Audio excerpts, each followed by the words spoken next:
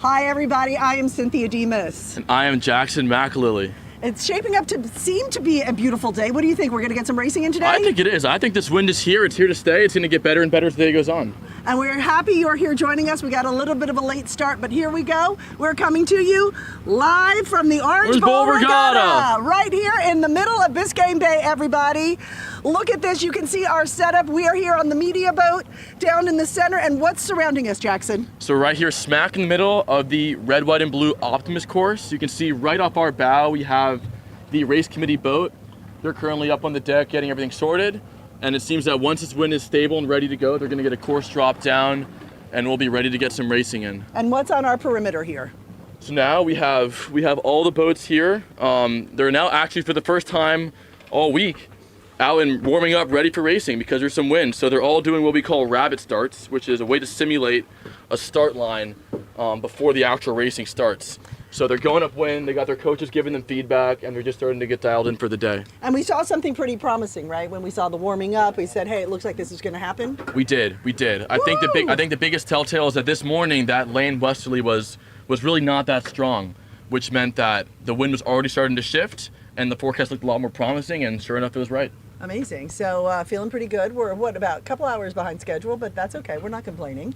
Not at all. And we're lucky today because there's no cutoff time. So Ooh. They can enjoy the wind as much as they want today. So how late will they go if there's no cutoff? I think a rule of thumb is usually sundown. You try and not go beyond that. And because also the days can be exhausting and it's important to make sure that everyone is still, hydrated and safe in the water. But I expect a long day today. Okay, so our drone shot is showing some warming up here and gosh, a beautiful backdrop. Look at that skyline. I know, it's incredible. It's really great to just look over and see that on the day in the race course.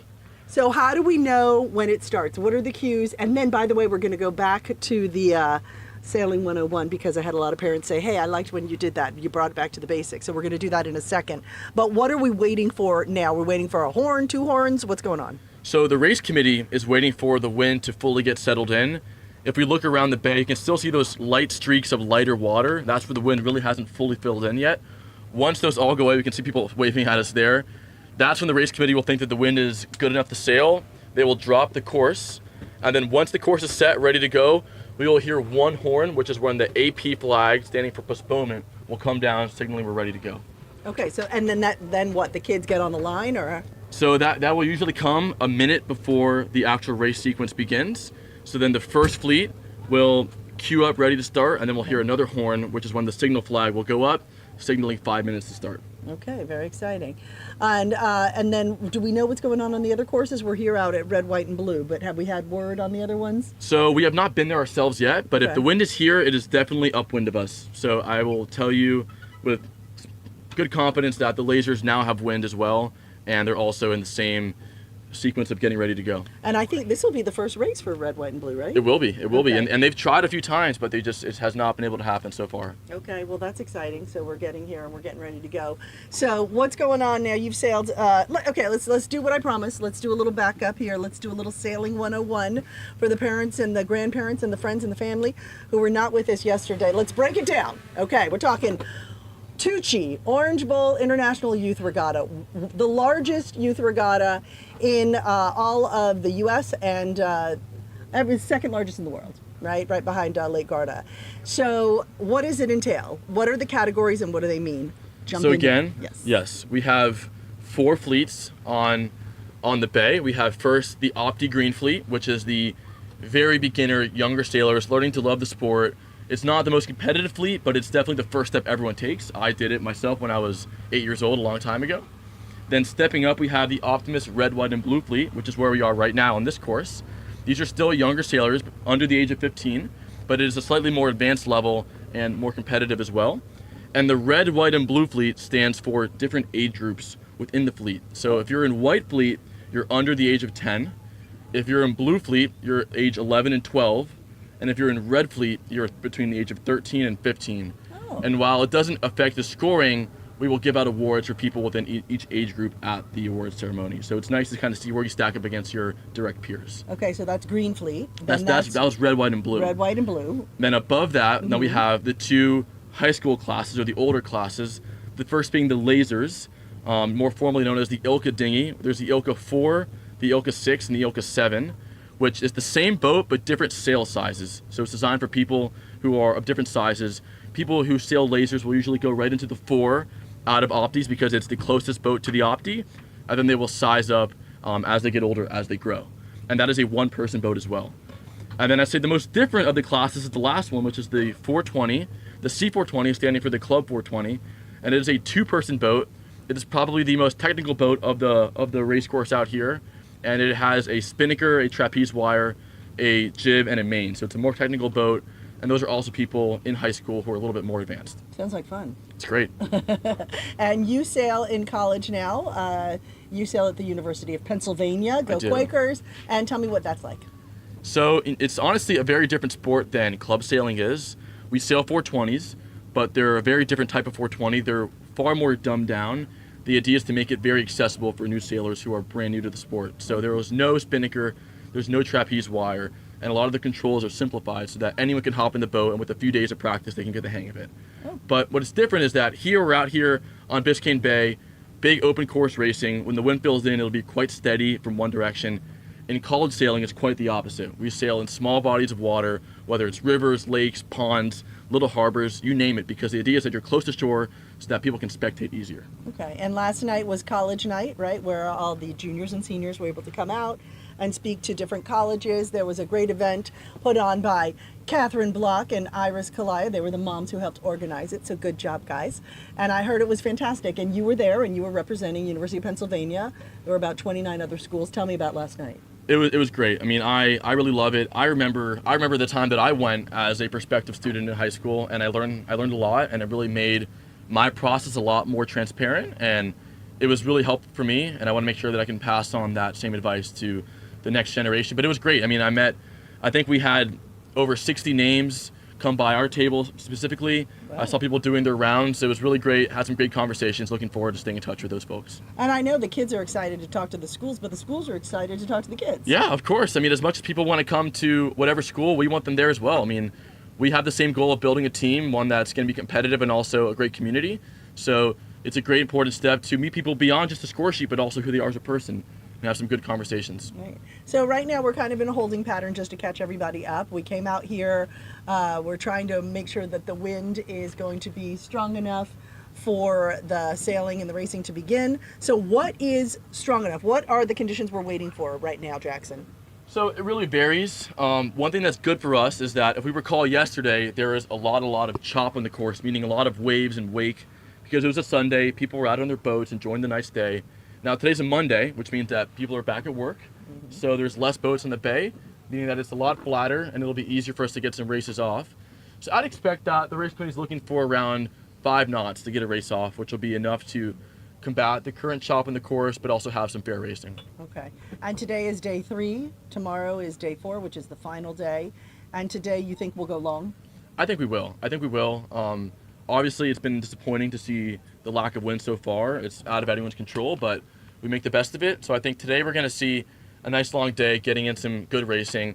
We have the hope that tomorrow is good racing. The forecast looks really nice.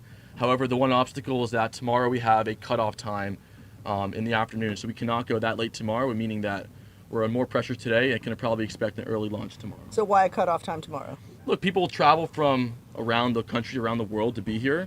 There's also a closing ceremony, and we want to make sure that everything can run smoothly and people have time to travel back to wherever they're from and be home in time for New Year's. Okay, so what are we looking at here? Is there some kids warming up, or what's happening? So we can see, my guess now, if I remember when I was in their shoes, they probably just did their warm-up. They can see the winds, and they're now talking, comparing about what they're seeing on the course, comparing perspectives.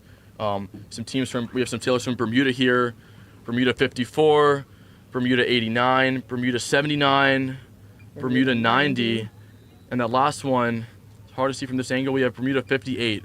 So it looks like Team Bermuda is getting all dialed in and probably comparing their findings and making sure they're all on the same page. Yeah, and you were mentioning Bermuda. We have kids here from really all over the world. I know. It's amazing. It's really amazing. I mean, they call it the International Regatta for a reason. It's truly international. I've been to events where they call it International Regatta, and it's everyone from the same county in Florida. But I think Orangeville does a good job of really marketing it across the world and bringing everyone here to one place. Okay, snap that photo there. Let's put it on a postcard. Yeah. Right? It's beautiful. gorgeous. It's beautiful shot. We showed you at the beginning the wide shot of our media boat. So what's fun for us is we're in the middle of it all here. We have the best team ever here together. I've been doing this together for about 4 years now. Big thank you also to the Fox family for hosting us on their boat here, Honey Badger, and our awesome captain Christian, and our amazing crew who's out here. So thank you so much. We do have a lot of fun. We're the lucky ones, right? Okay, so we're waiting for that horn. We are. I mean, we don't have an exact timeline. When you're on the water, there's no limit to how long the flag can be up. It has to be a minimum of a minute, but they can bring it down whenever they deem it's best. What do you mean? I don't understand that. So when you're on land, so whenever we postpone the racing, yes, we want to give people adequate time to be ready whenever we decide to go. Okay. So when you're on land, if you choose to postpone the racing, you have to go in intervals of an hour. Okay. At least 1 hour, so that people have time to regroup and they don't come back on land, kind of get disorganized, and then on a moment's notice need to be ready. Okay. We find it unfair to the sailors. However, once we're on the water and we're gearing up for racing, the postponement can be it has to be up for at least 1 minute, but after that it can come down whenever. Okay. But then that means though that there will be a minimum of 1 minute before the next horn, so that way people have enough warning to get ready for the racing. But a general rule of thumb is that when you're in this holding pattern and you see the wind here, you want to stay by the committee boat ready to go, because the racing could happen in a moment's notice. Okay. And who makes the call? Like, who's in charge of all this? So it's the PRO, which is the principal race officer, and they are on the boat. We can see them standing on the front of that big sports fisher there, probably holding up a wind meter, looking at the rest of the committee setting the course and making sure that, that you can see them right there on the front of that big sports fish. So they're making the call. They're the boss on the water today. Okay.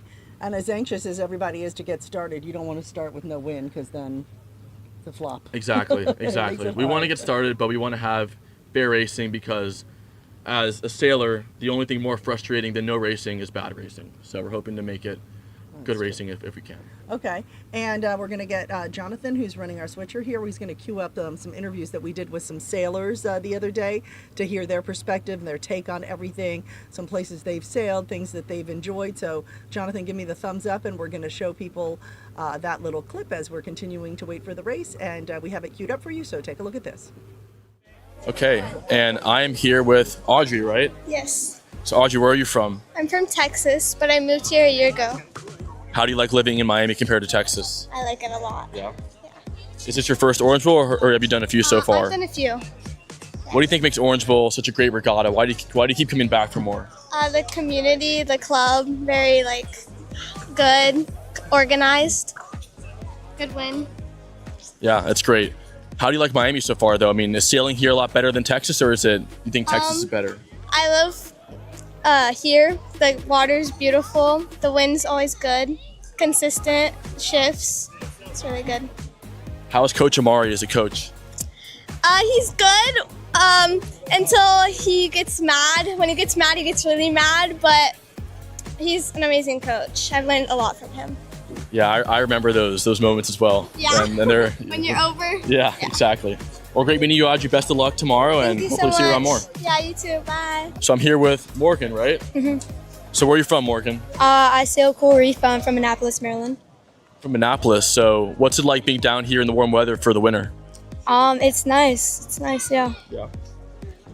So is it your first Orange Bowl, or have you done a few so far? I've done Orange Bowl back in Greenfleet a while ago, but my first one in 3 years, so excited. Nice. What do you think is the biggest transition from going from Greenfleet to now red, white, and blue? I think it's probably the fleet size. It's in the competition within the fleet. It's really that once you get into the top 30 of the fleet, it gets really hard. You have to think more about it. So yeah. Yeah. What's it like sailing here at Coral Reef with Coach Amari and the other coaches on the staff? It's really nice to sail with them. It's a variety of coaches, so yeah. Well, Morgan, best of luck throughout the regatta, and we'll see you around more. Thank you. Okay, so we're here with Mateo. Mateo, where are you from? Brazil, From Brazil. Where in Brazil? São Paulo. Sao Paulo. So what's it like sailing here in the U.S. compared to Brazil? What's the biggest difference? No, I actually live here, but I'm actually from Brazil, but I live here in Miami, Key Biscayne. Oh, nice. Totally cool. So is this one of your first Orange Bowls? No, this is my second. So what's it like coming back for the second year? What's the biggest difference? I mean, last year I was in Greenfleet, but this year I'm in red, white, and blue. And last year I did pretty good. I got second in Orange. Congrats, man. So what do you say is the biggest advice you'd give to people who are in Green Fleet now who want to move up to Red, White, and Blue in the near future? Work hard and always keep chasing your dreams. Great. And also, what got you into sailing? You know, it's a very, not everyone sails around the world, but it's really special for us. What makes it special for you? What got me into sailing was I did a summer camp that I was just trying out just to see how sailing is, and it was pretty fun.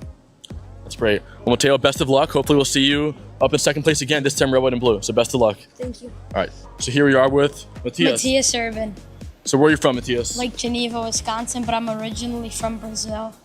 So what was the move from Brazil to Miami to Geneva? You know, it's a very, very different weather up there. Yeah, it's really cold up there, and I like it. I like the snow. Have you got into ice boating at all? Yeah, once with my dad. It's really fast. Yeah, it looks pretty scary for me. But so you've done a lot of Orange Bowls now, right? How many Orange Bowls have you done so far? 3. What's it like coming back for your third Orange Bowl? It's fun. I really like this regatta. Hopefully the forecast changes. I don't really like how the wind's supposed to be this regatta. What's your favorite type of wind? 10 to 15. Yeah, I think that was one of my favorites too. What would you say is the biggest piece of advice you have for someone who is maybe in Green Fleet now and is looking to move up to the Red, White, and Blue? They should really look at the older, experienced sailors and see what they do to be up there, top 10 in the fleet. Yeah, totally. Well, thank you, Matthias, and Yeah. best of luck, and hopefully we'll see you around more. Yeah. Okay, where are we, Jackson? So we're here in the chart room at Coral Reef. This is where all the sailors are getting registered for the events. So every sailor that comes to the event has to come here, get all their information, sign all their waivers, and this is really the heart and soul of the event where everything operates out of. And so you've done this many times. You've been a part of the Orange Bowl as a sailor. So what is this like? Is this where you kind of get all excited, feel the butterflies, or is this where okay, let's go, game on? I think it's a bit of both. I think it's the moment where it becomes reality, where now you're actually competing, and it all really comes into one place. But no, I've done it as a sailor. I've been a volunteer. I've been an employee. I've been on every side of it, and it's always great to be back.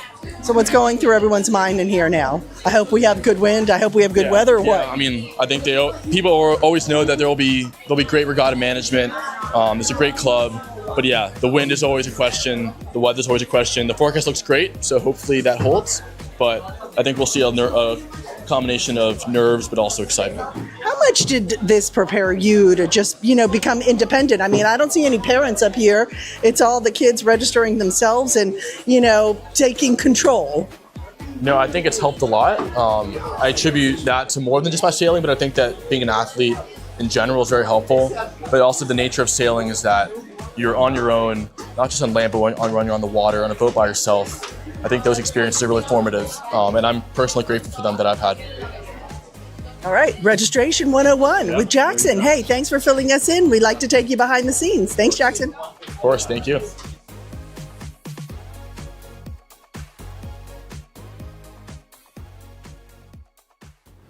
So we're now here back on the boat, and we are here with some parents now, changing it up, apart from sailors. So why don't you introduce yourselves and say what team you're with? Yeah, I'm Ed Greco, and with CERT, with Michael Dowd from New Jersey. I'm Ashley Mom, also with CERT from New Jersey. Hi, I am Sarah. I have my 2 kids here with CERT, Mia and Noah Diab. I'm Kevin Mall. I'm Ashley Mall's husband. I like that. And who's this? Everett. Everett. And are you a sailor, Everett? Yes. Yeah? Yes. What do you sail? Opti. Oh, good job. Everton the Opti. So tell us, what makes being a sailing parent so great? Being out here on the water, watching your kids, what's the best part about it? What you see is what you get, right? You're out here in beautiful Miami, warm. It's very cold in New Jersey, bomb cyclones going off in the northeast, so being down here with no wind is better than being up there with a ton of wind, I guess, right?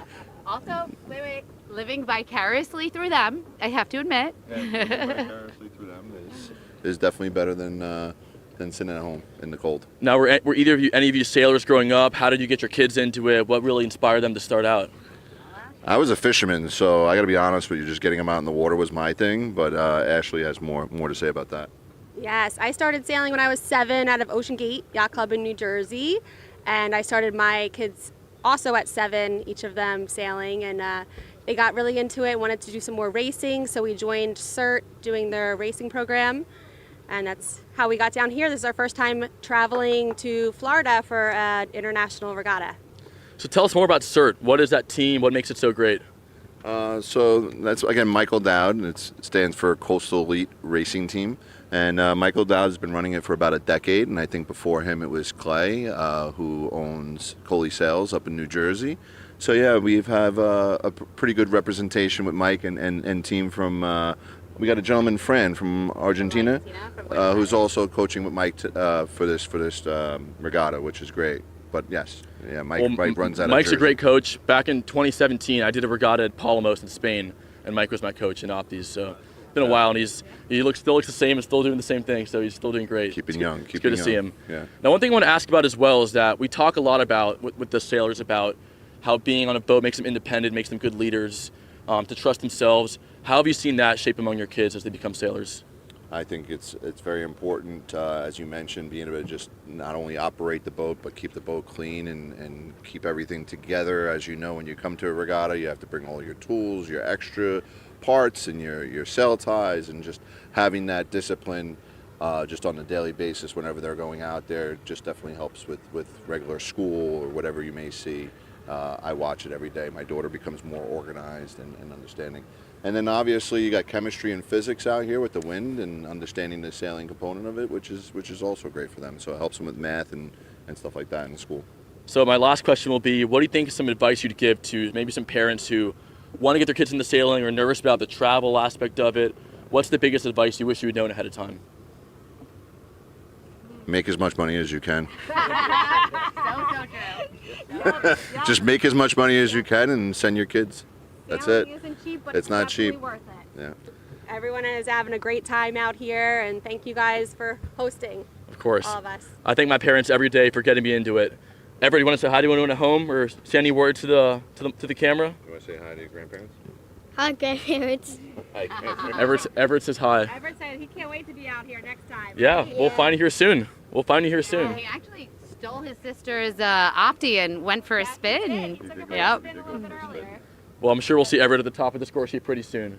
All right, Everett. So thank you all for your time. Thank you. We're hoping to get some racing off here soon, and it looks a lot more promising today. I see a little breeze coming down. I think we do. The sailor in me is hopeful. I was being hopeful for the camera yesterday, but today I'm truthfully hopeful. Are you from down here? I am. I grew up here in the Grove. I sailed at Coral Reef, sailed lasers to Key Biscayne, and I'm now sailing at the University of Pennsylvania on their college team. So, yeah, UPenn, go Quakers, go Quakers. So no, I did the math. I've been a part of this regatta for 12 years now, and keep coming back. So something about it keeps bringing me back. So it's good to be back. Now tell us about Tuuci. Well, so Tuuci stands for the Ultimate Umbrella Company Incorporated. Okay. They make a lot of high quality umbrellas and also outdoor lawn furniture. You can see some of their examples of their furniture around the yacht club. But basically it's a high-end umbrella company. Their marketing is that they produce outdoor shade equipment. They give shade to people. And I will say that we use umbrellas a lot in Miami. You kind of take them for granted because it's just an umbrella, and you never realize how nice a high-quality umbrella is until you have one. And they're great. They're great. Check them out. Check them out on their website. You can find them. You can find them all over the club, but they really are a great product. So check them out. You can find them all over. Tuuci also has some sailors with them. I believe they do. I believe they have a Ilka 6 team sailing over in that circle. It's a lot of local people around Miami here, but they also do sponsor a team. Yep. To answer Tuuci also, they're all over the world. So if you look at the Ritz-Carlton or the Four Seasons, the umbrellas outside, that's Tuuci. Starbucks, Tuuci, that kind of thing. So now you know. And the best thing about Tuuci, born in Miami. Yes, that's right. Yeah. So hey, we just heard one horn, Jackson. So what does that mean for us? So that means that's AP down, so postponement down. Okay. That means the race committee now thinks that the wind is good enough to sail, and they're going to start getting the sequence ready soon. So we expect the first fleet to be in sequence within the next few minutes. Okay, great. And I got word also from Chris Block that 420s are getting ready to launch. So that's good news also. And I'm going to scoot back over here and make room for my outstanding co-host, Mr. Jackson McAlilly. So that was great. It's great. Great family. Bye, guys. Thank you. Take care. Have fun. Have fun. They collectively got together and rented that boat so they could be out here. It's great. So how fun is that? So they It's come great. down from New Jersey, and any day's a good day, right? And it's a good day. Remember, you're in Miami. You're on the water. It's a nice Yeah. day. Bad day on the water is better than a good day on at the land. office. Yeah. Whatever the saying is, yeah. We're a bumper sticker right here. Okay, so we heard that horn, and that means, hey, get ready, kids. Get ready. So within the next few minutes here, we'll hear another horn with the Opti flag up, with also a color signaling which fleet is starting. And that'll be in the next minute or so. Usually it's a minute after AP goes down, which just happened a little while ago. Okay. So we will be ready to cover that start once it's in sequence. Okay. And then I can brief everyone on how the sequence works. So explain that to us. So- and then also the flag colors. Exactly. So when I say sequence, I mean the countdown to when go is, when the race starts, people are racing around the course. So it's a 5-minute countdown. That horn we just heard was marking 5 minutes. So we can see or it's hard to tell. It might be 4 minutes. But the way the sequence works is the first horn goes up, that signals 5 minutes before the start. Everyone get ready. It's called the warning signal. Okay. After a minute, the second horn goes, another set of flags goes up called the preparatory signal. Now the second flag, so while the first flag denotes which fleet is starting, the second flag denotes what type of start it is. So based on the conditions, based on the day, the race committee will impose different levels of penalties if you are over the line early, if you start ahead of time. So right now there is a U flag up, which means that if you are over within the last minute, so when I say over, if you are on the wrong side of the line within the last minute of the start, you are disqualified from the race unless it is totally recalled over if everyone is over. And this is considered a more aggressive approach, which usually committees do when they're pressed for racing and don't want to waste time in having many starts and recalls. Since now we're in the third day, we've had 2 days of no wind, this committee is ready to go and they don't want people to mess around. So we let U flag up now, which signals that we are less than 4 minutes to go. The next horn you'll hear will be at 1 minute, which is when that U flag will come down and the signal flag will stay up. That means we're in less than a minute to go. And then the last horn you'll hear will be go when the last flag goes down. That means everyone go for it, you're racing full speed ahead. Okay, so right now the kids are getting ready to get on the line, or do they still have a little bit of time? So at this point, if you're racing, you're on the line. You're not Okay. going to be in your final spot yet because it's not like a car. When you stop a boat, you're still going to move. Right. So you want to make sure that you're not going to be in a position that when 4 minutes pass, you'll drift away from where you want to be. So I'm guessing now sailors are going to be, you can see them there lined up by the committee boat there, that line of boats. Okay. We're going to take the drone shot. There we go. There's the drone shot. And that means they're ready to go. They're probably checking out their angles off the line. This Okay. gives you a good telltale of what side of the line you want to start at. And then I'd say in the last minute and a half or minute or so, that's when we'll see people making their final approach and then setting up in the line where they want to start. Okay. So there we see the flag. So tell us which each flag. I see orange, I see red and white, I see yellow. Go So the through orange is the start line. So across, down that line of boats on the other end, there will be another anchored boat with another orange flag. And the start line is between the poles of both those flags. And you can see someone is holding it there, and they're going to be looking right down the line to see who is across the line ahead of time to make sure that no one's over early. Okay. Now that yellow flag that's being held at the very front of the boat is what I call the signal flag. Now this means that the yellow fleet in the Opties is in sequence, they're starting. That'll be the flag that goes down last when go is happening. Now the red and white checkered flag is the preparatory flag, which is the U flag in this case, which just went down there, signaling 1 minute to go. And that means that now if you're over the line in this last minute, you will be disqualified from the race. So if you're a sailor, you can hear me, don't be over the line. Well, I don't think hopefully they don't hear you, because that means that they're definitely not paying attention. So yeah, you don't want to be over the line. How does that line look to you there, Jackson? So right now we see a lot of traffic near the boat end. When I say the boat, I mean the committee boat. So this big boat right in our screen here. That's probably going to hint that people think that the right side of the course is favored. Okay. Now, there's a whistle I just heard, and I'll let everyone know about the umpires. So you can see that there's 2 motorboats hanging out right behind the line of Opties, and these are our umpires. What they do is they stand behind the start and they look out for any illegal movements of kinetics. So when people are using their body or their rudder to try and power the boat, not using the wind. And that is that is not allowed. So when you hear one whistle and a yellow flag pointed at you, Okay, here it we means go. you've been called. So that was go there. Everyone's off and racing, and it looks like that start is going and it's clear. It's not being called back. Okay, let's So see. Looks like, is this España here on the right? You think that was a pretty good place? I think that was a great start. I think that boat in the middle there really punched out. I can't see their number from here, but it looks like they're really in a great spot now. Right there in the middle. We'll get closer there, but I see the other Spain boat, ESP 3581. Okay.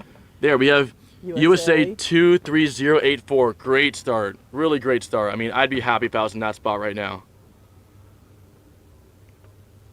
And my coach always says that when you're going upwind here in these long races, you want to divide it into, I think, 3 main blocks. The first third of the upwind here on this first beat is really all about just speed. You stay in your lane, you go as fast as you can, you try and extend as much as you can here, protect the fleet. So here we see a lot of boats tacking out onto port, which means they're going out right. So in accordance of why everyone was at the boat end, they're probably thinking that the right side of the course is going to be better where there's more wind. Okay, They're heading out. 23084 in the middle. That was Molly Kern out of Annapolis Yacht Club. Yeah, great start for Molly there. Molly had a great start. I think we'll look for her near the front of the fleet at the top of this beat. Right nearby her, we have USA 22761, another great start, as well as USA 23504.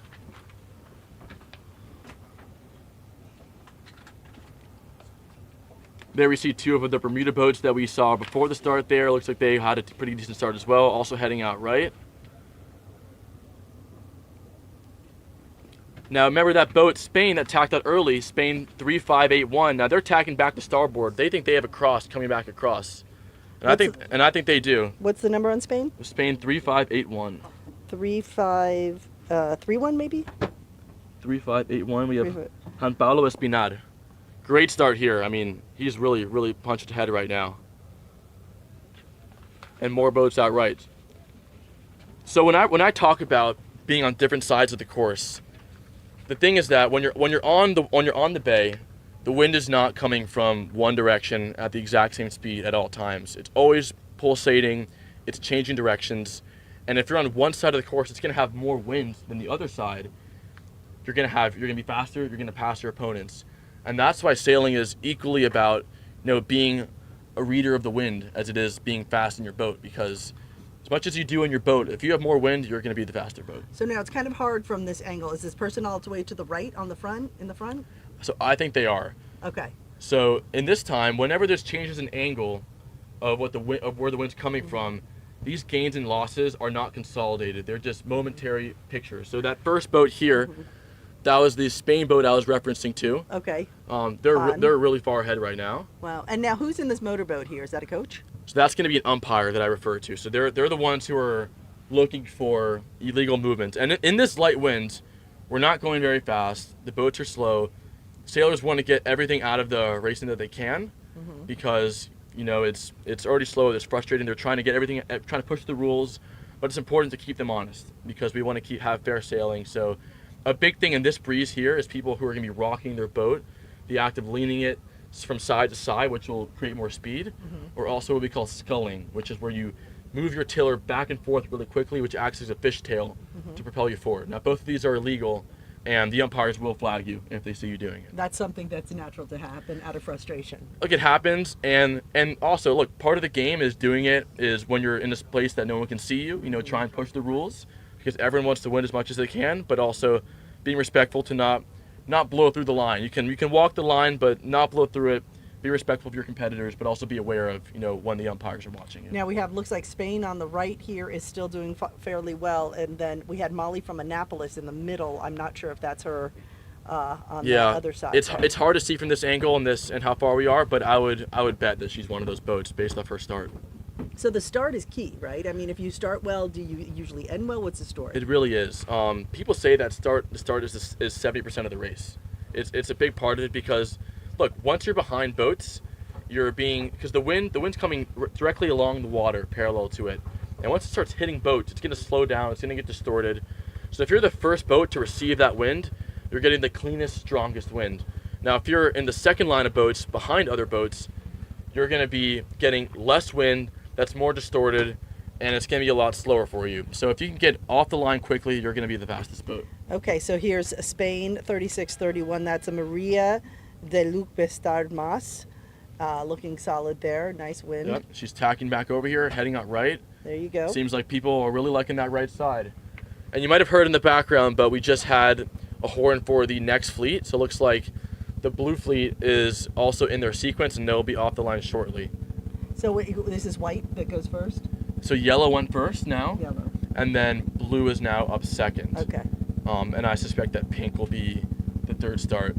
And the reason that the different colors correspond to is that in a full event, we would have had a gold fleet, a silver fleet, and a bronze fleet on the last day of the event, where yellow would have been gold, blue would have been silver, and pink would have been bronze. Now today, it's going to depend on how many races we get in. I believe we need 6 races for an event to split into the medal round. So if we get 6 races in today, we can see a split, but having done this many times, I think it's really hard to do. I think a long day would be 4 races, and it'd be hard to see 6. How long do you think one race will take today? So a target race time is going to be around 45 minutes. Obviously, it depends on the wind. And the way the committee controls that is they change the length of the course. So boats are going to move slower when it's less wind, so they'll make the course shorter so that the total time will be around their target time of 45 minutes. And if it's windier, they will make the course longer to, again, hit that target time. Okay. So we had our second group is getting ready to start. And is there a certain time that they space them out 5 minutes apart, or? It depends. A lot of it is by eye, because you can't go with one set time because, again, 5 minutes is going to cover you half the distance in light wind as it does in heavy wind. So we want to make sure that that fleet ahead of them is far enough up the course to get ahead. And again, looking at the boat here, we see that now there's the blue flag up, the signal flag, showing that it's the blue fleet in sequence, and then the U flag, that same red and white checkerboard, is the same 1 minute penalty. And I'll also add that the reason we split into multiple fleets, because you'd think that why don't we just have one big line with everyone at once? But what happens is that when you have over 200 boats in the water, it can really be unruly to have everyone in one course, and it means that the line would need to be so long to fit everyone that it would be almost impossible to read across the whole line, and there would be a lot of general recalls of people over the line. So by splitting it up, you make it much more manageable for the race committee, which ultimately makes the quality of the sailing better. And how do you decide who's in which category? So they'll do a random draw where they'll just go through the list, and they'll have the list alphabetically or in some sort of order of registration, and you just go 1, 2, 3, 3, 2, 1, which each one's seeding you into a different fleet. The idea is that it's totally random, and then that way you can then go into different powered fleets in the medal round, where gold being the top group, silver being the middle, and bronze being the bottom. So now you're deciding, am I going to be on the right side of the line? Am I going to be on the left side? Now, this is just an independent decision that you make as a sailor? Totally. So you can be wherever you want. In terms of the scoring, theoretically, you can win from any side. However, obviously, we're human, the wind's changing. Inevitably, one side of the line is going to be closer to the upwind mark than the other side will, because it's hard to get it exactly to the degree square. And a lot of your pre-start homework is figuring out what that side is and trying to be right there first row on that side. Now, are there any coaches out there kind of telling you move right, move left, or is anything like that? So before the race, yes, that's a big part of the discussion. Is you can use a compass, sight the line, get it to the degree exactly right. But now once we're in sequence, once those flags go up, coaches are hands off. They cannot be at all involved in the decision making. Okay, but they're close by. They're close by. They're going to be right behind you, probably filming, so have some video for after the fact. But in the race, it's all on you, and that goes back to being independent as an athlete. Oh boy. So then we have a. So that was 1 minute. Means we're in the last minute here, Okay. and we can see here if we look down the line, there's a bit of what we call a bulge in the middle of the line, where people in the middle of the line are much closer to the start line. Now this is pretty common in big start lines, because as you get further and further from the ends, it's hard to see where you are on that line, because there's no line in the water drawn for you to see. You're kind of guesstimating it. So it's common where we'll have people in the middle of the line, perhaps over early. So now Bermuda, I see right by the boat there. That boat, it was sailing back. It's going to try to turn around right before the race starts. They might. Again, it depends, because if everyone's fighting for that same spot, you're going to have a lot of congestion, and you want to make sure that you're on the better side of that. Okay. And now I would worry for that boat in the middle there. It looks like they might be over the line. Yep. And I can imagine that they're being called right now. But again, if the start is not called back altogether, if you're over in this last minute, you will be disqualified. Looks like right now a lot of the fleet is over, and we have a general recall. Too many of the boats were over Exactly. the line. So what happens is that that yellow and blue pennant, when it goes up, they'll blow 2 horns. That means general recall. That means that Go back. too many boats were over. They couldn't get them all. It wasn't fair. They're gonna bring everyone back. They might adjust the line to make it a little easier to start, or they might just up the penalty to keep people more encouraged to stay back. And we'll see what they decide. With that, did they note the boats that were over? So if that happened the second time? So no. So what happens is that during that start sequence, they're going to be writing down the numbers of who was over, so that in case the start does continue, those boats would have been disqualified. But however, since the start was called back, it means that they get a fresh start. They got lucky. They get one more attempt at it. Okay, while we're waiting for them to get back on the line, let's go back to the race that already launched, which was a few minutes ago, and see what we're looking at here. Oh, we're coming up to the first mark. Yep, so now we're looking back downwind. That's the top mark. And now this is the first mark they will round. People are now trying to guess their ley lines of rounding the mark. And the ley line is that, remember, when you're going upwind in a sailboat, you cannot go directly into the wind because the physics of the boat don't work that way. So you're trying to find the angle of which you can then tack and still make it to the mark.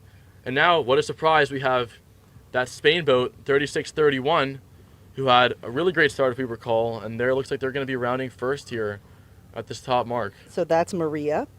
Yeah, great stuff, Maria. Maria 3631, and then Jan is 3581, so also from Spain. They both had great starts. So I've lost track of Jan, but I think that I would guess he's in the front there. We have USA 12900, 12900, rounding in second.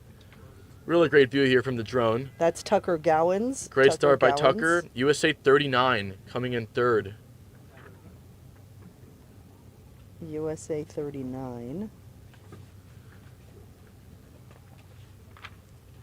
And here we have another media boat. Looks like they're snapping some photos there from the top, making sure that all the parents are happy with the photos of their kids after the regatta. Very important, very important. And now these tight roundings here can be pretty tricky, and I imagine as we get closer to the bulk of the fleet, we'll see some more traffic, and it's really important to make sure that you're rounding cleanly and not going to be hitting the mark or hitting any other boat, because that'll be a penalty, and that can affect you. Okay, USA 39 that rounded a few seconds ago, that's Audrey Rochelle with Coral Reef Yacht Club. Nice work, Audrey. Here we have USA 23505, and there is Spain 3581. That was Jan, if I recall, who is now also in the top of the fleet. Nice. So nice first beat for this group here. I think if you're rounding the top mark in this top 15, you're in a happy spot. Okay. It means that you're in the front of the pack. You're in what I call striking distance.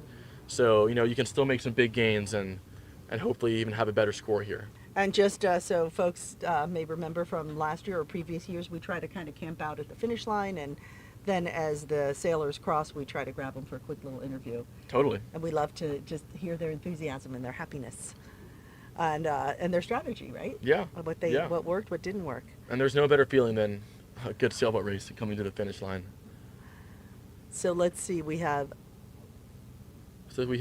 USA 501 just rounded there. USA 23921 just rounded. USA 23084 and USA 22482, all coming around the mark here.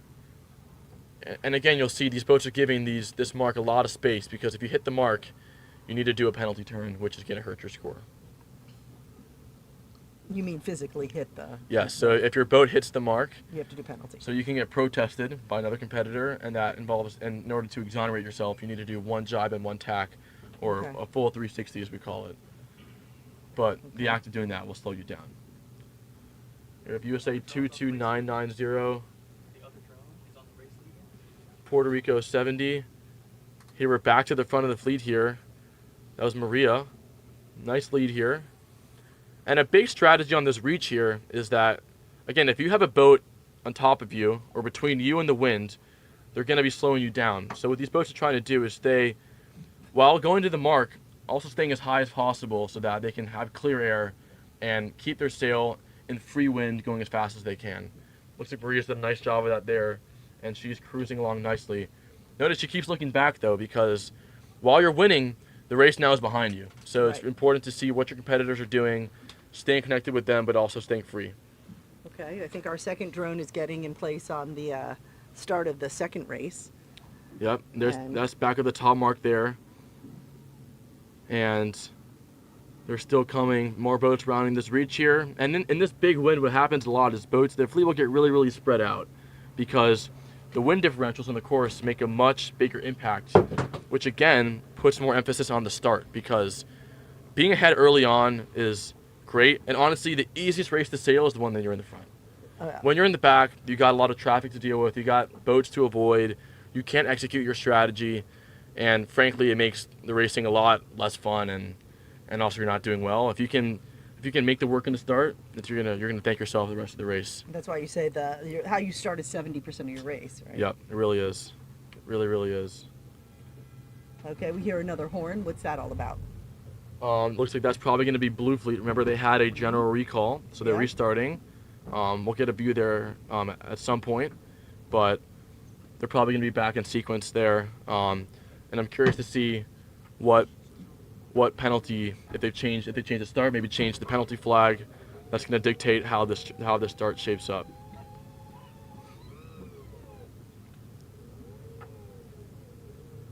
So here you can kind of see these boats in the reach there, in like a big curve going to the mark.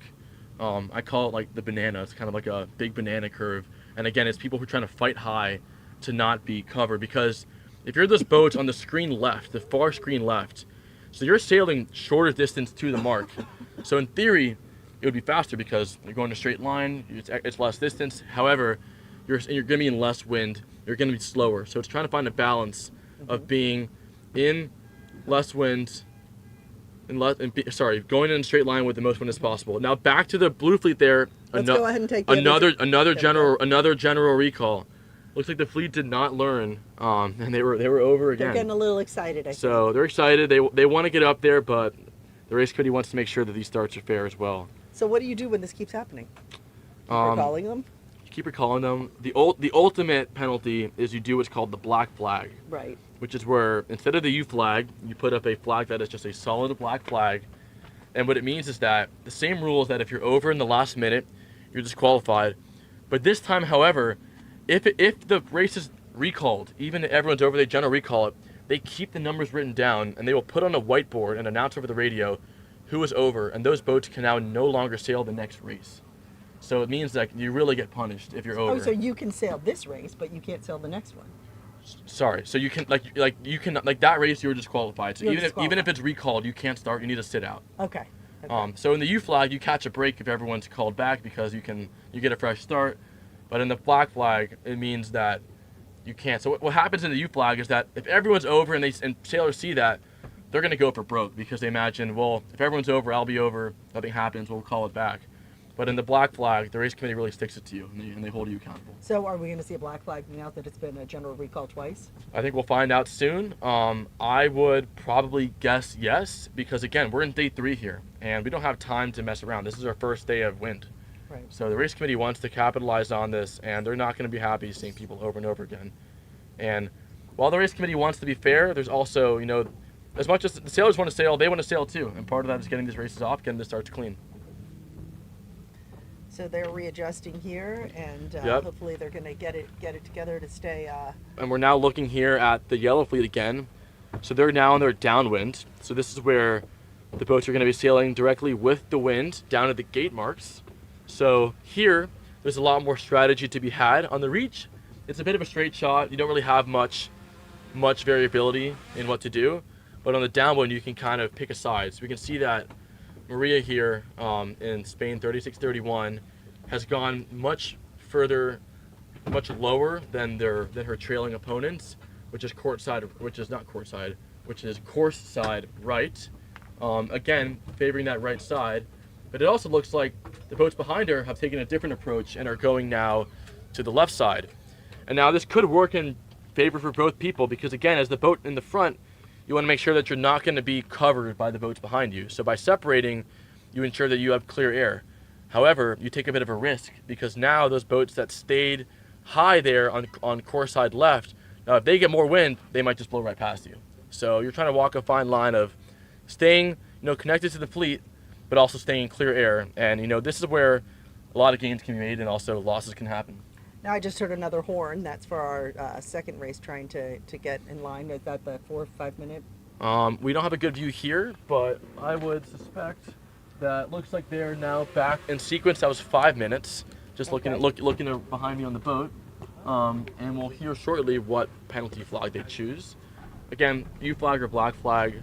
If we see black flag, don't be surprised. So we start hearing some folks getting eliminated. Yes, we would.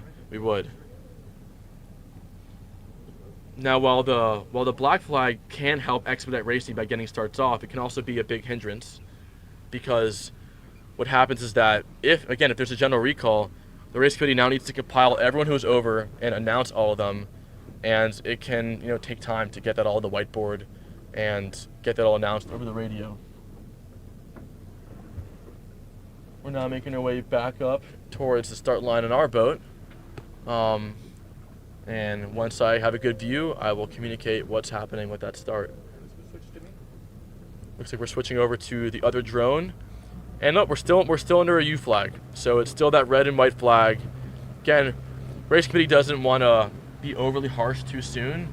And the U flag is already a pretty significant penalty flag. There's many steps before that you can take.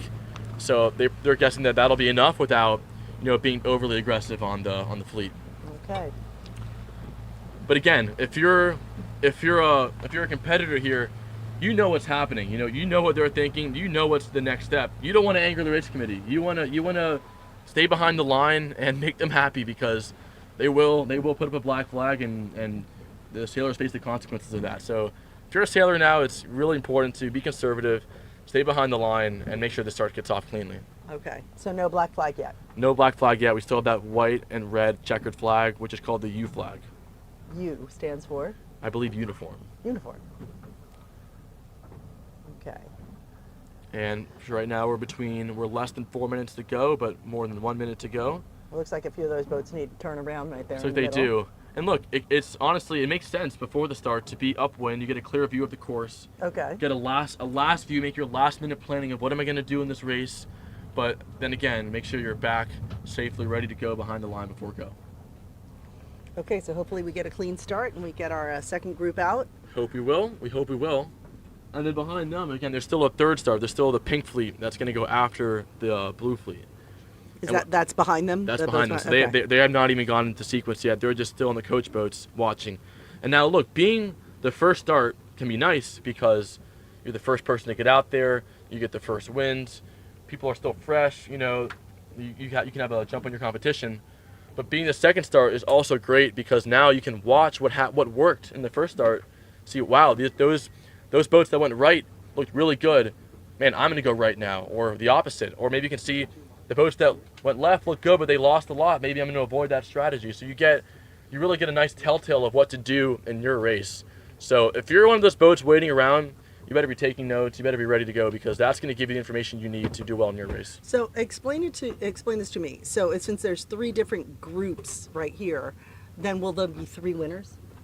Exactly. Yeah. So there will be 3 different score sheets in this race. Now it'll all be compiled into one on the overall scores, but when it comes to the point totals, they will be a lot closer together.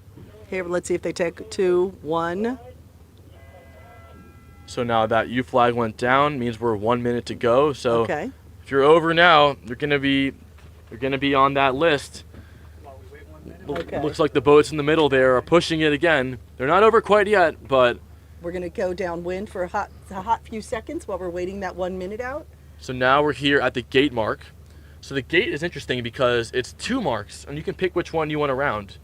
And similarly to how on the start line, one side might be higher than the other, same thing happens with the gates. So if you're going downwind, a lot of your strategy is picking which gate mark you want to round. And the factors you want to consider are going to be, first, your strategy for the wind, but also traffic. If everyone is going to one side, it might be faster to avoid all that traffic and go the other way. So you're trying to balance those factors and pick out your side. Okay, let's go back to the line. We'll take our other drone shot. We have 7, 6, 5, fingers crossed. 4, 3, 2, 1. Let's go. A lot of boats at the pin, near the pin we're over there. Looks like we're not seeing a general recall flag yet, so that means the race committee was able to mark them all down. Okay. And so what do you mean they're marking them down for what?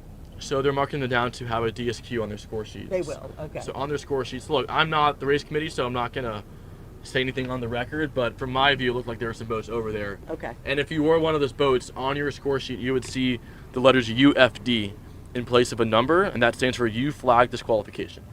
So you don't know that right now, though, if you're sailing. We don't know it now, and it's hard to tell. And honestly, look, if you knew it, you wouldn't be over. Right. And that's part of it, is that it's hard to judge the line. But they might, some committees will announce it over the radio. Looks like they're announcing it right now over the radio. It's hard to tell, but I bet the coaches are taking note of who is over.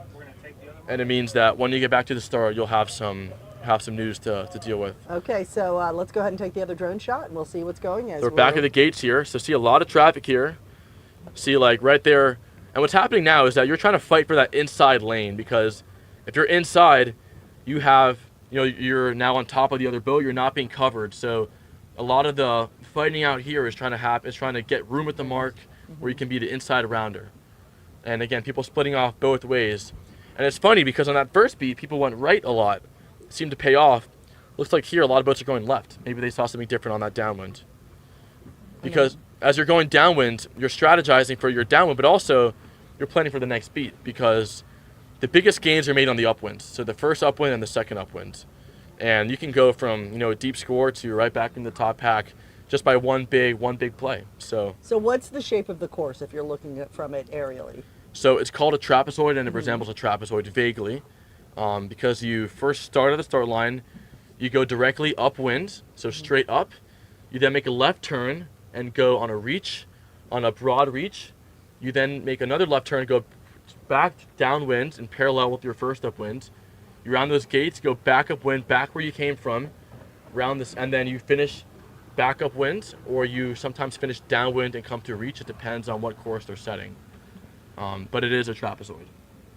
And the idea is that by bringing the fleet on a reach away from the first beat, it means that now the next fleet can now be free of the first beat, and they're not jumbled up into one big pack, because that can mess up the racing.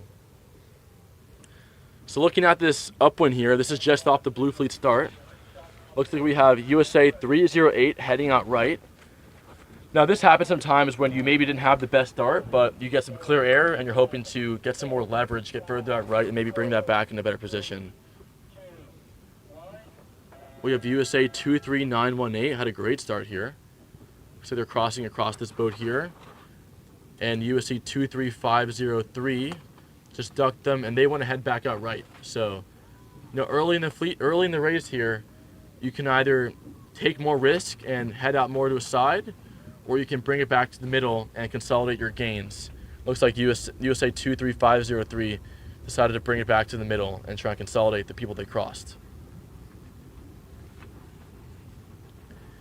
And now I've used the term leverage a lot describing these upwinds. And what I mean by that is that the further out you get to a side, away from the center of the course, the more risk you're taking on, because it means that any changes in the wind will be amplified across that, that lateral separation. So if you're behind, you want to get as much leverage as you can and get as much lateral separation, because it means that you can make big gains. But then again, if you're ahead, you don't want to do that, because it means that you're now prone to have a lot of losses. So you want to stay more centered on the course and stay connected to your fleet. Okay, we see that 23918 there. I think they are from CERT. Looks like we have Rowan Michelle. Rowan Michelle, Southern Yacht Club. Nice start for Rowan there. Nice first beat. CERT and SYC. We also have Argentina, I believe, 4195. Really far ahead here. 4195, that's Juan Agustin Benassi Dubra. Great start for Juan. Right now, if the race ended here, he's winning. So, but let's see how we can hold on to it. Argentina. And also, good news is that the wind has really been building throughout this whole time we've been out here. It's still light, but we got to we went from really slow, difficult racing to now, looks like these people are on the rail, getting their shoulders out, and it's a sign for more good things to come. Any additional breeze is welcome. Of course. We're nowhere near the limit of too much wind, so anything is good now. Argentina looking good there. We have ISV 167. Also in a nice lane, right there on right behind Juan. Look, Juan's going for attack here. All right. ISV right is there, Hunter. ISV 167. That's Hunter. Nice work, Hunter. Reinbold. Now Juan had a really nice tack there, and in this light wind, you're trying to do what's called a roll tack. So what happens is that when you roll the boat, so when you roll it, when you kind of lean it to leeward away from the wind and then flatten it again, you get a nice acceleration out of it. And now it's illegal to do just in a straight line, but if you do a tack or a maneuver, you're allowed to roll as much as you can. And in this wind, it's an opportunity to honestly gain a bit. So if you can master those maneuvers, you can make some big gains in this light wind.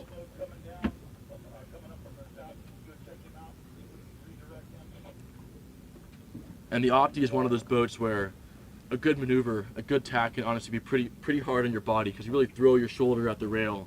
And it shows the people who really want it, because when you're having good tacks, I know your shoulders are hurting. So props to everyone who's out there roll tacking the boat in the Opti. How do you feel when you get out after the race? How's your body feel? I mean, in the race, it's adrenaline. You feel great, but I mean, sailors are known for having a lot of bruises on them. People think they've been through some fights, but it's just wrestling the boat. But it pays off, so you got to do it. Yep. Nice 23966. Great shot there. Also USA 23963, and another Bermuda boat, Bermuda 85.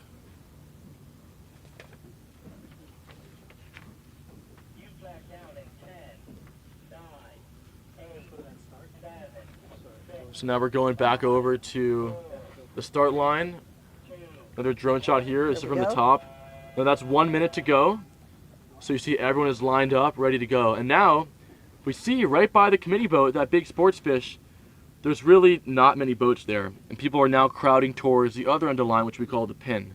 So that means that people are seeing the left side is more favorable. And I'll add that, having sailed here my whole life, if you're in Miami, you don't know where to go, I would go left. I think more than half the time, the left side always pays.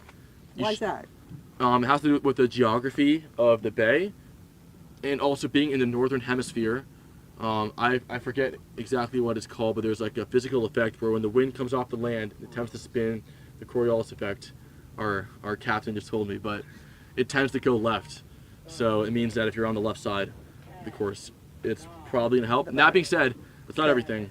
Let's see. Let's test the theory. Coriolis, you said? Coriolis effect. A Coriolis. Okay. That was go. Pink fleet is off. Okay. Watching Now, the left. No. Looks like some boats at the pin were close, but no general recall, so this race is off. Okay, let's see it. The race is off. Race We'll is hear if off. they're calling any numbers of some.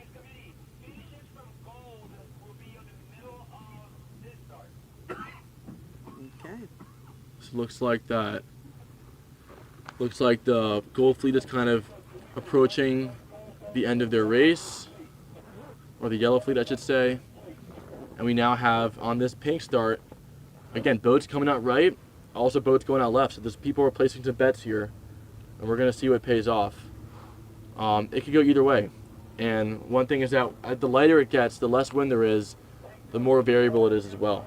So it can go either way, and people are gonna see either some big gains or some big losses. Looks like that 2, 3, 4, 4, 1 is it in the lead there? It seems to be in the lead anyway. Hard to see. They're leading out right, but then again, they'll be. It's let me see, 2, 3, 4, 4, 3. That's USA 2, 3, 4, 4, 3. Look, now they're the first boat out right. So if the right comes in, the right pays, they're gonna be launched. My money's on them. But if the left comes in, it might be hard.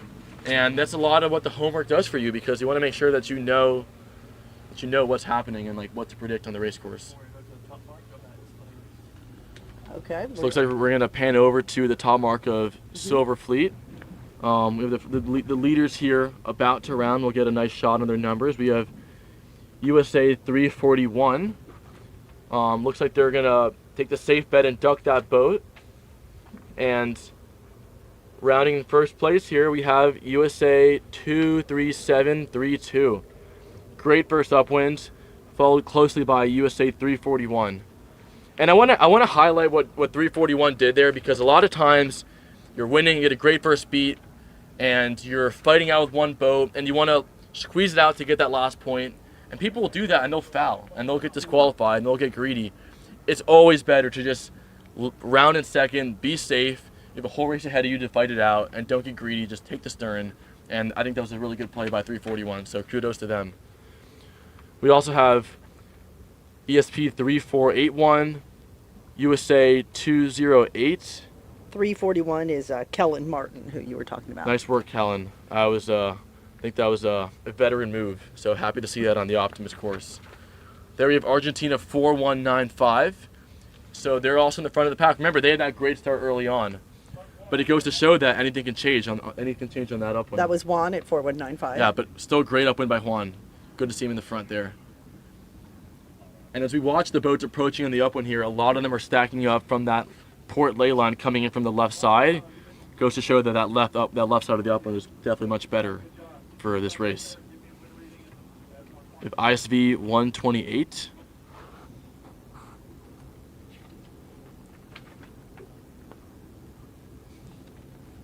And then again, remember, right now some boats going low right at the marks, others going high.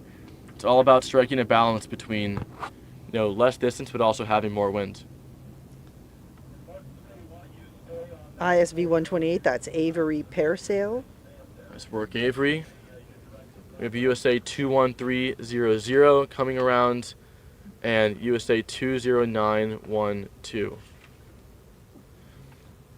Now 20912 was the sail number of one of my best friends when we sailed Opties together. Is that maybe that's your best friend?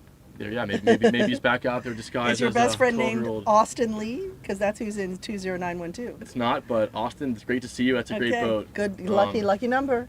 Talking about my friend Spencer Dominguez, who's now at the Naval Academy. Nice. And he's actually also a Coral Reef member. We grew up sailing together. But in the Opti, it's funny because a lot of these boats just get recycled throughout the fleet. Oh, so that's the actual boat then? It might be a different boat, but it's the same sail. Oh, cool. And look, you might get new individual equipment, but the same serial number sticks with you, and it means that I saw my old sail number in the Green Fleet the other day. Oh, was it nostalgic? It was. How did it make you feel? It's good. It reminds me of all of my Gmail passwords that I'll use my sail number. Wait a minute, you better be careful. You've changed it since then. Yeah, I have. But no. So it's cool to see that, and it's the sail number, your first sail number, something that sticks with you, and it's like a nice memento. That's amazing. And I love it is international, as we said. We have quite a nice number from Argentina, from Bermuda, from Brazil, from Canada, from Spain, Germany. We have a sailor here from Hong Kong. Yeah. So really all over the world. Italy, Japan. We do. And back when I was in Opties, the numbers were, in the 1-9, starting with a 1, and now we're at like 2-3 and 2-4. Shows that the fleet's added 5,000 boats. Wow. Since I was in the boat, which feels like forever ago, but so when it's you get your sail, do you keep that sail the whole time? So that's your number? So you can get new individual sails, but the number is yours the whole time, unless you get a new boat. So every boat comes with a number. And the way it works is that if you want to use a number, you need to be in possession of the boat. So what happens is what people will do is they'll get a boat when they first start sailing, they'll get a number, and then as they get new boats, and because the boats get old and they need new ones, they'll hold on to that old boat so they can keep using their same number. Okay. There's Spain. So these boats again are on the reach here, going down, and then you're gonna round that reach mark here in front of us, and then make a left turn going downwind. Again, these are the leaders here. We have, I believe that was Kellen and 341. Mm-hmm. And trying to get a better view and remember the sail number of that first place boat. We'll get a view here in a second. Okay. So we got 23732.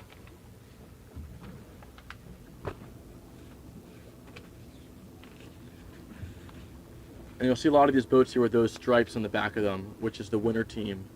And winner is they make Opties, and they do a nice thing where they try and give give like new boats to a lot of the top sailors to help market them on the course. 23732. That is Jaden Stricken. Nice work, from Jaden. Performance Sailing. Well, Jaden's having a great race, and looks like he's going to try to protect his lead on this downwind. 23732. If you hear the ruffling of the papers, that's because I'm trying to look up the numbers. So just letting you know what's going on. All right. 23732. That's Jaden right there. We have ISV 167, and I mentioned that I think in the Virgin Islands at St. Thomas Yacht Club, I think that's the best place to sail in the world. I love it there. It's beautiful. So ISB 167. That's Hunter Reinbold. Well, Hunter, if you're from there, you're lucky. St. Thomas Yacht Club. That's St. John. a great place. Mm-hmm. Beautiful. Why do you love it? Why do you love it so much there? Always great weather, always great wind, great people, great food. The beaches are nice. The place you stay, the hotels are right on the resort. It's great. So beautiful. It really checks all the boxes. And we do want people to know they can go ahead and add any questions or give any shout outs to people. If you're watching us on YouTube, that's not if, that's you are watching us on YouTube because that's where we're streaming. Go ahead and write anything in the comments there and we'll check them. If you have any questions, we're happy to answer them. Any thoughts, any even corrections or anything that you might think it would be helpful, just go ahead and write it in the comment section there and we will definitely get to it here. And we have a good number of viewers going on right now. And I am looking up any questions or comments that we might have at this time. Love it. Thank you very much. Muriel Knowles Cartwright saying that you love it. We love it too. Thank you so much for watching and joining us. I love when we get messages from people in different locations. Yesterday, we got a shout out from the Trinidad and Tobago. Trinidad and Tobago. That's right. That was great. So we love to see our comments. So if you're able to shoot us a little comment there on YouTube. Hey, thanks, Christian Fox. Can you guys explain the most common errors that happen in low wind? I think that's key to today. I think that, when it's light winds, I think the most common error is that people get very, very conservative because, as we mentioned, that, you want to get leverage and get out to a side. Yes. Because that's how you make big gains. But then you want to also stay balanced and also stay with the fleet and not overexpose yourself. But that being said, in light wind, what happens is that when you have a big group of boats on the water, the wind tends to avoid it to take the path of least resistance, which means that the edges of the course have the most wind. And what will happen is that people who don't go out to the side early enough they might just be in the middle, they might be in a good spot tactically, but they're just in less wind, and it's not any fault of their own, it's just because the wind tends to avoid where they are. So I think that it's really important in light winds to stay on an edge of the course until the last minute possible, until you absolutely have to come back, because if you come back too early, you get swallowed up in the middle, which is where the whole fleet kind of converges on you. And right there at this top mark here, we just saw a boat do what's called tacking in the zone. So right around every mark, there's what's called a 3 boat length circle, which is where if you were to line 3 boats up from bow to stern, leading away from the mark, and use that as a radius for a circle, that's the zone in which you cannot do any maneuvers in, where if you maneuver in that zone, you are then fouling if a boat has to avoid you. So we just saw a boat kind of push the boundary in there and saw some hands go up, some people yelling, so we might see some protests come after that. So it's just, again, do what Kellen did, take the stern, be conservative, and live to fight another day. How much talking's going on the water when you're I out bet there? a lot. I bet there's a lot of yelling. People are, and also it's light wind. Everyone can hear it too. The sound carries well over the water. So are there any penalties you can get from saying certain things? Yeah, totally. You need to watch your mouth. We want to be respectful, and you can get penalized by either an umpire or another sailor on the course. So you can get reported. You can, and be respectful. It's happened before to people. I have teammates who have gone through that. We have a boat from Japan there we just passed. USA 18, USA 207. Boat from Hong Kong. There's our Hong Kong representative, our one Hong Kong member here. I sailed in Hong Kong back in 2017. And what was that like? It was incredible. Why?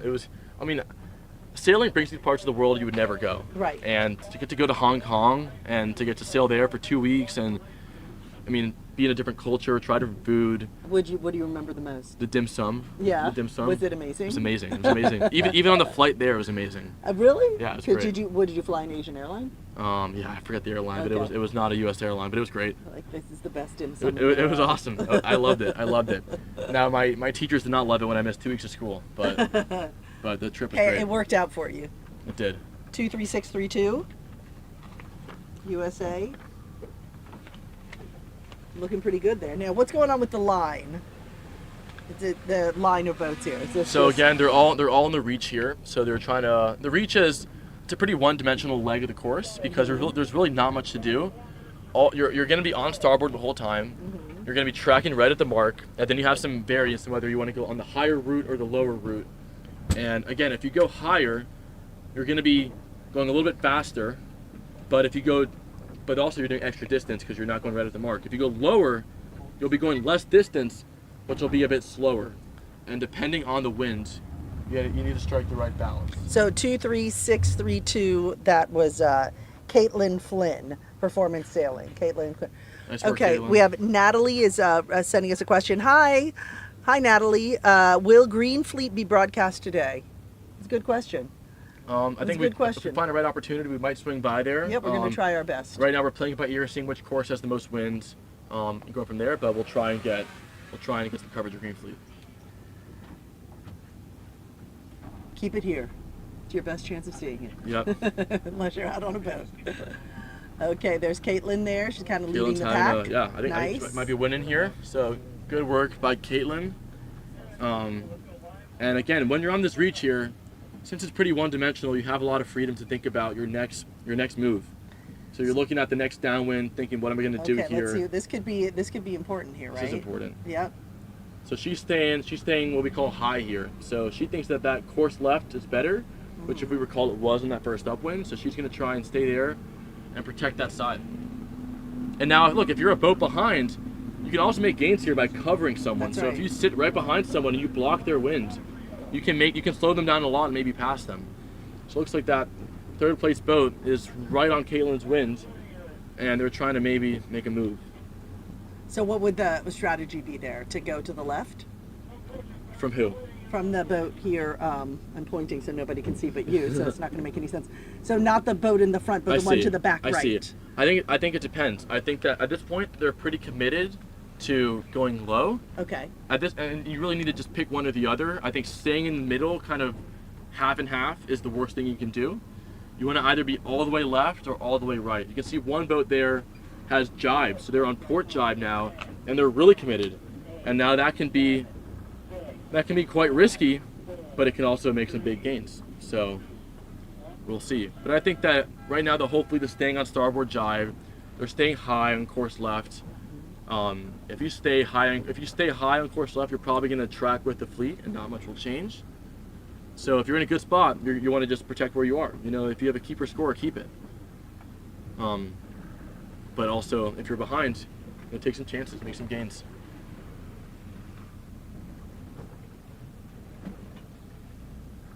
Let's take up the other race, bottom marks.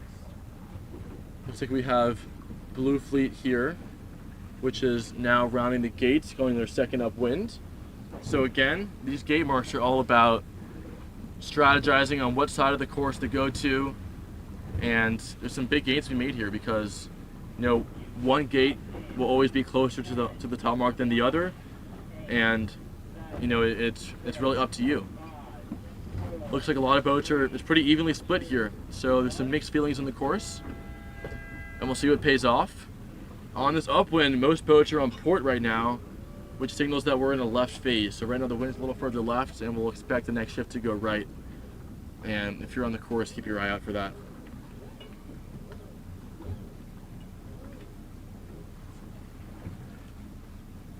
We'll try and get some eyes on some sail numbers here as well. And then I'll ruffle my papers. I think I see USA Try to get- 505 You got it? I'm heading on it. out right. They might be in a spot for some big gains here.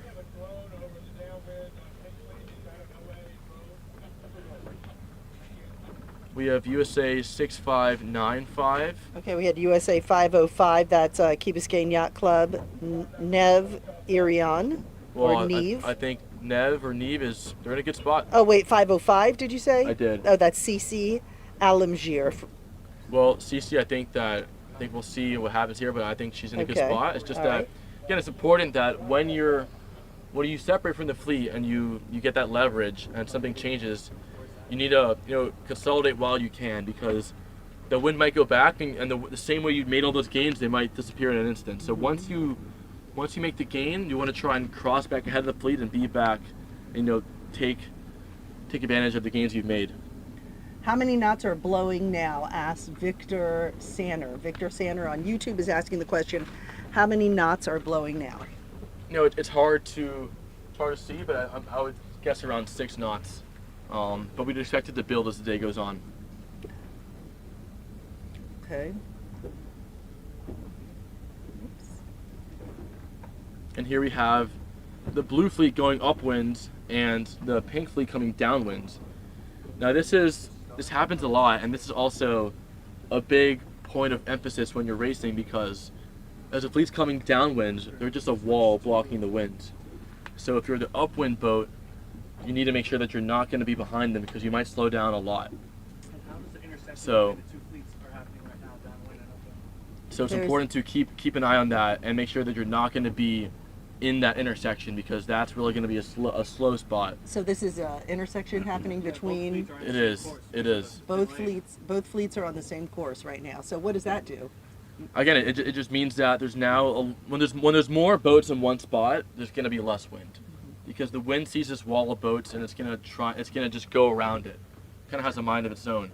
So if you're in this big pack, you want to avoid the most dense area. So when you have those boats coming down into one line, you probably don't want to be right in that line, because you're going to be swallowed up with no wind. So you're going to want to try and separate from them early as you can, and then clear air. And here we have, I believe that's still Caitlin in first.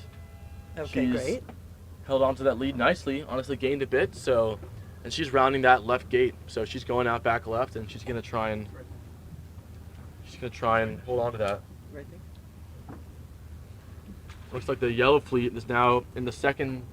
This is in the last minute of their second start. So we'll see how that gets off shortly. But we're still looking at, again, this is pink fleet rounding the gate mark, about to go upwind. Maybe we can switch over to the other drone of the start. That'd be great. So we're in the last minute here. Again, some boats in the middle there, doing what we call a bulge, which is where they're, we're bulging out, and it's pretty risky. Yellow fleet, we're in the last 10 seconds. 8, 7, 6, 5, 4, 3, 2, 1. Let's go. And a lot of boats over here. We got a general recall. Yeah. So again, if there's too many boats over, they have to call it back. So now we're going to go back to the pink fleet here, looking at their gate rounding and their second upwind.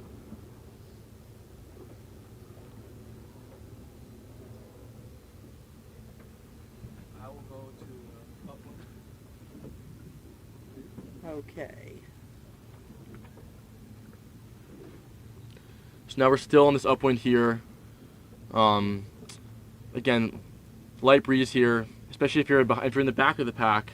It's more and more important to take risks, and it's all about calibrating like what you think a keeper score is, because the same way you don't want to overexpose yourself and take risks when you're ahead. If you're behind, I mean, you got nothing to lose. Send it out to a side, honestly, and you can honestly gain a lot. So now we have, looks like the yellow fleet is finishing here, which we just switched to. This is near I believe the top of the course, and we can see this is between the bottom of the course, and this is between that yellow flag and that mark there where some boats are finishing here. So a lot of last minute gains to be made, and we can see some boats finishing here. USA 443. USA 23031 looks like they had a nice finish there. Good for them. Sweden 4905. So our one boat from Sweden on this course. It's good to see them representing Scandinavia. How many, Victor is asking, how many races will be run today? That's a great question. It's a great question, and I wish I knew. If I were to guess, I would say we're going to go for 4, but I don't know for sure. That's at this location. At this location. Okay. Just because, remember, no races have been done at all for Right. opties, and For red, white, and blue. for red, white, and blue. Yeah. And the most you can feasibly do in a day is around 4. So we'll see. Which is Look, quite a bit. It's a lot. Look, Yeah. These are long races too. Yeah, 45 and minutes. we had a late start, so it's around 1:38 or 1:40. Mm-hmm. So we're getting in the afternoon, but What happens in the afternoon? Better, worse, indifferent? I say indifferent. But what happens is that it gets later, the sun starts to set. I feel like gradually the wind tends to usually soften up as the sun goes down and the lane cools down again. So we'd expect a build until the very end.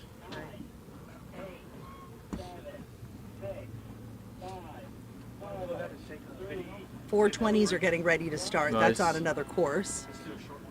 Good to see that the rest of the fleets are getting off. Now over on the yellow fleet at the start line, looks like we're in a black flag. Okay. So we spoke about that earlier. So don't mess up. Don't mess up, because now if you're over in that last minute, you're going to be disqualified from the race. So we would not want to see that. We would not want to see that. So I'm getting word. I got Chris Block over on the 420s course. He says they're getting ready to start over there. It's good. It's good. Glad to have a good day of racing on Biscayne Bay. Jenna Jenkins, my girl, she's saying we're live at the snack bar. She always gives me the updates. Thanks, Love Jenna. it. Love it. Hi to Jenna there at the snack bar. Send us some questions, some thoughts, some comments. All right, everybody. Still looking here at this race to the finish. And again, the finish is you round those gates and you go right up to the upwind. And the finish line is going to be right by that reach mark at the top. So we got some boats finishing up there, looking to make some last minute gains. All right.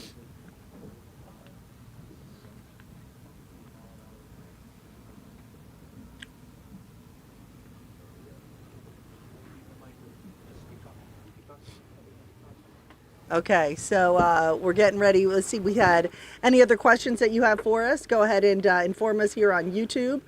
We love to hear your questions, your comments. We're trying to get to everything. We are trying to figure out exactly how many races they're going to run today. Jackson said he thinks on this course probably about 4. And we just know that 420s are getting ready to get going also right now.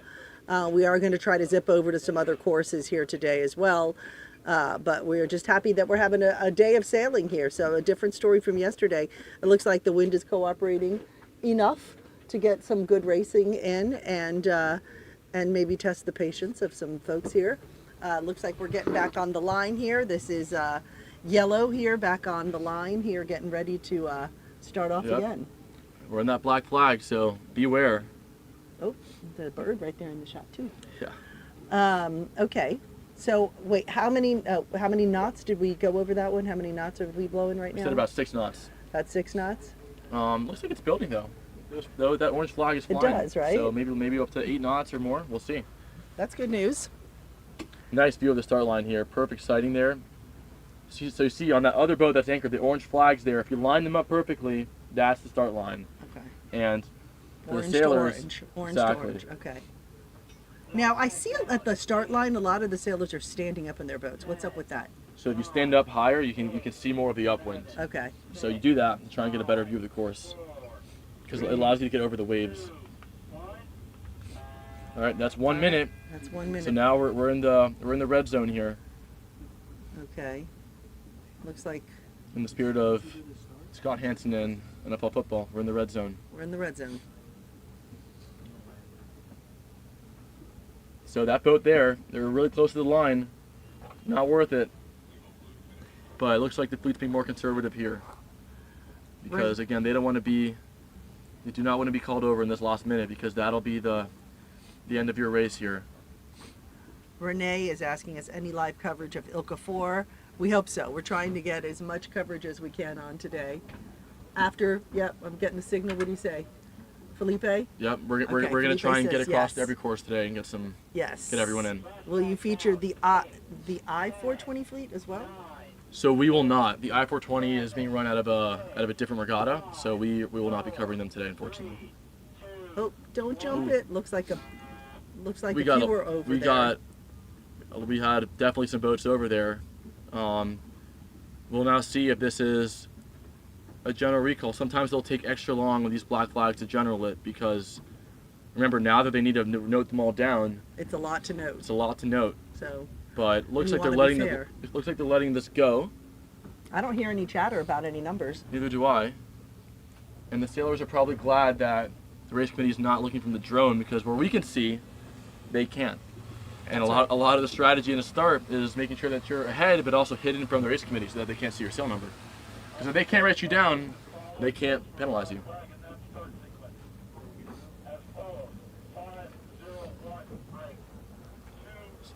So it looks like there are definitely some black flags, but those will have to be appeared on the score sheet later. And if you see a BFD on your score line, it stands for black flag disqualification, and it's the equivalent of a UFD for U flag. It just signals which flag it came from, so you're not confused. Okay. Oh, we got Victor. Victor's got, I love it, Victor. Keep the comments coming. Victor says, find Argentina 4020. So we'll look for Argentina 4020, Victor. And then Victor says, I want to thank Coral Reef for this great championship from Argentina. Thank you, Victor from Argentina. Coral Reef Yacht Club is happy to always host this weekend. It's a great weekend. The club members are excited to be around the energy and all of the kids and all of the enthusiasm, and that's what Coral Reef Yacht Club is all about. It's about fostering sailing, love of the water, and exposing kids to something so magical that we have just outside our doorsteps here, and we're happy to share with the world. Yeah, totally. And I think we're gonna maybe start pivoting, maybe look at some of the finishes here. Okay. And we're gonna go to another course. We're gonna do a different course. So we're gonna it's gonna be a surprise. We're gonna see. We'll surprise you We're soon, going but to a we'll surprise course. we'll pan to a video here, and we will get some more content for you. Yep. And then we'll check in soon in a few minutes from a different course to get you that update. We'll be right back.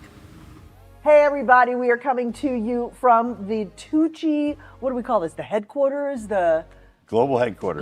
headquarters here in Hialeah. Mission control. All right, mission control. This is where all the good stuff happens, where everything is made. Joining us here is the founder and CEO of Tuuci, Dugan Clark, and the incoming president, Lindsay Kissel. So congratulations. Thank you. Very excited. So tell us, first of all, thank you again for being the sponsor of the Tuuci International Orange Bowl Youth Regatta. Did I get that right? That's a lot. Okay, it is a lot. Why do you decide to participate in it? Why is this important? It's a South Florida event. We're a South Florida company with marine roots and born here in Coral Gables, Coconut Grove in Dade County area. But we're just so happy to support sailing on the water, lifestyles next to the water, youth sailing, and anything that gets kids on, under, above our bay and the ocean lifestyle. Spreading the love of the water. Yeah. And tell me I know we interview Dugan every year because he's been a multi-year sponsor here of the regatta.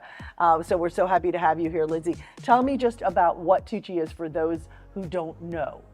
Well, Tuuci is an incredible company where we focus on building, manufacturing, designing, engineering, outdoor shade equipment, and outdoor furniture. We have been around for 28 years, and so we've kind of seen this evolution of products come from very small products to very large products, and now we're sitting on our most recent product, our Canyon Crew dining chair. So let's pick it up right there. It's like the heaviest chair. It's built for, I mean, you can put this on any big ship. It's not going to slide or anything. I know the furniture is kind of a newer addition to all of the umbrellas. Tell me about the furniture and what we need to know about. Well, we leaned into our DNA and our marine nautical roots. We're a company that was started in a little boat shop in South Miami, and with nautical equipment, raw materials that are built for an ocean environment. So we constructed this with that kind of knowledge and that kind of DNA to not just live on a boat, but to live in your backyard and to live at a hotel or a hospitality restaurant anything seaside or anything even in the middle of the desert. I love to play the Is It Tuuci game where you're at, Starbucks or the Four Seasons or Ritz-Carlton, whatever, and you get to look for, oh yeah, it's Tuuci, yay. We love those Tuuci fans, and please send us those pictures. We love getting them. It's a good game, right? Yeah, that's so fun. now you're incorporating your furniture, and was my favorite, can I talk about my favorite part? I call it the artwork, because you are so unique with your umbrellas, but it's not called art, you call it Softscapes. Softscapes. So tell me about that, because there's a lot of that going on and it's so unique and beautiful. Oh, well, Softscapes we just recently launched, and I feel like it's kind of a personal pet project for me, but also has been very well received out there in the environment, and our customers are really drawn to it. And what it is you basically have an opportunity to screen print or print on the underside or top side of an umbrella and really create a piece of art and make it your own. So it's beautiful, and just highly recommend adding a Softscape to any of your outdoor shade products. It kind of gives an umbrella and the shade an interior feel. So you're creating a little room outside, and our rooms have grown. Those umbrellas that just cover like a little table and chairs now cover an entire deep seating group, up to 24-foot square, and you can put wallpaper inside. You can light them, indirect ambient lighting. They have automation on them and stuff like that. So there's a lot that you can do to kind of make it feel like an outdoor room. It's its own personality. That's right. We love that. Now, tell me about the importance of the company here in Tuuci and what it means for Miami. Because it is, you always say you are born in Miami. Your biggest showroom, your biggest plant is in Miami. Where else are you? And tell me about what it does for our community. Well, we are a company that is 550 strong here in Dade County, and in 2 different locations. And so we're a large employer, and we employ every bit of the economy here, from engineering and administration, IT, industrial design, marketing, you name it, we've got it here.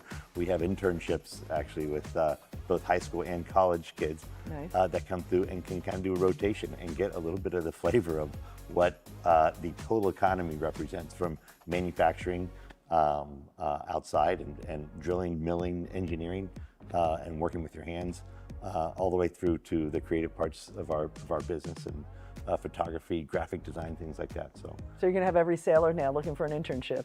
Bring them on. We hey, love Mr. it. Clark, I'd like to work at your place too. They bring a wonderful, heartbeat to the company. And that's so nice. I actually did ask Dugan one time about my niece might need an internship. He's like, the answer is yes.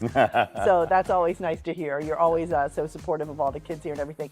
So brag a little bit about your incoming president. Tell me about her. Well, she has been a right hand for me for 13 years, going on 14 years, and started in sales.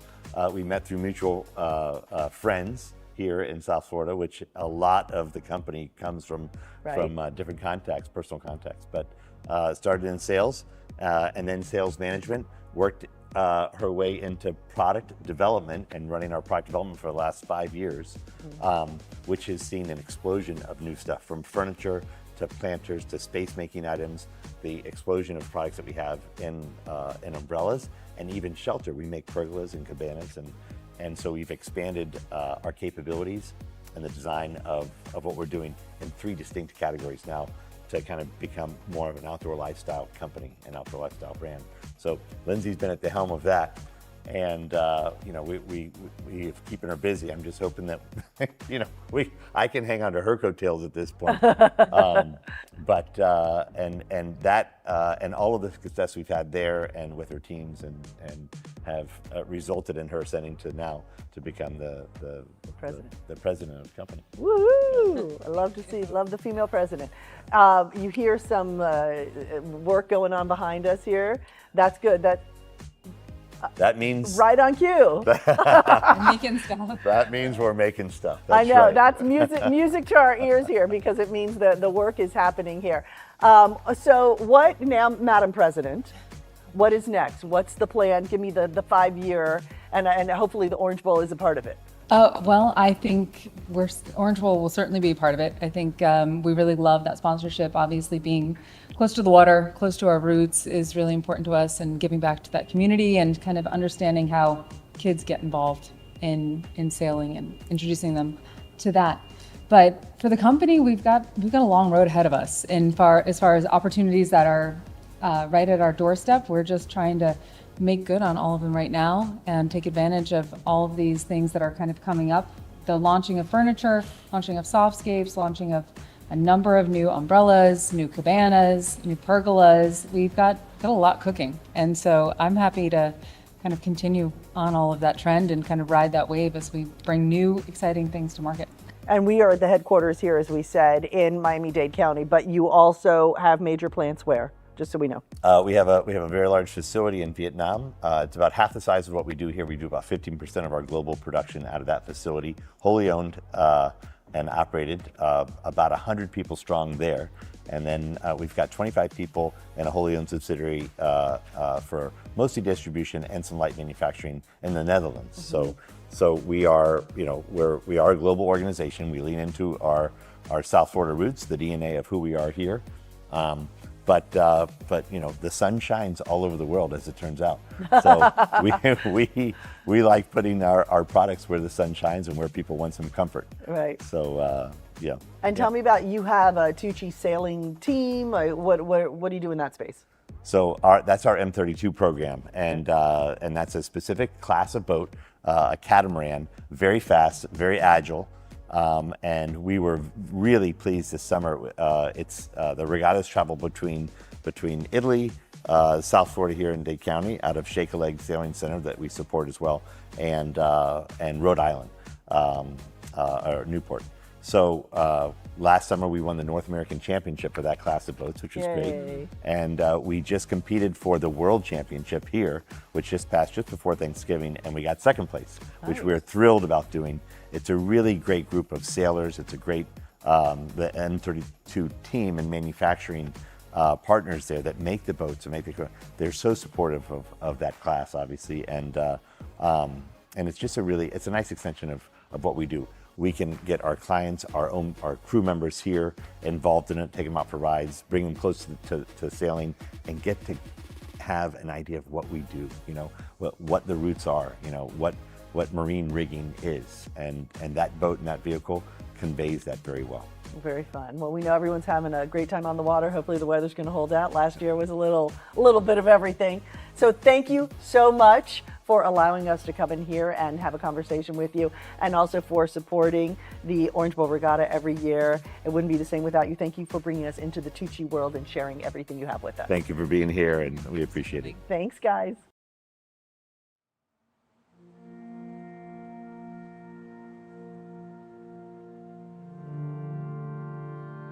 The passion for Tuuci came from my roots as a marine rigger. As a young adult, even in high school, when I was 13 years old, I worked in a small boatyard in Miami rigging custom boats. Learned how to work with my hands and materials that are from the marine industry. So when I had the opportunity to begin a company making umbrellas, I went directly to the boatyard that I started my career at, talked to my mentor, Fred Herman, and I said, hey, how'd you like to start an umbrella company here? Dugan came to me with the idea to start an umbrella company. And we dedicated a small area and told him we'd help him with anything we could help him with. I woke up one day with an inspiration to create a durable product, and it was just fun from day one, and it's continued to be fun since then. You are on vacation when you're actually experiencing one of his umbrellas. And an umbrella really is probably a shallow term. It's really a shade architecture or an architectural structure or an art object or a sculpture. I think the thing that inspires me most is the natural world, the environment that we live in and the environment that I grew up in here in Miami. Certainly the influences from a life on the ocean can be seen in all of our products. From the anodized aluminum and stainless steel components and polymer components that don't oxidize in this environment, to the actual design. Everything is pulled from the environment that we're in. Organic shapes, organic functionality. I think that's Dugan's passion, is to really create art, and his experience with nautical engineering has come together as a nautical artist. Well, first of all, dealing with Dugan Clark is oftentimes almost impossible. And the reason is because he's such a fanatic for the eye of the detail.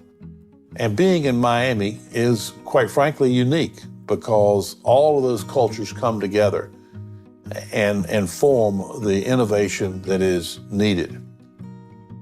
Every dealer, every rep that we have around the world is a reflection of our culture, and we are a reflection of their personal culture. It's a very symbiotic relationship. It's one that I never knew could happen or existed, and I'm so pleased and surprised that we have been able to establish those connections. Outside of Tuuci, I hope I'm the same person that I am inside of Tuuci. I am what I am. I'm a passionate entrepreneur. I'm a passionate sailor, boater. I'm a passionate family man. I'm a passionate friend. And I hope to share all of those passions with every new person I meet. It's a pleasure to be here on this planet.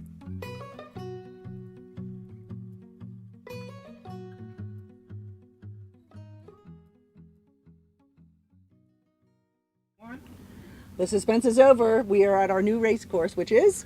The Ilka course. Yay! So we're at the Ilka course, and some good news.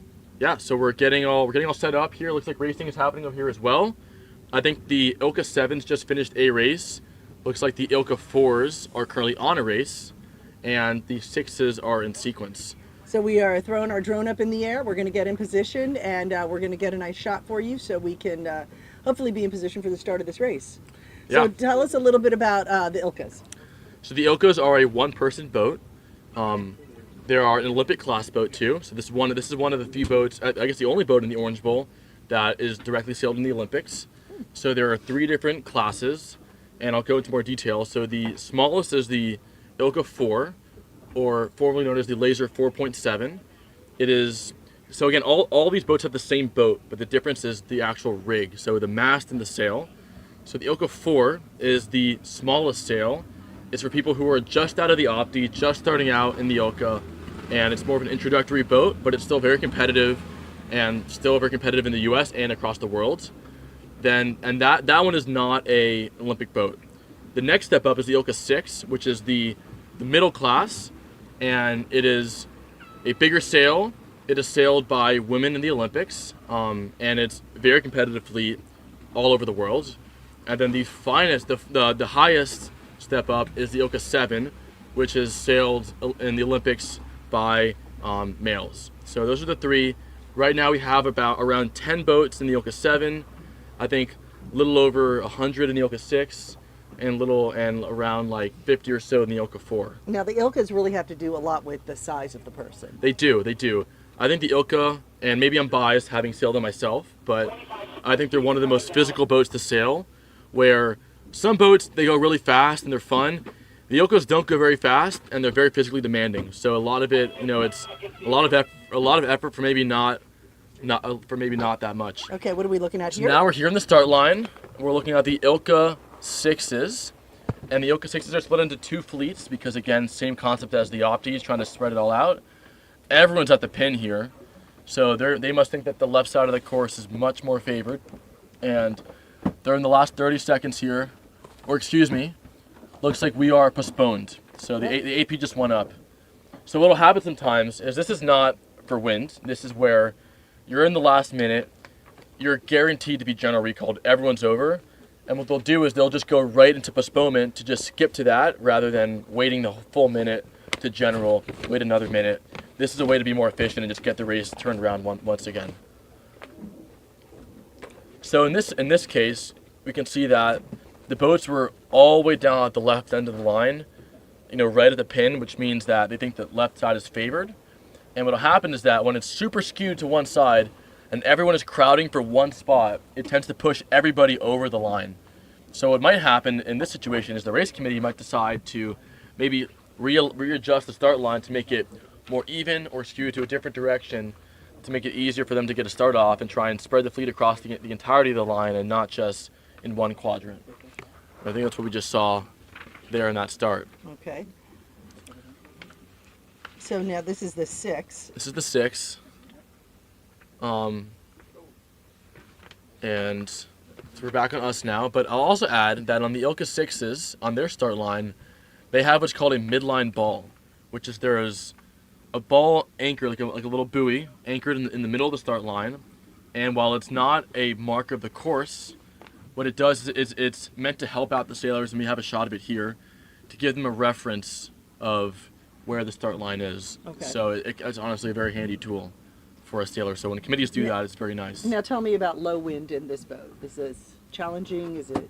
So I think it's less challenging than the Opti. So the Opti is pretty easy to tell by its square bow. The front of it is square, which means that if you hit any sort of wave, you're hitting it straight on. You're like it's stopping. It's hard to sail through. The Laser is a much sleeker design, so it's easier to cut through the waves, and it's also just a bigger sail area. So these boats are definitely much faster, much more maneuverable. I think a lot more fun to sail, and once you get the hang of it, it's really a great boat. And we talked about kinetics in the Opti, where if you rock your boat or move your rudder, you can get yellow flagged for it. Now in the Laser, this is especially important because frankly, the boat responds a lot better to the rocking. So in the Opti, the rocking is not as effective, but in the Laser, it's really effective. So judges are especially apparent here looking at these boats. Now look at the screen right now. This is super cool because you can see all of the fleets. Yeah, it's incredible. Isn't that amazing? It's incredible. So can we make out what's what? Can your super eye do it? Totally. So right in the foreground is the Ilkas. Then just behind the next fleet in the background is the 420s. And then in the very distance, the smallest sails, those are the Optis. That's where we were a few minutes ago. And that's it. And then the only fleet not in the frame is the green fleet because they sail a lot closer to land. It'll be off the left of our screen. But, I mean, it's really cool. And I like to wonder what someone who is, if you're not a sailor out here and you're on the water and you see this, I wonder what you're thinking. What's going on the bay? I think you put it together pretty quick. And there's the green fleet now on the drone. All right. Right in front of Vizcaya there, which is a beautiful landmark of Miami. If you're visiting, check it out. Absolutely, check it out. It's gorgeous. 30 seconds to clap flag up. We're now back here at the Ilka 6 committee boat. Yellow with under black flag. And it looks like they're going into a black flag, we just heard. So that means be careful. Don't be in that last minute. Now the PRO of the Laser is Tom McCormick, whose son Tommy is one of my best friends, and I think Tom is an amazing PRO, so they're lucky to have him. It's like a giant family out here. It honestly is. It honestly is. People call it a cult, but but a good cult. And a good one. A really good one. All right. So we're hearing a few horns. We got a black flag. So that was the, I believe that might have been postponement down. If we recall, they put a postponement to, or I stand corrected. That was 5 minutes. So Okay. the signal flag is up. We see that it's the green Ilka flag signaling that it's the Ilka, and then the yellow flag beneath it showing that this is the yellow fleet starting first. 30 seconds. The black flag up. And compared to the Opti, where you can see the different colors by a streamer on the top of their sail, the Ilkas will have a colored band around their mast to help distinguish what fleet they're in. And it's harder to see from the drone angle, but for the race committee scoring, for them it's really easy. So right here with the side of the line, you can see how there's the start line with the orange flag, the opposite end there's the pin with the orange flag, in the middle there's the midline ball. And if you'll notice, it's not perfectly aligned with the line. And it's not really meant to be, because it's very hard to do. And a lot of the homework is making sure that you know how far back the midline ball is from the line. Because if you know that, in this case, the midline ball is around a boat length back from the line, you can then use that in your preparation to have a great start. I also see a sail from Trinidad and Tobago, so I'm wondering if maybe that was our shout out from yesterday. Oh, hopefully so. Hopefully Let's it was. Trinidad and Tobago, that's Levi Brown.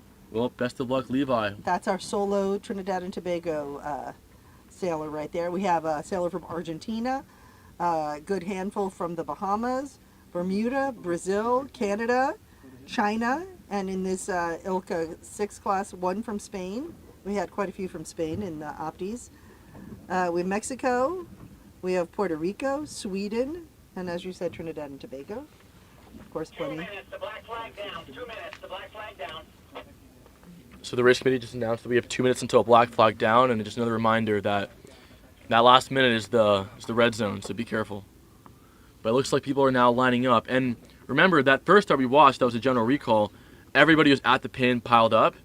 It seems that right now we're a little more spread out, but still, again, people are at the pin again. So we might see a similar outcome, but it just means that in this fleet, people are competitive, and the part of getting a great start is where you're on the line. If you know that left side of the line is favored, you're going to fight to be there, because winning that left side of the line might win you the race. Wow. Let's see. We'll see what happens. Nice shot here of USA 213073. And one little fun fact is that in the Opti, when you have sail numbers, every time there's a new boat, you add one number, but it goes by country. So each country has their own running count. In the laser, it's by class. Okay. So you'll see there's a whole other digit. There's 6 digits in a laser sail compared to 5 in an Opti sail, just because there's another order of magnitude more lasers across the world than there are in the Opti. So just a little fun fact. Interesting. And that's our pin boat there. So they're at the other end of the line.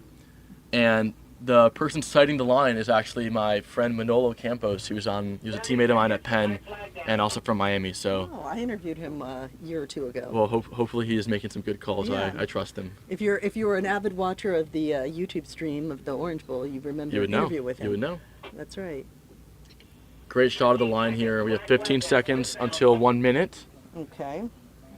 And one thing you'll see is you see a lot of boats that are on the other side of the pin, kind of hanging out there. Mm-hmm. Now my bet is that those are not boats starting right now, but rather people in the next fleet who are trying to watch the start, because they got a great view of the line and can see what's working out for this fleet ahead of them. Because again, if you're the next start, this is your telltale. This is your information. Take notes, watch it carefully, because knowing what happens here will tell you what to do in your start in the next race.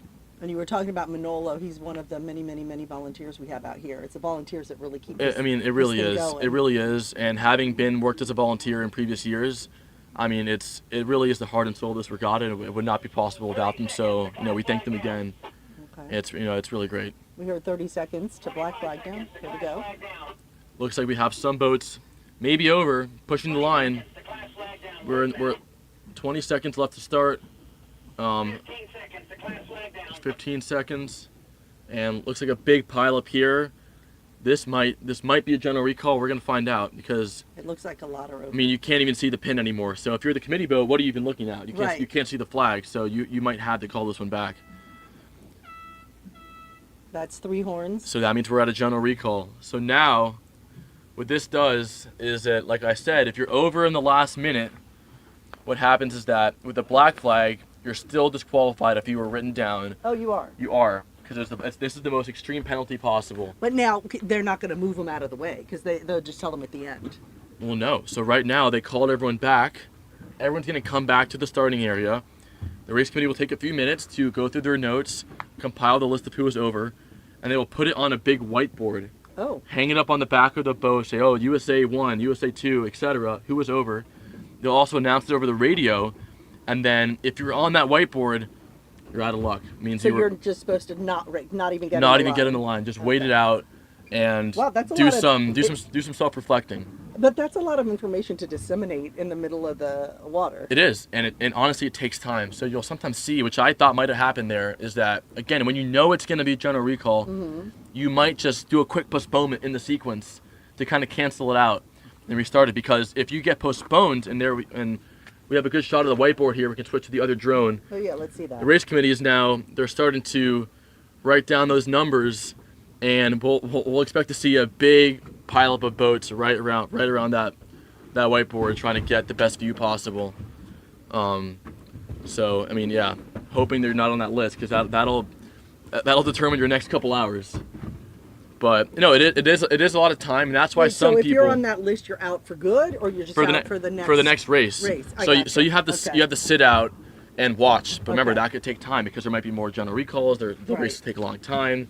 They got to come all the way around and restart. So it takes time, and it's not time to self-reflect, as you say. Self-reflect, and it's not fun. But did they teach you that? Did they teach you these terms, like go self-reflect, or is this something you've come up with over the years? I mean, when you do it many times, you kind of learn, and it's hard to sail for a long time and not end up on that list. That's right. Yeah, it's not fun, but it's part of the sport. And you learn, you live and you learn. It looks like he's taking a lot of time to write down numbers. Okay, Yeah. wait, is he done here? Let's He's see. not. So it looks like what he has there is, so the left side of that board is showing the different courses. Okay. So we see that the 4.7s are on a short outer, the Ilka 6 yellow is on an inner, the Ilka 6 blue is also on an inner, and then the Ilka 7's on an outer. Now the other half, so that's important information for what course it is. The other half of the board, you see it says Ilka 6 yellow, Y for yellow, which is what just happened, and then BFD, noting down black flag disqualification. So right now, I bet the group inside, they're probably on the radio with the people on the pin boat or on the phone, getting their list, compiling it with the committee boat list, and consolidating it. And they're not going to write it down here until they're certain, because they don't want to add any confusion. And obviously, this is a stressful part of a person's day if they're racing, and they want to make sure that what comes out is going to be accurate. Right. There we go. I bet there's a lot of people contesting a lot of things at the end of the day, no? There is, and you can do it, and you can file a redress is what it's called, where you ask the committee to review your score and review if you're over. Often they will listen to the audio tape of when the numbers were called over. They might have video to look at as well, and it can be hard because, if you were called over, chances were you were over, and I've tried myself in the past to get numbers called off, and they won't. Isn't there like an automated system, like when you run a marathon, you put the thing on your shoe? Isn't there something like that for sailboats? So it depends. So in some boats, yes, not in these, just because it's a very expensive piece of equipment, and it would be impossible to mandate the entire fleet to buy that themselves. Right. So and also it would be very expensive for the club to supply them. So we do it by just your eye shot. And honestly, I think that's a lot better. I think a big part of the sport is knowing how to work with, a human race committee, and knowing like what their line of sight is, what can they see, what can they not see, how to hide, because part of it is like it's like a hiding game on the line where you want to be as far forward as you can without being seen, because you might start and you're over, and the guy above you might get called over, but you might be hidden, and then in that case you get free. So that's definitely a big part of the sport. And, strategy. But yeah, the strategy. And there's some numbers getting written down there. More numbers. So we will have some. The fleet will be made aware very shortly. It looks like that's coming up right now. All right. Now, what are you supposed to do? Go sail by the side of the boat? So you go by the boat, you check it out, and if you're one of those numbers, it means that, and you see that big pile up there. Mm-hmm. If you're one of those numbers, that means that you unfortunately have to sit out for a race. So what if you're on that board, but you race anyway? So then you get what's called a DNE, which is the worst thing you can get on your score sheet, because a DNE stands for do not exclude. And as I mentioned yesterday, but I'll bring it up again, is that if we get a certain number of races in, it's either 5 or 6 depending on the class, then you can drop your lowest score. So if you are disqualified in a race, whether you're over early, you get protested, then you can then if that's your worst race at the end of the regatta, you can drop it and it won't count against you. However, if you get a DNE, or do not exclude, you can't drop it. You're stuck with that score, and that's really going to hurt you. So if you're over on this board, you're over that start, you don't want to race. It's not going to get better for you. You might be frustrated, but it's better to take a step back and just get ready for the next one. So how many Orange Bowl regattas have you sailed in? So I was thinking about it yesterday. I believe I did 4 or 5 in the Opti, and then I did 4 in the Ilka, and I was the Beachmaster the last 2 years. I commentated last year, and I'm back here now, so I think that 12 years. If I can do math. So we were talking about volunteer positions, and Beachmaster is one of them. So but tell us what that entails. Yeah, so I mean, a big look when we're on the water. We're getting some radio now from the committee boat about the BFDs for this fleet. 8. But in terms of the Beachmaster, no. Look, we're all on the water, and it's a lot of it is making sure that people are safe, because when you're out here, you're independent. You're not always being watched, and we want to make sure that everybody who leaves shore is also back on shore accounted for at the end of the day. So the Beachmaster's job is to coordinate and facilitate that check-in and check-out process where everyone who leaves the shore is going to get checked off on a sheet. And then when you come back in, you check in the back. You then cross-check to see who is missing. And if anyone did not check back in, you have to then contact their emergency contact to make sure that they're safe and they're good. And we have a whole host of safety chairs on the water on boats who do not come off the water until every last boat is accounted for, so that if, God forbid, there's an emergency, we have a whole staff in place to address it and make sure that everyone's accounted for. It's amazing. Great system of checks and balances. Yeah. So we are waiting for this situation to get under hand here, and in the meantime, we're going to take a couple minutes to introduce you to a few of the coaches who are out here today, who we had an opportunity to speak with earlier. Take a listen to this. So I'm here with Maru Urban. Maru, where are you from? I'm from Brazil original, but I'm here in the United States for 8 years now. So we just talked to your son Matias, but I'm curious from your perspective, what's the biggest change of going from Brazil to San Diego to Miami to now in Wisconsin? What's that been like? The weather. The weather? I'm on the ice now. Yeah? It's like minus 20 and the lake is frozen and people are sailing ice boats. That's the coolest thing. Do you prefer the cold weather or the warm weather? The warm weather. I love the beach and the ocean, but it's fine. I'm handling really well and the ice boats are something really good. So you've coached now for a few Orange Bowls, but you keep coming back. What keeps bringing you back to Orange Bowl for Christmas? Well, this is my first Orange Bowl in Optis, so I'm helping Lysol. And the reason I moved a little back to Optis is because I want to help my son. So it's an interesting perspective now doing this different. I see Orange Bowl for like the past 6 years in lasers, and we did amazing, including you, right? You were second in one Orange Bowl. So yeah, it's just, I love Orange Bowl, you know. It's the time that everybody's here testing equipment, testing the limits, and we are working hard because Matias is going to Brazilian Nationals in Brazil, January 3rd. So this is his main practice for the Nationals. That's really exciting. I'm curious, what's it like having, your son as one of your competitors? How's that made you a better coach, a better parent? What's that experience been like? Yeah, that has been a really challenge for both of us. We are working a lot to get together on this. It's not easy. So the recommendation is I do not coach him. So he's with Coconut Grove Sailing Club. Koki does a great job up there. And I handle him to Koki. But I'm looking from far. And then when we get back home, we talk a little bit. I give him some advice. Sometimes in Wisconsin, I coach him most of the time there. And I'm coaching him for Brazilian National. So we are trying to straighten this relationship that is really hard.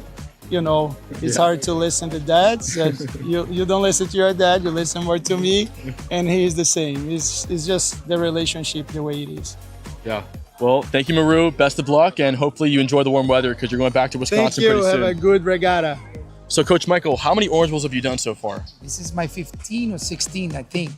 I have the honor to be here. This will be started in 2007.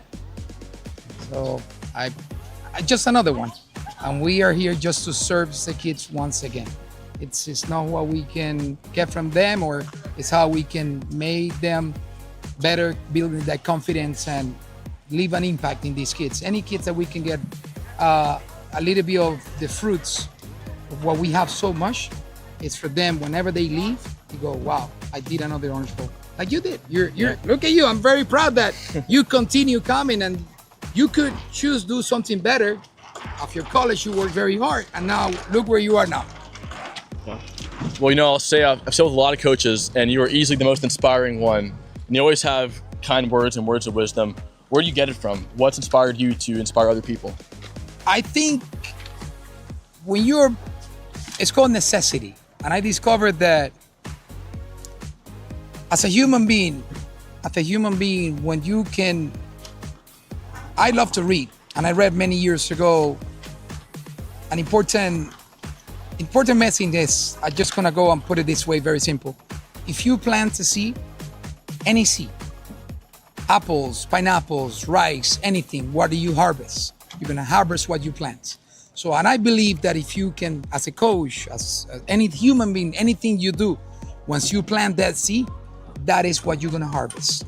And that's as always trying to do with these kids. And you're part of one of those there too.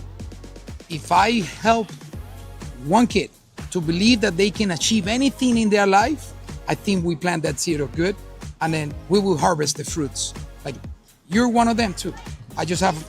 We can walk around, yes, we can walk around and we can see hundreds of thousands of kids that we have planting that seed, but I cannot take all the honor. For me, the honor goes to your parents, but to God. He was the one who gave me that opportunity. Well, I mean, I can totally vouch for all that. I think it's really made an impact on my life. And I'll tell anyone watching, if you're a parent whose kid maybe is not sailing yet and they don't know where to start, this is where you need to start, right here. It's the place. So, well, I take the honor, but also the institution, you know, the club support, mom and dad support. You have to be grateful. Anything you do, you need to be grateful. And always go back, like you do in Jackson and many of the kids who are going through our program here, going back to the foundation, which is, that's the key of the values that you guys have. But we got 5 core values again, like I told you, is respect, integrity, kindness, perseverance, peace, and love. If you can practice all this, you can change the world for the good and better every day. Thank you. Great. Well, thank you, Michael. Best of luck for the regatta. And you're welcome. Good seeing you around. We'll see you around more. I love you, man. Let's go. So I'm here with Coach Omari from Core Reef Yacht Club. Omari, tell us a bit about yourself, where you're from, how many Orange Bowls you've done so far. Yeah, so I'm from Antigua and Barbuda, small island in the Caribbean. I've been at Core Reef now, I think going on 12 years, so I've been here for a long time. So yeah, you could do the math there, but I've done quite a bit of Orange Bowls as the coach here, but also before then, I was coaching other countries as well. So I've done quite a bit of Orange Bowls coming up, yeah. What would you say is your best Orange Bowl memory? Wow, that's a hard question. I mean, I'm very driven about the kids that are here are very competitive, and it's their home club. So usually when we have successful years in Orange Bowl is always very good for me because I get to celebrate because it's good for them, but it's also good for me as well.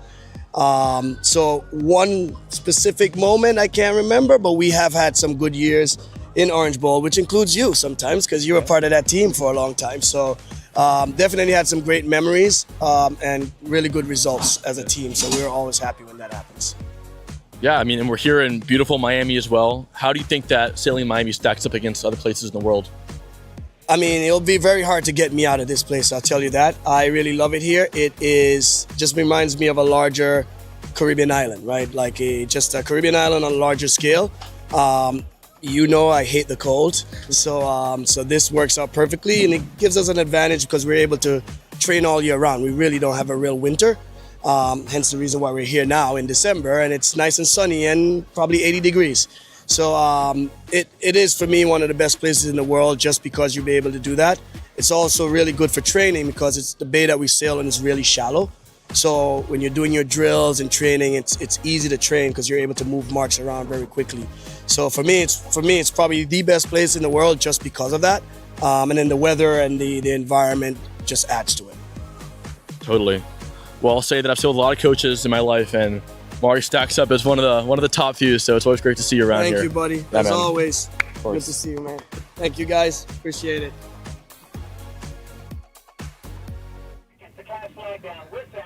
15 seconds until the black flag down. Until the class flag down. So it starts about to be underway. Okay, great. So we're back from it's the Oka 6, the yellow fleet.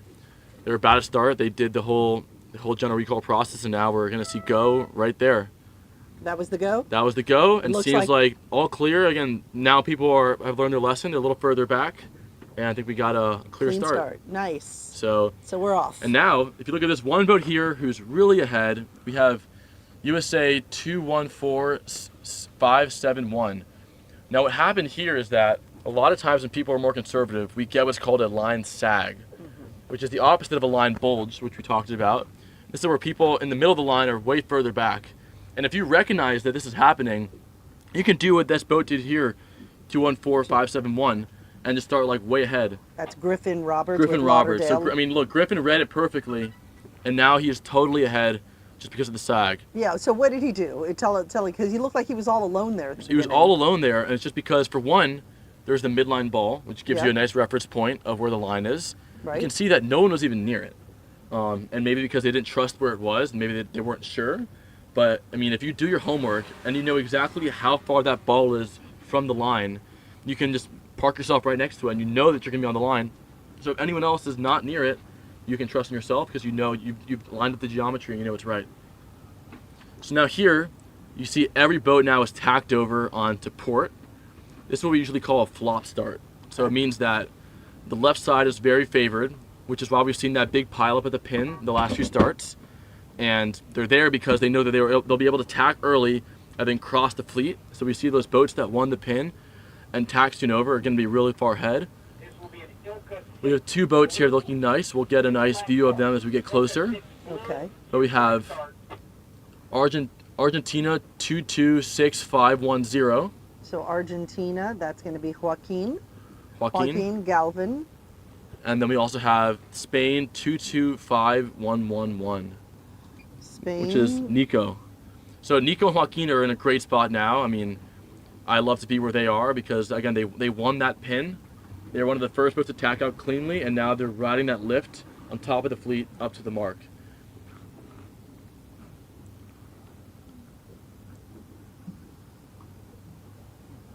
And these boats, I mean, maybe I'm partial, but I think the Laser is one of the most beautiful boats in the course. I think it's like, beautiful to looks see. really nice.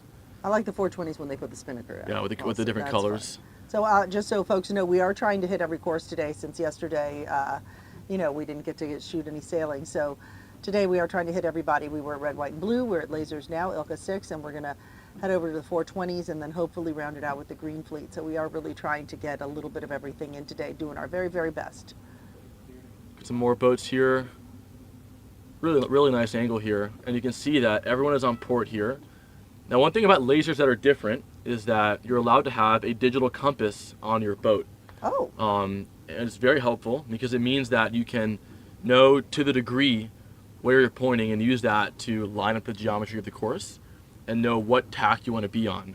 So what you do is you can first figure out exactly where the wind's coming from and then also see what your upwind angles are.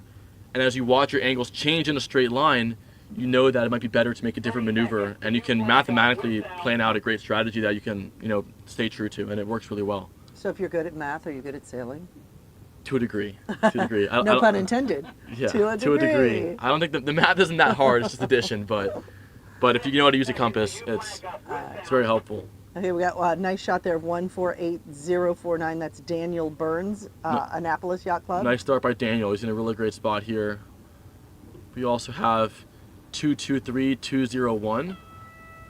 And he's right now on what we call Daniel's hip. Okay. So when you're right behind someone and just windward of them, it's a spot you can hold, but it's hard to do. And if you can become good at maintaining those lanes, it's a very strong tool to have. And looks like we have Maya. Maya did a nice job of that. I actually spoke to Maya at college night last night. So oh, nice. Nice to see Maya on the Maya course now. Lim Laurie. Maybe she'll be at 10 with you. You never we'll see. know. Maya said she's from Singapore as well. Oh, so wow, okay. Traveling all the way from there. Amazing. You got a good memory, Jackson. Do I? Yeah, you remember names, boats, people you met last night. That's Well, pretty I try. impressive. I try. Pretty good. How many people were at college night, roughly? I mean, I would say over 100 for sure. Yeah. It was very crowded, and I was tunnel vision on the people right in front of me talking to them, and I was trying to not stay distracted. But it was a lot. It was fun. I'm sure you represented your school well. I try my best, but it was good to see all the interest, and I just look forward to it. So that's awesome. It's good to be there. Sounds like fun. Your Bermuda 209675 looks like they're in a really nice spot as well. And some more boats further upwind of them. Our Bermuda, this is our solo Bermuda sailor in Ilka 6, Miguel Power. Nice job, Miguel. Miguel's in a great spot. Great shot right there. And so the Lasers too, another difference is that their masts are made of carbon fiber. Oh, so is it bending? So it's very flexible, and they're really lightweight. And you can see that the mast here, you can see how curved it is, but naturally the mast will be perfectly straight. And what does that is that you put a lot of vang on to get that curvature, because the sails themselves are curved, and the masts are straight. So you try and use the vang to have the curvature of the mast match the curvature of the sail, which gives you the best sail shape for speed. Perfect.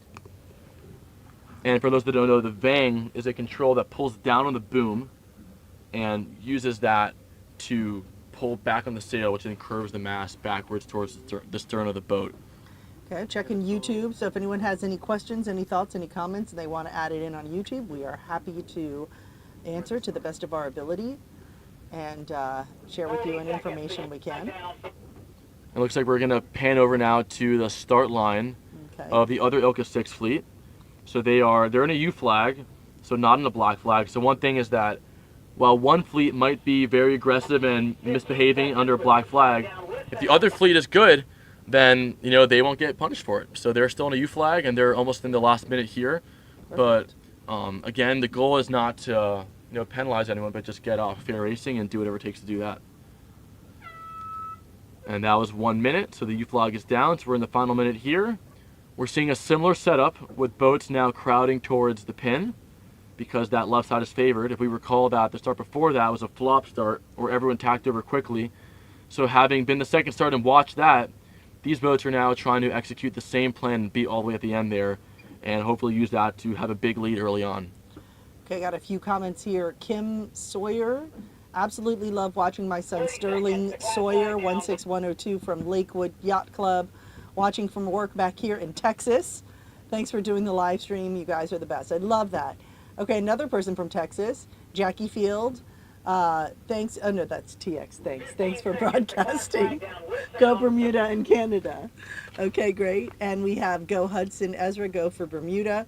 Thank you, Tuuci, for the Youth Regatta Orange Bowl. That's from Linda. Catalina says, go Coach Michael. Oh, everybody loves Coach Michael. I do too. Coach Michael's looking solid. Catalina also says, we love you. Thank you, Catalina. We love you too. Mariella says, can we please see the red, white, and blue? Okay, that was earlier, so we definitely did the red, white, and blue. And now we are at Ilka's. We're hoping to head over to 420s and then Green Fleet. That is the plan as we speak. And this race just started. Okay, great. What's going on? And looks like exactly what we talked about is happening. And the boats that won the pin there did a quick tack over, and now they are looking really nice. We have Brazil 217608. 217608 from Brazil. That's Eric Scheidt.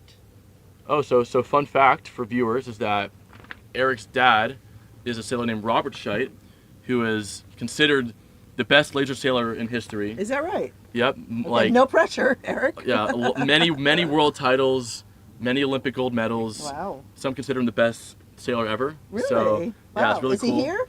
I'm not sure. Is he watching? Hey, I'm not if sure. you're watching, if he text us. If he is, send us a we message hope you're enjoying on YouTube. the stream. Yes. But Eric's also been great, and Eric sails now with my former team at Key Biscayne Yacht Club. Amazing. With Coach Pedro Mascarenas, who coached me when I was in the Ilka, and it's nice to see that team. So how does that continuing. work then if he's from Brazil and he sails with Key Biscayne Yacht Club? So I think whenever international sailors do U.S. circuit events, they'll find a local team to team up with. Okay. So maybe back home, wherever you're from, Brazil, Europe, etc., you'll have a home club, but when you travel across the world, you might just join up with the team because it's better to have a critical mass of boats. So now we're back at the Ilka 6 Yellow, and they are and they're now at the top of the beat. So it looks like they're rounding, and we believe that they are in an inner loop. So we'll see what happens here on this downwind and this top mark. But again, now they're rounding. They're going to be heading back down to the next mark. And again, these top marks can be very crowded, and it's easy to get greedy and try and squeeze out a couple boats. But sometimes it's better to take the conservative route and live to fight another day, as I like to say. Because it's easy. You'll never win a race in this rounding, but you can definitely lose it. So what's it like going from opties to lasers? Is that exciting? Is that like, look, I made it? What's going on? I think it's really exciting. For one, it's definitely a level up. If the fleet feels more competitive. Mm-hmm. You now sail against adults too sometimes, not in the Orange Bowl, which is a youth regatta, but at a lot of other events you'll have people of all ages sail in them.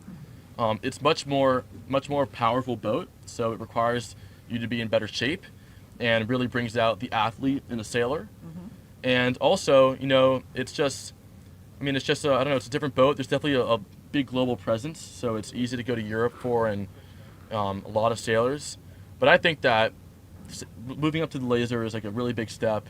And look, I sailed lasers in high school. I loved it. I'm really grateful I did. I think that if you're looking to sail in college as well, I'll note that I think if you look at the stats, 90% of college sailors of the year, which is the most prestigious award in college sailing over the last few decades, have all been laser sailors. Okay. So a lot of college coaches like laser sailors because, for one, you sail the boat yourself, so you know how to do everything. You know how to multitask, and also it's just, I mean, it's a great boat with a lot of history and a big competitive fleet. Look at this. We got some action here. Oh, well, that was close. Canada, What's going on? We got someone going. 225141. So what's happening here is that when you're on different tacks, the boat that's on starboard tack, so they're sitting on the right side of the boat with the sail on the opposite side, they have what's called right of way, where the other boats on the port tack have to avoid them. And now if you're a port boat approaching a starboard boat, you have two options. You can either tack and go with them to avoid them, or you can duck behind them and continue on port. And this depends on what your plan is. If you like, in this case, the left side, you'd want to tack and lead people back left. But let's say you don't agree with what that boat's doing and you want to keep going right, it's better to just duck them, get some speed, and keep going.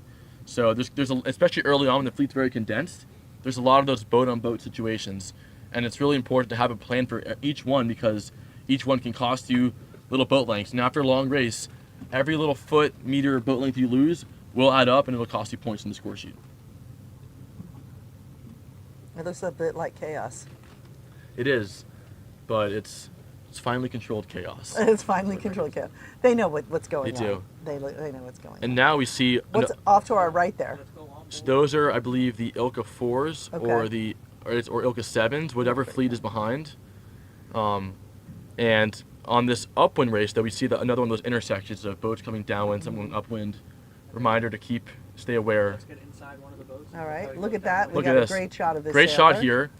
So in the laser, you do something what's called S-turning, where you like to roll to windward, kind of go leeward, heel to leeward, turn back up, and that act of kind of carving downwind is incredibly fast. This is Joaquin Galvan from Argentina.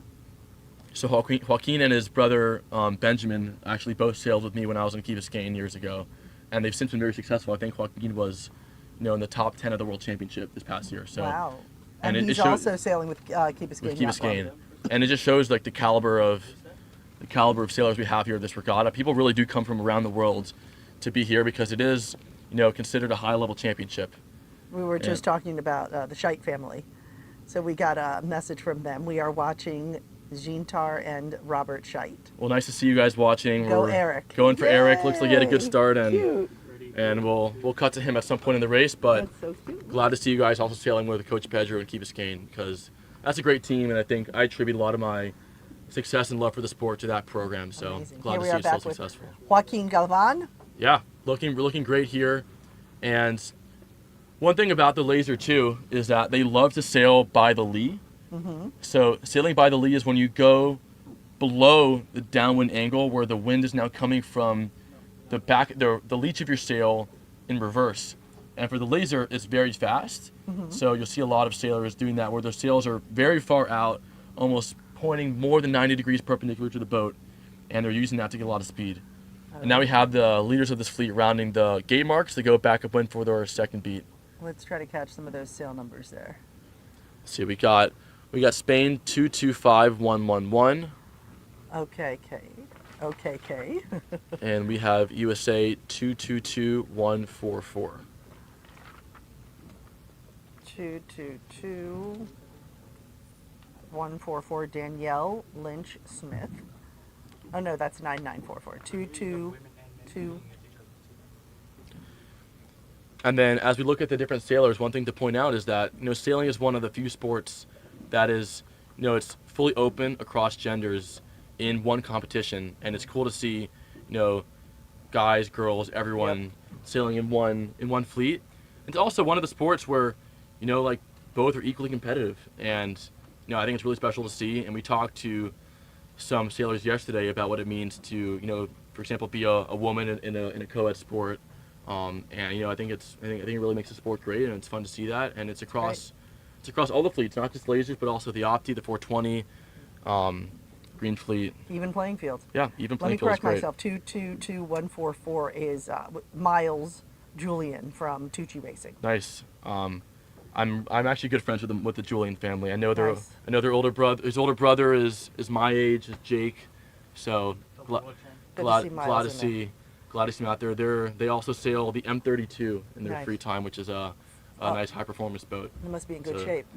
Yeah, they are. But and great people above all else. And we did have on the screen a minute ago 222141. That's Kyla Benish. Another Miami native, Corey Yeah. member. Yep, Nice Corey to see member. Corey representing well on the stage. Her dad's a sponsor, by the Yeah, way. Benish Investment Group. Yep. Check them out if you have not already. Yep. Hey, you're graduating from Wharton soon, right? Yeah. They might expect a phone call. There you go. Laying the Um, groundwork. See, sailing's not just good for taking in the environment. Exactly. But so here's the second beat here of the fleet going upwind, and the lasers have a slightly different course where they go upwind, come back down. So now we're looking back at the other Ilka 6 course. So this is the Ilka 6, the blue fleet, and they just came up with their first beat. Now they're going back downwind, following the same path that the yellow fleet just did. Beautiful. So we see this top mark rounding, some tight roundings here. We have Canada 225141, just had a really nice move there. Tight cross, but they made it safely around. That's Enzo Bilio from Yep. Canada. Nice work, Enzo. We also see USA 222029. Looks like they're having a nice race here in the leading pack. 222029. That's Benjamin Rosen. Nice work, Benjamin. This is looking to be a good start for him. We have someone from the Bahamas, 226382. 382. That's from Team Bahamas. That's Emmanuel Alexiou. Lyford K. Sailing. Nice. And tight roundings here, making it work. And we see Sweden, 223389. Just rounded the mark there. See, so that's Max Bergvall. Nice work, Bergvall. Max. Key Biscayne Yacht Club. I met some Swedish sailors last night at college night, and it was fun to learn about international sailors want to come sail in college in the U.S. Of course. And it's cool to see how that extends. Where is sailing the strongest? Like, is it stronger in the U.S. than anywhere else in the world, or what would you say? I think that's up for debate. I mean, everyone in the world thinks that they're the best sailors. But where is it the strongest? Like, where do you see the most numbers? It depends. It depends. I think a lot of Europe, it's really big. In the U.S., it is big. It really varies. And you know, obviously it depends if you're near the water. If you're on the water, there's probably gonna be more sailing than if you're out in the prairie. But right, that's for sure. Depends. I mean, I've heard 10 different cities be called the sailing capital of the world. So I don't. They name themselves. They all name themselves, That's and right. it's up for. I'll let you guys decide what you think is the best sailing place in the world. But yeah, I'm partial to Biscayne Bay. So Hey, me too. I think we have a great setup here, and I love being from here. I'm always proud when people ask me where I'm from. I say I'm from Miami. Yeah, same. Born and raised, right? Born and You're raised. a native? I am. Same. I am. My dad was as well. Your dad, we should say, your dad was the Commodore of Coral Reef Yacht Club. He was a couple years ago. Yeah, maybe like, what, 3 years ago? I think it was less than that. 2 years ago. 2 years ago? No. It was my senior year of high school and freshman year of college. Okay. That overlapping year. Well, he was a great Commodore and a very, very nice guy. Still is. I'm glad. He's, Did a is he, good oh, job. yeah, he was out here yesterday. He was working as a safety boat. Yep. And it's funny, like, I mean, at this point now, I'm not in the event anymore. My sister isn't. But for the parents, you know, this is like part of their lives. They come to Orangeville every year. They're like, what am I going to do in this week other than be at Orangeville? So they're out helping out the race committee, and it really keeps the chain going. Well, it's important to have people who've been around a while who really get it and understand it. I mean, it's everything. Yeah, it is. And it really adds to the sport, but also great to have new families come in as well. Of course. We have a nice shot here of a downwind here with USA 222166. And also one thing I'll add is that if you notice that on the tops of all the Ilka 6 sails, there's a smaller number. And the race committee will do this because the numbers they're long in the Ilka 6 and the laser. And to make it easier for them, they use the top number to make it easier to write down the scores and OCSs. Okay. And here we've panned back to Eric Scheit having a nice downwind here. Nice. And that 222166, that was Cole Franchi. So Cole's having a nice downwind. We'll see how he wraps up this leg. But remember, this fleet's going downwind, and I believe they are going to be ready to come back upwind for their second beat afterwards. And in standby, we still have the Ilka 4s and Ilka 7s ready to go. And right here we have Brazil 216667. Another Brazilian. That's Enzo. So Enzo is looking good here, right there with his fellow Brazilian Eric. So we'll see which Brazilian comes out on top in this race. Fun fact is that all of my laser coaches were always Brazilian. Oh. All 4 of them. Wow. By coincidence. So something about lasers and Brazilians, they tend to stick together. They do. The good coaches? Yeah, great coaches. Good. I mean, made me love the boat. So I'm still here because of them. That's amazing. Great shot there. So again, you see that S turning there where they're really carving up and carving down. And even in this light breeze, it's really powerful. And it's also well within the rules too. So you can push the limits without getting yellow flag. Because remember, we have those umpires out here keeping everyone honest.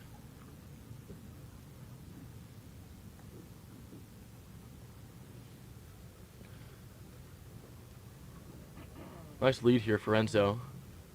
Looks like he might be in the lead here. There's a nice close-up shot of him. Beautiful. And what people do is you can see he's grabbing the main sheet directly from the boom, which in this really light wind, what it does is it eliminates a purchase from the main sheet system, and it can make it a lot easier to feel the wind. And maybe I'm speaking with too much jargon, but it's like you can recognize a veteran sailor when you see them doing that. So he's rounding the gate here. So he knows what he's doing. He knows what he's doing. I mean, he's winning the race, so yeah, seems to be proving it to us. Rounded here, and what he did there is that quick tack up to get upwind is a nice defensive position because he goes right back, and now that second place boat is right in his wind shadow. Okay. So he set himself up nicely to have a defensive position on the second beat. And again, speaking of roll tacks, we mentioned in the Opti where you want to roll that boat and flatten it hard to accelerate. In the laser, it's especially powerful. If you can roll tack well, you have a huge advantage over your competitor. So a lot of practice in the laser is just how to roll tack, how to roll jive, honestly how to roll the boat in general and do it within the rules but also effectively. And if you're good at that, you're going to be very solid. Here there's these gate roundings here. It seems everyone is rounding that left gate, but see some boats here going the other way. And again, in the gate, there's a big decision to make because it's a great opportunity to split from the fleet. And if you split, you take on risk and you might make some big gains, but you're also putting a lot of at stake. Risk lose a lot as well. But it seems like some boats here, we have USA 220026. They're banking on that right side coming in, so they're hoping that a righty will come in and they can cross the fleet and make some big gains in the second beat. And then also we see on the other boat, there's a lot of traffic there, the other gate.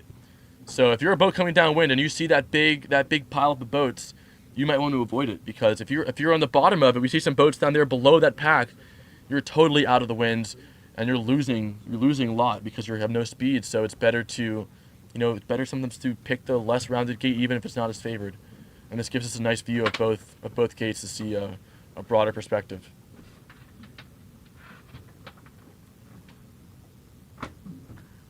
So we got the win we needed finally. I know, I was about to say the same thing. Yeah, right? I mean... How do you feel it? What does it feel like now to you? I think it's also around 6 knots over here. Nice. I think there are moments that felt windier, moments that felt lighter. But I think we should expect this to hold for the rest of the day. So That's good. Get as much as we can. Well, you were saying that you've been in races where you haven't had wind one day, but you've never been in races where you haven't had wind for 2 days, right? So at other regattas, yes. Never at Orangeville. Right. I feel like Biscayne Bay is usually old reliable. That's right. But okay. I mean, last week was a great wind. It was super windy. Sometimes too windy to sail.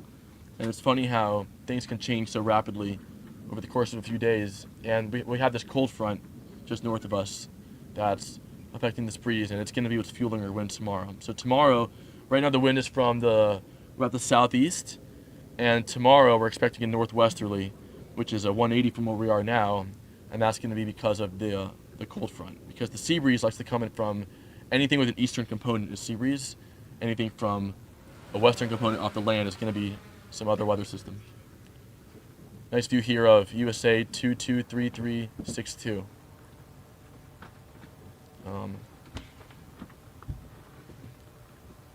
They got a nice leader in that other boat. 223362. Yep. That's Tegan O'Quinn.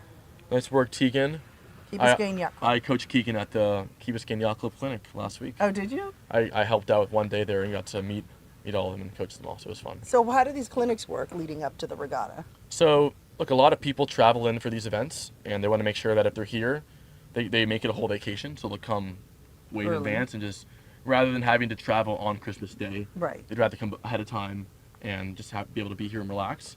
So they'll try and get some practice in on the home venue to get warmed up.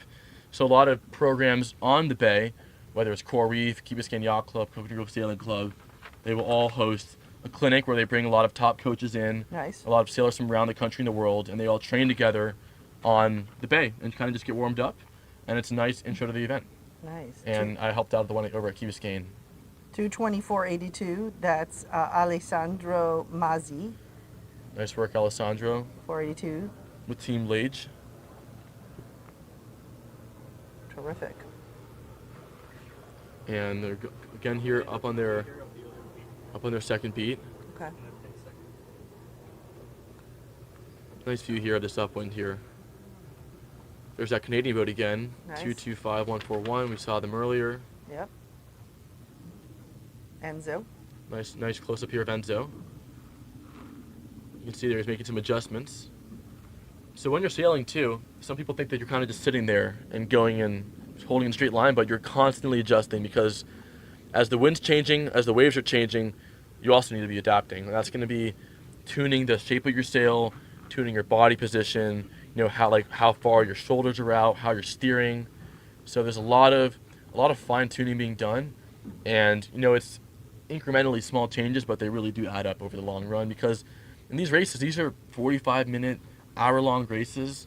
So if you can be constantly improving every aspect of your boat as you're going, it quickly adds up. And speed changes over time are the most powerful in long course racing.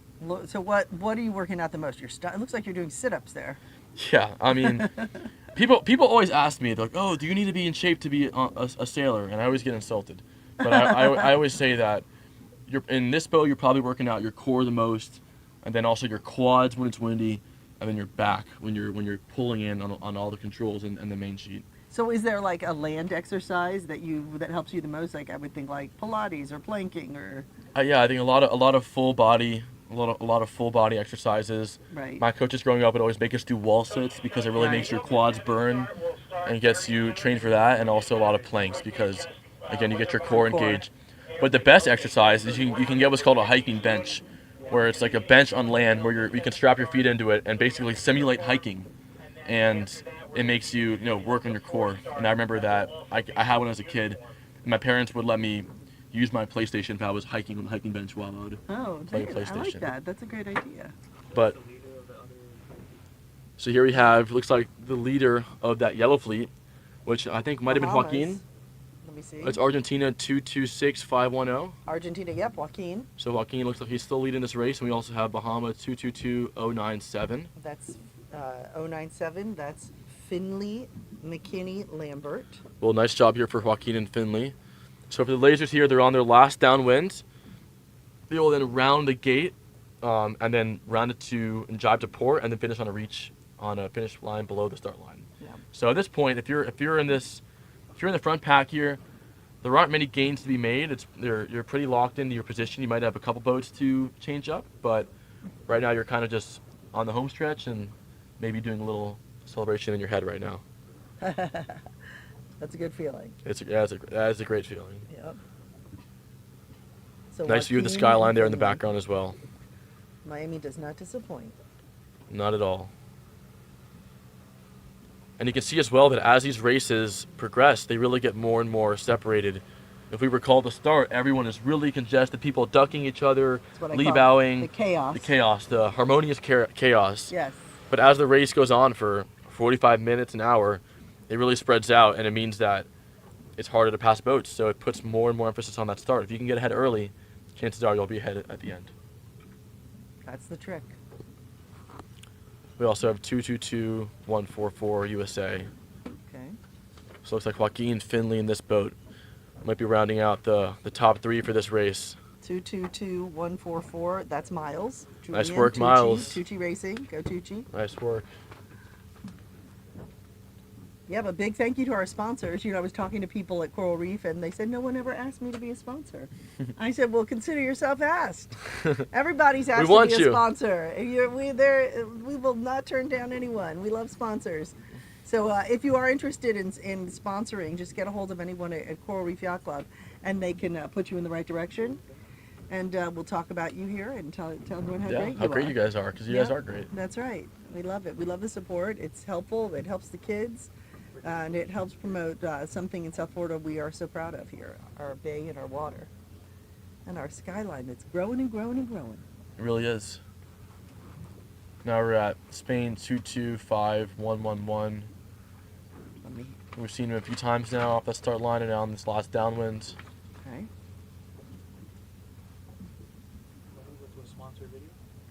Let's do Spain without this Nico. Yep. Nice work, Nico. Nico. Nice view of him holding that main sheet there and doing some S turning. And I'm talking to our executive producer, director, drone operator, Felipe. Are we relocating courses, or are we staying here? We're gonna relocate? Okay, we're gonna go to where, the 420s? Okay, so we are gonna relocate to the 420s, and while we relocate, we're gonna show you a video that we shot earlier. Let's show them the video of some sailors we interviewed. How about that? We'll ask Jonathan to cue that up. We're very fluid here. We're very natural. We got Felipe. We got everybody here doing their job. And Jonathan, you give me the thumbs up. We got the thumbs up. So here's some sailors we had the privilege of speaking with a couple of days ago. Here's what they had to say. Okay, and I am here with Audrey, right? Yes. So Audrey, where are you from? I'm from Texas, but I moved here a year ago.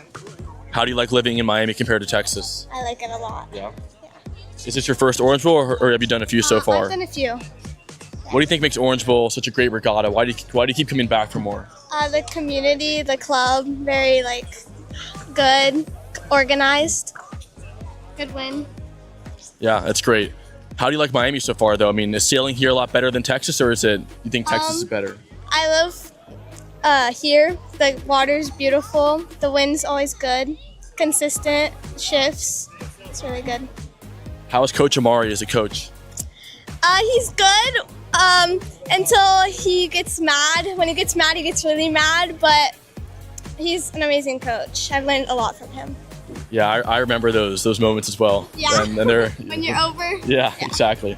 Well, great meeting you, Audrey. Best of luck tomorrow, and hopefully see you around more. Yeah, you too. Bye. So I'm here with Morgan, right? Mm-hmm. So where are you from, Morgan? I sail Coral Reef. I'm from Annapolis, Maryland. From Annapolis. So what's it like being down here in the warm weather for the winter? It's nice. It's nice, yeah. Yeah.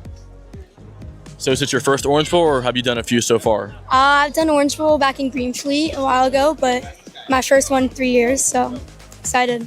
Nice. What do you think is the biggest transition from going from Greenfleet to now red, white, and blue? I think it's probably the fleet size. It's in the competition within the fleet. It's really once you get into the top 30 of the fleet, it gets really hard. You have to think more about it. So yeah. Yeah. What's it like sailing here at Coral Reef with Coach Amari and the other coaches on the staff? It's really nice to sail with them. It's a variety of coaches, so yeah. Well, Morgan, best of luck throughout the regatta, and we'll see you around more. Thank you. Okay, so we're here with Mateo. Mateo, where are you from? Brazil. From Brazil. Where in Brazil? São Paulo. Sao Paulo. So what's it like sailing here in the U.S. compared to Brazil? What's the biggest difference? No, I actually live here, but I'm actually from Brazil, but I live here in Miami, Key Biscayne. Oh, nice. Totally cool. So is this one of your first Orange Bowls? No, this is my second. So what's it like coming back for the second year? What's the biggest difference? I mean, last year I was in Greenfleet, but this year I'm in red, white, and blue. And last year I did pretty good. I got second in Orange. Congrats, man. So what do you say is the biggest advice you'd give to people who are in Greenfleet now who want to move up to red, white, and blue in the near future? Work hard and always keep chasing your dreams. Great. And also, what got you into sailing? You know, it's a very, not everyone sails around the world, but it's really special for us. What makes it special for you? What got me into sailing was I did a summer camp that I was just trying out just to see how sailing is, and it was pretty fun. That's great. Well, Mateo, best of luck. Hopefully we'll see you up in second place again, this time red, white, and blue. So best of luck. Thank you. All right. So here we are with Matthias. Matthias Urban. So where are you from, Matthias? Geneva, Wisconsin, but I'm originally from Brazil. So what was the move from Brazil to Miami to Geneva? You know, it's a very, very different weather up there. Yeah, it's really cold up there, and I mean, I like it. I like the snow. Have you got into ice boating at all? Yeah, once with my dad. It's really fast. Yeah, it looks pretty scary for me. But so you've done a lot of Orange Bowls now, right? How many Orange Bowls have you done so far? 3. What's it like coming back for your 3rd Orange Bowl? It's fun. I really like this regatta. Hopefully the forecast changes. I don't really like how the wind's supposed to be this regatta. What's your favorite type of wind? 10 to 15. Yeah, I think that was one of my favorites too. What would you say is the biggest piece of advice you have for someone who is maybe in Green Fleet now and is looking to move up to the red, white, and blue? They should really look at the older, experienced sailors and see what they do to be up there, top 10 in the fleet. Yeah, totally. Well, thank you, Matthias, and Yeah. best of luck, and hopefully we'll see you around more. Yeah. All right. Okay, where are we, Jackson? So we're here in the chart room at Coral Reef. This is where all the sailors are getting registered for the event. So every sailor that comes to the event has come here, get all their information, sign all their waivers, and this is really the heart and soul of the event where everything operates out of. And so you've done this many times. You've been a part of the Orange Bowl as a sailor. So what is this like? Is this where you kind of get all excited, feel the butterflies, or is this where okay, let's go, game on? I think it's a bit of both. I think it's the moment where it becomes reality, where now you're actually competing, and it all really comes into one place. But no, I've done it as a sailor. I've been a volunteer. I've been an employee. I've been on every side of it, and it's always great to be back. So what's going through everyone's mind in here now? I hope we have good wind. I hope we have good weather. Or what? I mean, I think people always know that there'll be great regatta management. It's a great club, but yeah, the wind is always a question. The weather's always a question. The forecast looks great, so hopefully that holds. But I think we'll see a combination of nerves, but also excitement. How much did this prepare you to just, become independent? I mean, I don't see any parents up here. It's all the kids registering themselves and, taking control. No, I think it's helped a lot. I attribute that to more than just my sailing, but I think that being an athlete in general is very helpful. But also the nature of sailing is that you're on your own, not just on land, but when you're on the water, on a boat by yourself. I think those experiences are really formative, and I'm personally grateful for them that I've had. All right, Registration 101 with Jackson. Hey, thanks for filling us in. We'd like to take you behind the scenes. Thanks, Jackson. Of course, thank you.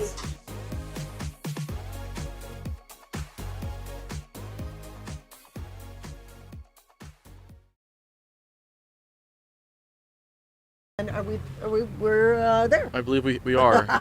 You might see them in the background behind us, and we will get set up shortly with some drone footage and give you all the comments on the start. Yeah, they ran, we checked in with Chris Block, who's over in the 420s. He said they ran a race on Saturday. They've run one today so far. And what other important information did we find out? Let me check my notes here. That's it. Way, one today and one Saturday. It seems that one of them, they're in sequence right now. Yep. So they'll be getting to on start shortly. Okay. And we want to pull up the race course and show folks what it looks like, Jonathan, in a second. We can get that graphic ready. We do have a way to show you what the race looks like. You can hear, it's kind of hard to tell if the horns are here or in the distance.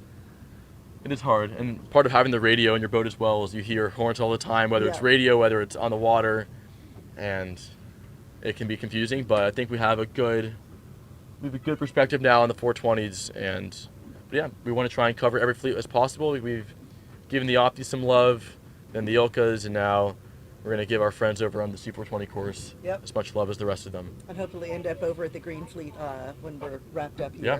And just give me the thumbs up when we have the actual graphic.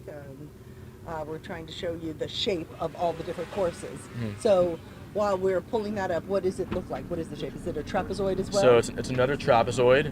And the reason we have these courses is because we want to have sailors race in every point of sail, because every point of sail has different strategies that make it that you can go faster and different tactics.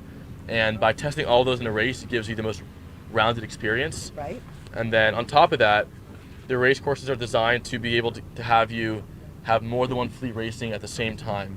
Because when we're racing a lot of fleets on one course, it's about being efficient, getting them all off, getting them all going, And if everyone's in the same place, like we mentioned, those intersections can have some pretty bad consequences for the competitors. So we try and have it laid out in a nice way. Okay. All right, go ahead and take a look at the graphic here so you can see what this trapezoid looks like. Where it looks like right now we're panning, I guess, to a start line. Maybe we'll have that graphic at some point, but in the meantime, we can look here at the start. So this is the C420 course. Okay.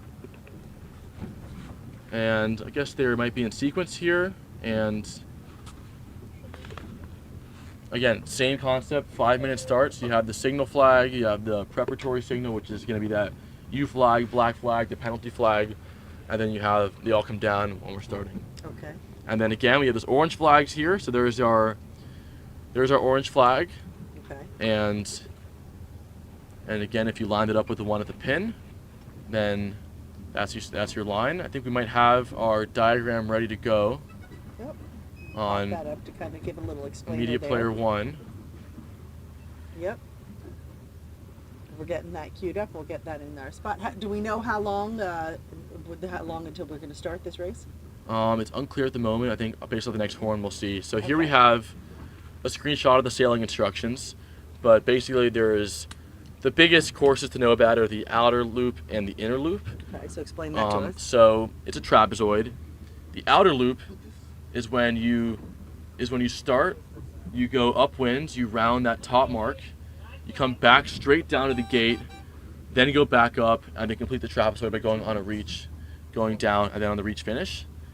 The outer loop is the same mark setup, but you go upwind, you first go over to the side on that reach, you then do your second lap on that leftmost upwind, and then you finish off by doing that last reach, and then back to the finish. And the idea is that by having this course, you can have 2 fleets racing at once, one on the inner loop, one on the outer loop, and they won't affect each other. So it's a nice way to check all those boxes we talked about. And now we're panned back here to the start line. I believe we are in the last minute before the start. Okay. We see that blue flag. See that blue flag up? Yep. Meaning that's the blue fleet for 420s in sequence. And so we're hearing a countdown here.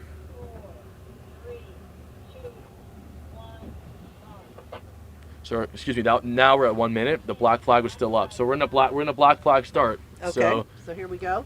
I'm gonna harp on it again. You got to be safe because this could really throw a wrench in your regatta, especially when we only have so many races to go. So this will be their 3rd race of the day. Correct.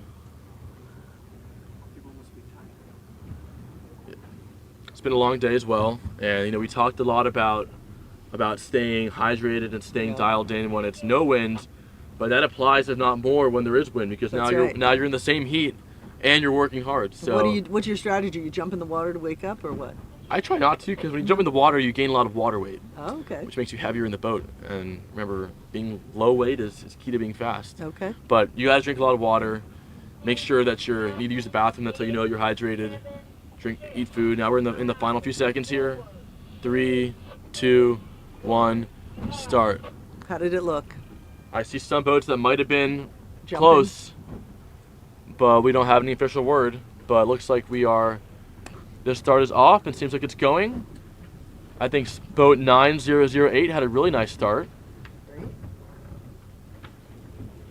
Also in the C420, you'll notice there's no country code, it's just the number, because the C420 is a domestic class. So it's only really sailed in the US and in Canada. Okay. And then if you want to sail this 420 internationally, you sail the International 420, which may make sense.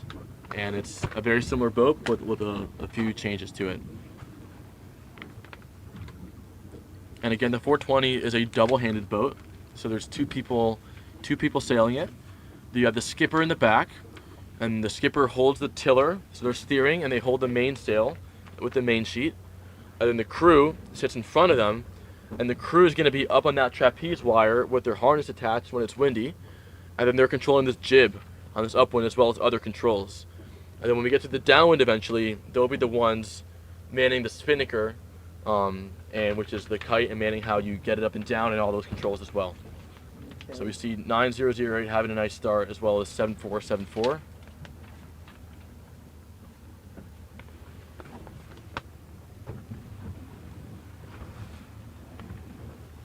Okay, 9008. That is Kingston Keyyoung and Sophia Corzine.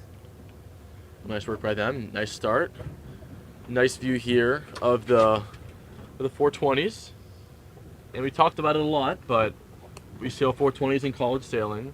Yep. And it's a little bit different when there's no spinnaker and there's no trapeze, but the hull of the boat is the same. So it's easy to transition from the C420 to the college 420. And a lot of college coaches as well will often coach C420 teams in their off seasons, because whether it's during the winter or the summer when there's no college sailing happening, you'll have coaches coach C420 teams to try and stay sharp, but also kind of get an eye on who they want to recruit.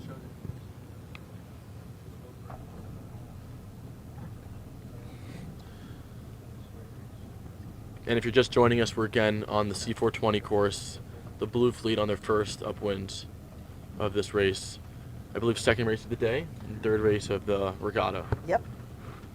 And then we'll have, I know you said when we were initially started out, we were over at the Opties, you thought maybe they'd get in 4 races today. What do you think for the 420s now? They're on their second race for the day. How's it looking for the rest of the day? I think if they're only on their second race now, I mean, it's after 3 o'clock.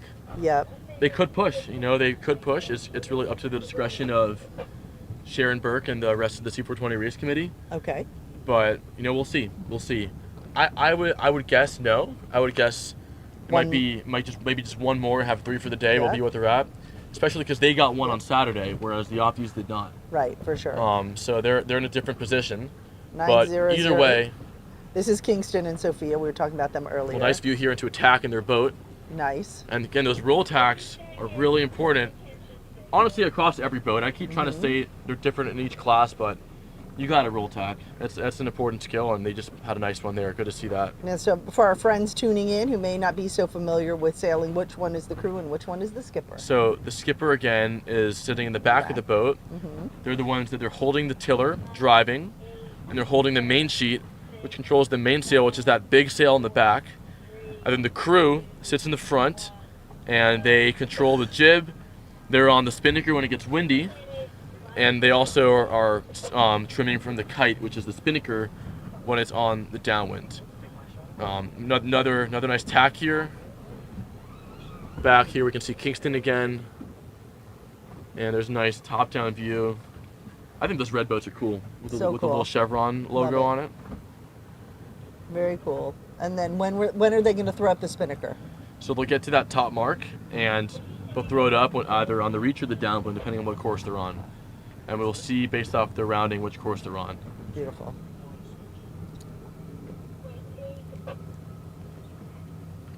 And here's a good way to visualize that lateral separation we were talking about for leverage, where a lot of boats get really separated laterally side to side.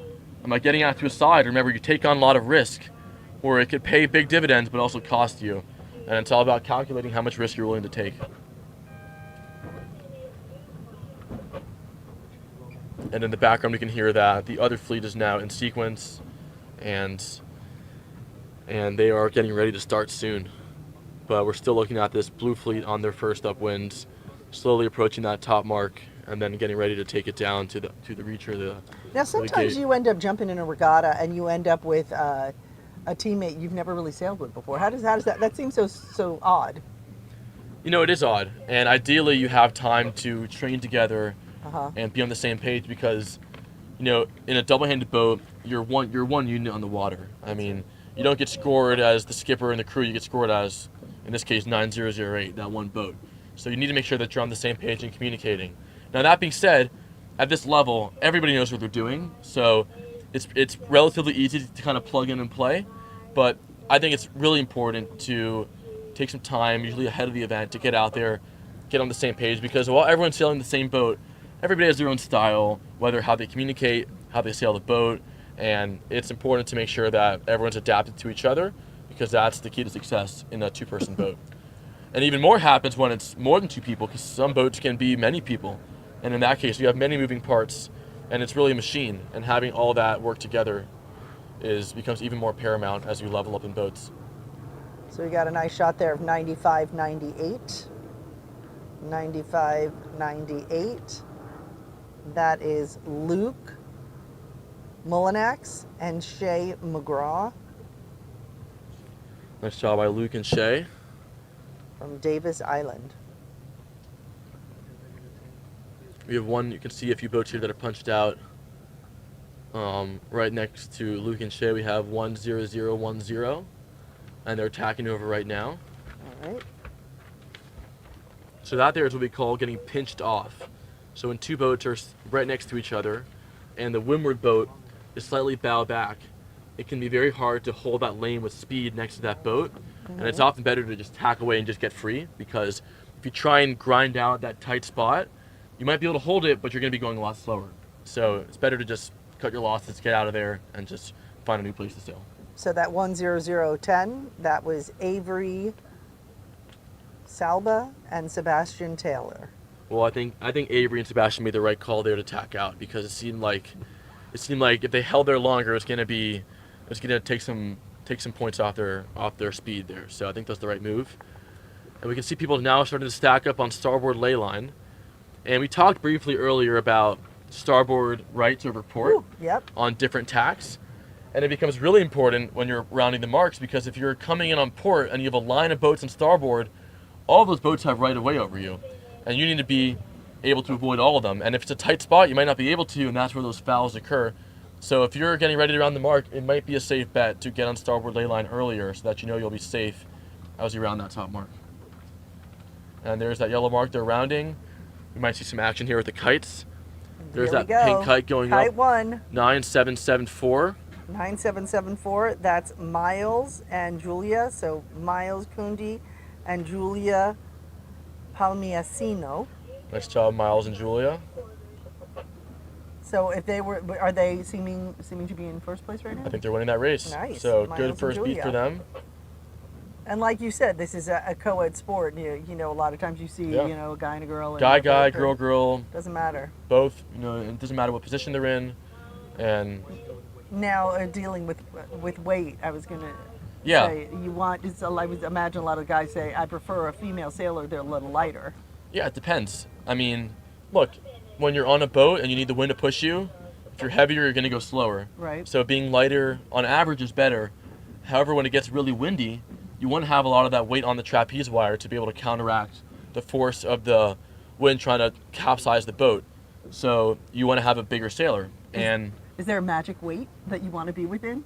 Not per person, but like per boat.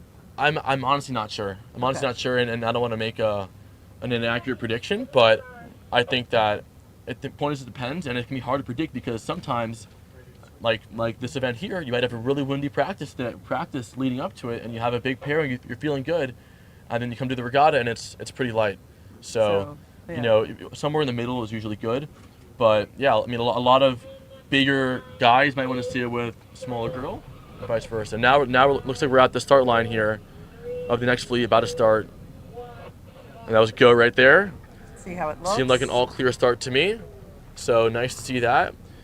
We have 1039, beautiful start. I mean, they're punched out, right? I think that's the best start of the fleet right there. Whoever that is, props to them. 1039 and also 9775 right next to them. 9775, that's Violet and Marco. So Violet Carr and Marco Gonzalez. And how about 1039? 1039. Let me flip back to my other page here. 1039. That is One United. That is Phineas and Phoebe. Oh, I imagine brother and sister. Ferrasti. Nice. Phineas Ferrasti and Phoebe Ferrasti. Well, Hyannis Yacht Club. Well, they just had an incredible start. So great job. Keep our eyes on them. They just went for attack here, trying to lead back to that right side. So remember, on their laser course, we watched a lot of starts where there were flop starts, where they'd start and they'd tack immediately over because that left side was paying. But now we're seeing the opposite, where everyone's holding on starboard and it's the opposite of that. And nice, going There we back here go. to the other fleet, we see All right. the first boats here rounding that reach mark, Okay. going back down, going downwind now, the kite's up flying. Beautiful. And we saw on that reach, some boats decided to not put up their kites, whereas some did. And obviously, having the kite up is faster, but it limits how high you can sail. So if the reach is very tight, as we call it, where you need to sail really high to get to it, it just might not be possible to get the kite up. And that's just a last minute call. It's a last minute call. And also, you can put the kite up, and if you realize that you can't make it, you can just drop it down again, get some more height, and then get it back up to take it lower. But I think that you can see these leading boats here got the kite up and are looking fast. Rounding the reach mark and now taking it downwind towards the gates. And they're in an outer loop, so then they'll do their second beat, they'll round these gates and they go back upwind again on this race. And I imagine that the other race that just started, we saw the start moments ago, they'll be on an inner loop, so they will take it straight downwind after that top mark and then make their way around the outside. But nice view there of 9867. Nice lane there off that reach rounding.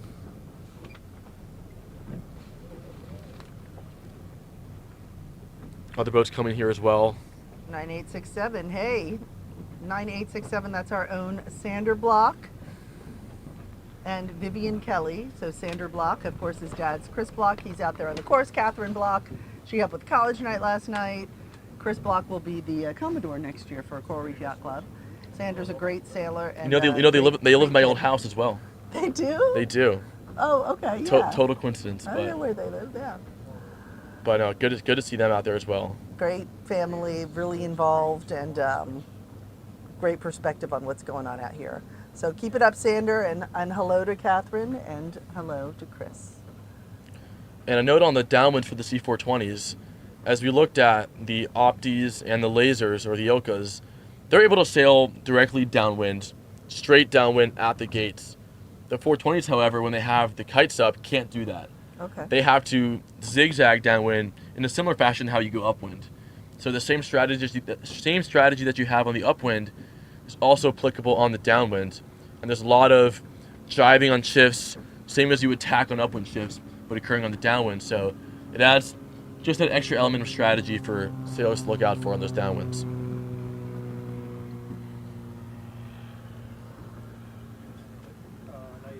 But again, nice view here of this upwind fleet. Again, this is the second start going upwind. They're going to be on an inner loop. And we have 9775. Again, they had a great start, and we had 10012. Looking really nice. And the logistical thing as well, just how the Ilkas have those top numbers. The 420s have them on their bows. Yep. But it serves the same purpose. That way, people have, for one, overlapping sail numbers or really long numbers that are hard to read. The bow number makes it easier for the race committee. Here's a great shot now of the spinnakers coming downwind. Beautiful. That's a really nice. Picture perfect. That's our postcard shot. Sure is. And looks like we have 7007. That was Kingston, I believe. 7007. And they're having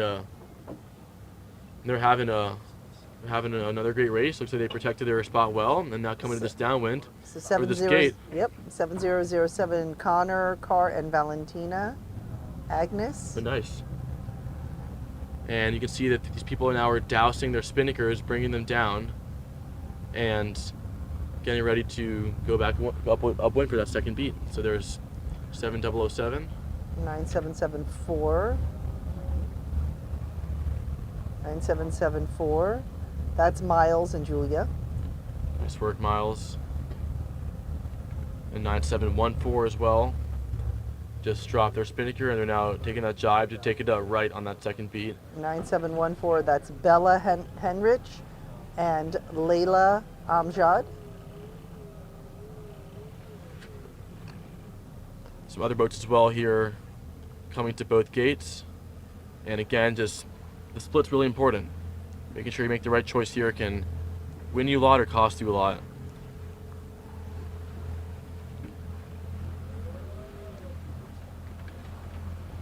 And the same thing we talk about where you're trying to avoid the wind shadow of downwind boats coming downwind.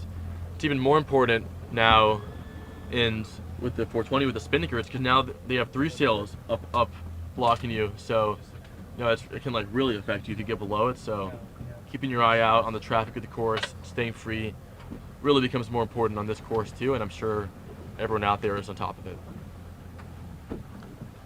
Now, do you bring your own spinnaker, or does it come with the boat? You can get whichever one you want. Okay. I think there are different brands that have different cuts of spinnaker. Maybe you want different sail shapes, but no, it's one of the areas you can get creative and express yourself in your spinnaker. So I've seen some cool U.S. flag ones, or I know in the Olympics they'll have each country in the Olympics will have their flag on their spinnaker. Nice. And the 470 and the 49er, which is really cool to see. And if you're a parent here, I imagine you want to have your kid with the most unique spinnakers, so they're easy to spot from across the bay. There's one with the 4-leaf clover there. That's a cool spinnaker. Love it. Maybe celebrating the Irish. The Irish celebrating St. Paddy's Day a little early. Yep. But that is we can get a hold of that number. So that's 8525. Nice shot of them there. I love that. That's cool. Yeah, their bow number is 67. Maybe some viewers will enjoy that. 8525. Okay, now I want you to guess. Do you think that they have an Irish last name? I would say yeah. I'm hoping so. Aidan O'Gwyn. There you go. Aidan O'Gwyn, Morgan Poskay. Aidan O'Gwyn. So Aidan, I love it. I love it, Aidan. picked that spinnaker. Good job, Aidan. Thank you. I think you won coolest spinnaker award on the course. There's a lot of psychology there. Yeah, love yeah. Bringing the luck of the Irish. Lucky, on the course there with you. I support it. I love it. 8732. Nice job. 8732. That's Ethan and Sloan. Nice work, Ethan and Sloan. And reminder, these boats they're rounding the gate now, and they're making their way back upwind for their second beat, where they will round the same reach mark, come back downwind, and make their way to the finish. Perfect. You have 4719 there. 4719. 4719 Annapolis Yacht Club. That's Amelia and Sam. Amelia Wire and Sam Wells. Annapolis Yacht Club, 4719. Nice to see Amelia and Sam having a nice race. Okay. Checking in to see if we have any YouTube comments, thoughts, comments, compliments, whatever. Okay.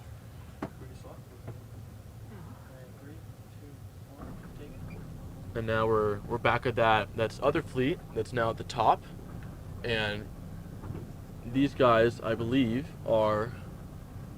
looks like also on an outer loop. So both fleets are on an outer loop, and they're making their way over to that downwind, but they're getting on the reach and balancing, getting the spinnaker up as early as they can while being able to hold their height to make that reach mark. Yeah. We have 1:00:05 winning this race. 1:00:05. Christian and Vicky. Well, nice work, Christian and Vicky. Good job. I think they're leading here. Seeing a lot of black spinnakers in spirit of the black flag, maybe for better or for worse, but seems pretty on brand for today, I would say. There we go. Christian Peterson and Vicky Van Barkel. Nice work, guys. Very fun. So we'll have our closing ceremonies tomorrow. I'm trying to figure out, more or less what time. It's usually around like 3:30-ish, 4-ish, something like that. So we'll get the exact time for the closing ceremonies tomorrow. My favorite part is when the last winner. Yeah. It's the best part. Alexander Montague last year. I remember that. Remember he threw all the oranges out? And we started a new tradition this year at the opening ceremonies, where we had our sponsor, the president of Tuuci. She threw out the opening orange. Just like the opening pitch first of a pitch game. in a baseball game. But our pitch is edible, so that makes it better. Makes it better. So I stand corrected on this downwind. This is actually an inner loop, so they're coming downwind here. Okay. So they're coming down to the yellow gates right above the start line, and then they'll make their second upwind, back up to those top marks. And again, the idea is that now neither fleet is intersecting, so they're nice and separate. Beautiful. And it makes the racing better for everyone. Great shot there. Really nice. I think we still have that boat I believe it was 10002. That was ahead. Maybe I think it was at 10005, was it? 0005. Christian and Vicky? Yep, Is that looks the like they're one? getting closed in on Okay. because man, Uh-oh, again, here we go. you can't be covered by those boats behind you. Who's that coming up on? 10012. So that's Beckett and Elsie. Well, Beckett and Elsie are making some good plays here. Beckett and Elsie? 9462. They're also making some gains as well because again, you have this added element of strategy in the downwind with the angled downwinds where you can't go directly downwind. So it means you can play the ships and make some gains.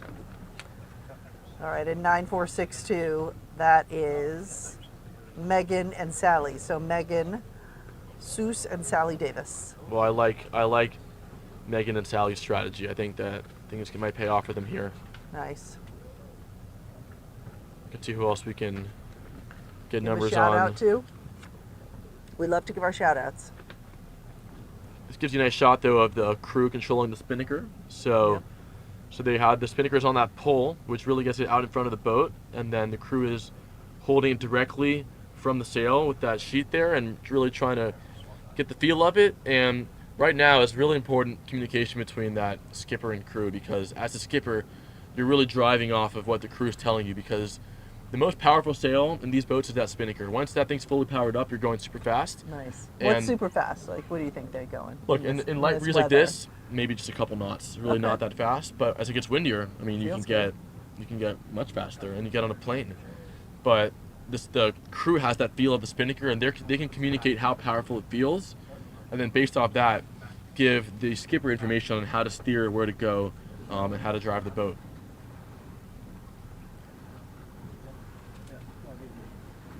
See, we also got here 9584. 9584. With an American flag spinnaker. Love to see that. 9584. That's Kai and Juliana. Nice job, Kai and Juliana. And 73 sailing. even though this is a domestic boat, it's still nice to see representation of the U.S. Love it. Considering that we are here in the state of Florida. That's right. Let's see. There's a leader there with 9646. I think we saw them earlier, but they had a nice downwind there. Looks like they made some gains that are now leading this pack. Was that 9646? Yes, it What is. you said? Okay, Jules and Marin. Nice job, Jules and Marin. As we watch all these spinnaker douses here, you know, they're also riding a fine line, because on one hand, when the spinnaker's up, you're going faster. Mhm. But if you round the gate mark, and your spinnaker's still up, you're really going to get slowed down. You're going to get That's stuck. So you're trying to make sure that you have enough time to get the kite down, while also not getting it down too early, so that you're not losing any missed opportunity to be faster on that downwind. We saw 9462 on the head of the pack there. That was Megan and Sally. Nice work, Megan and Sally. We have 8876 here, going for a rounding. Close up there of 9809. Really great shots here of some of the work in the boat there, seeing how they manage. Yep. Seeing how they manage all the controls in the boat. Because again, I mean, part of having two people means there's just more to do in the boat. That's right. So a lot of it, you got to be on the same page and really just work together.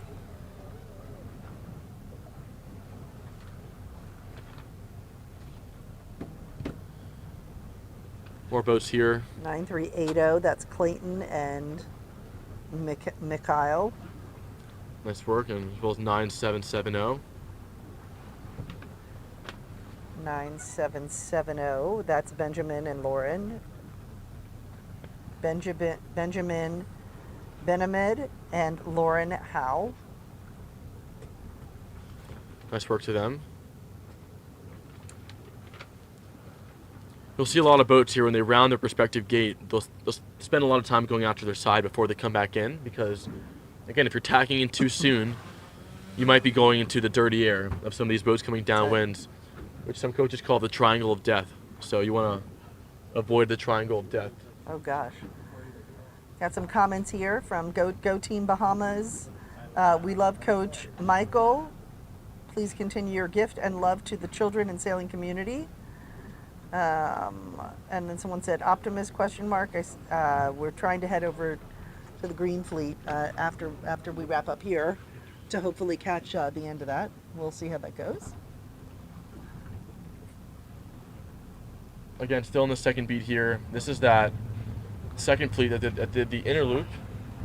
And our first fleet now is actually finishing. So all right, let's see how this is shaping up. Some of them are coming across the line here and on that bottom reach there after the gate.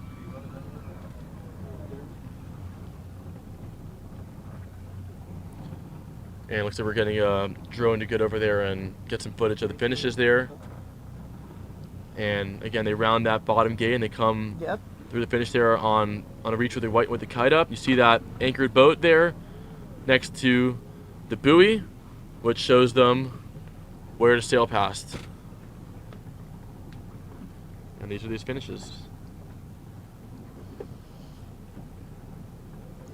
So nice work to all the sailors here. I bet they're happy to enjoy a day of actual sailing. And the temperature it's is beautiful. I mean, it's not hot, it's not cold, it's just perfect. Just right. I'm checking to see if we have any comments on here. So if anyone has any questions, any comments, any thoughts, just go ahead and write them up there on our YouTube page. We are streaming live right now. And it's been a beautiful day here on the water in Biscayne Bay. If we get lucky or what, Jackson? I know. Really makes me grateful. It's great out here. It is beautiful.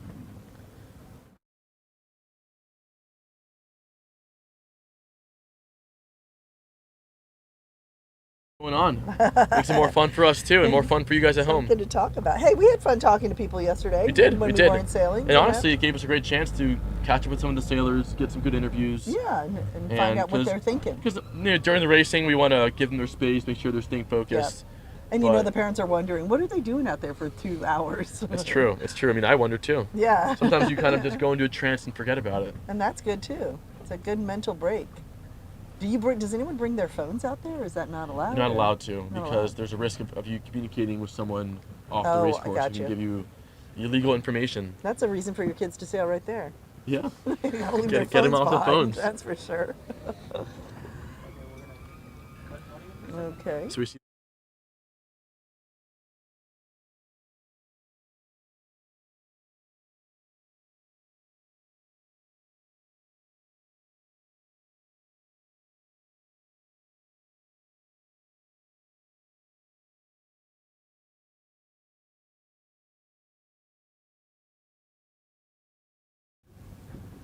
Okay. Taking a final look here of our 420s. Beautiful, gorgeous day out here. And I think, we're doing our best to get everybody in today. I think we're going to head over to Green Fleet. What do you think, Jackson? I think that sounds good. I think that, they deserve our love as well. Everybody. And we'll try and get them on the camera for all the parents at home watching. Make sure that you can see your children as well. I'm sure you want to see them. Yep. So I think what we're going to do is we're going to queue up a video that we put together that you can enjoy while we zip on over to our next course. And we are queuing it up. Maybe it's the opening ceremonies, whatever Jonathan decides. Is that what it is? Yes, okay. So here we go. This was a couple days ago for the opening ceremonies. I am Cynthia Demas, officially your unofficial MC of all things Regatta. You might see me and Jackson McAlilly. Over the past few years, we've been able to stream the Regatta live for you, and we will be able to do that again this year. So if you're not on the water, you will be able to participate in all of the fun. Speaking of fun, we want to thank our amazing sponsors. So I'm going to read through our list. Our silver sponsors. Let's hear it for Max Cycles. Yeah, Origin Construction, Sushi Motley, CD Sales, Carcom Dern for all of your sunscreen needs. Cynthia Demas Communications, that's me. Gold sponsors include Venice Investment Group, US Sailing, Movie Medics, Optimom, Christchurch.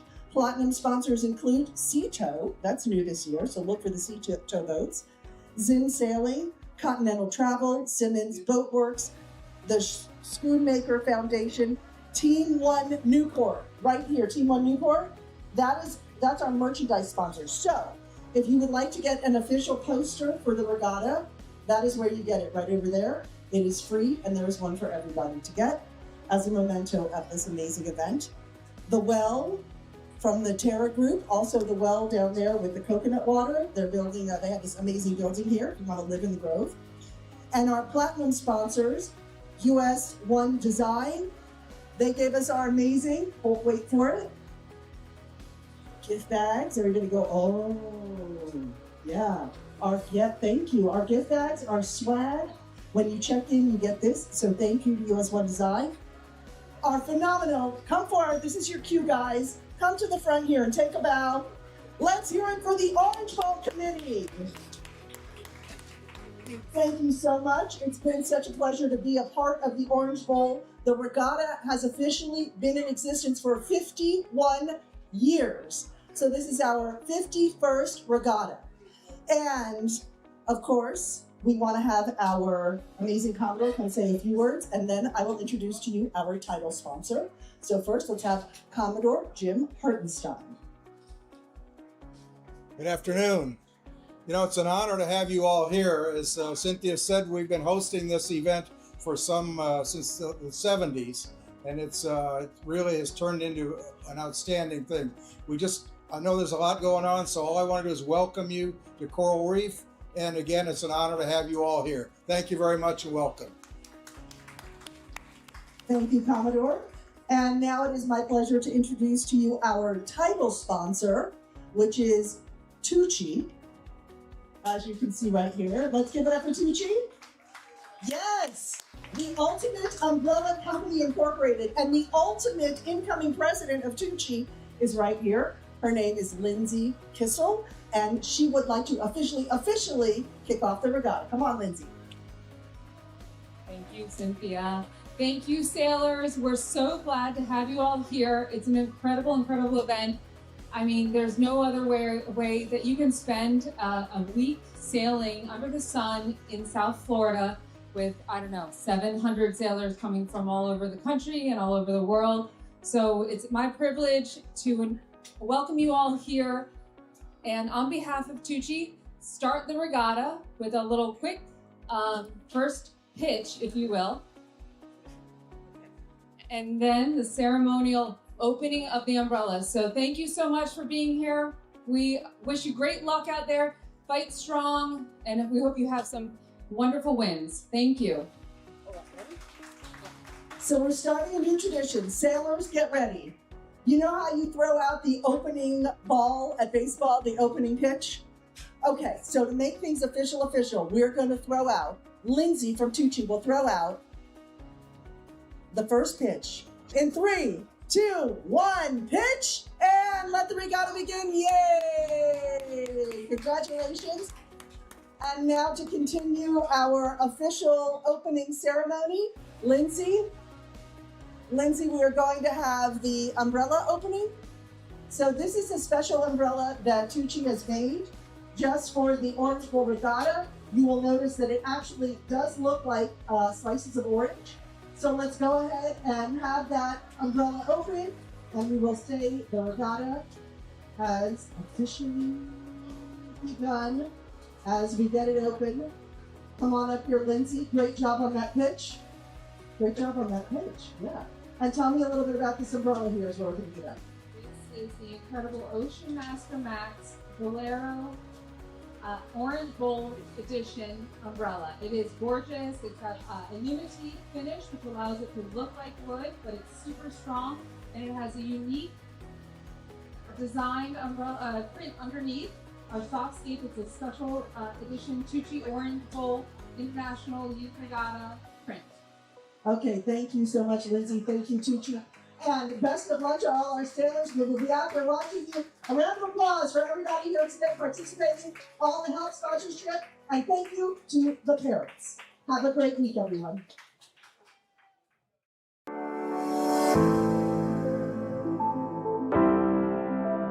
I'm up before 5.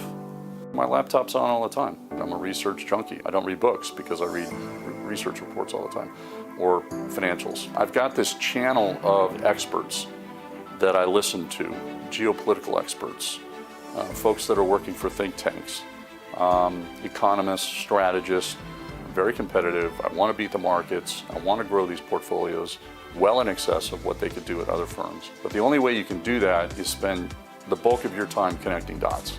He who can connect the dots the best can add the most value.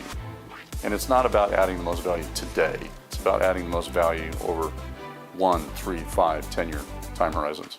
And if we do that, we manage the portfolios on a consistent basis, tweaking things here and there.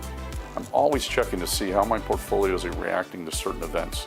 Spikes in interest rates, drops in oil prices, spikes in currencies versus the US dollar, small caps outperforming large caps, tech doing well, utilities doing well.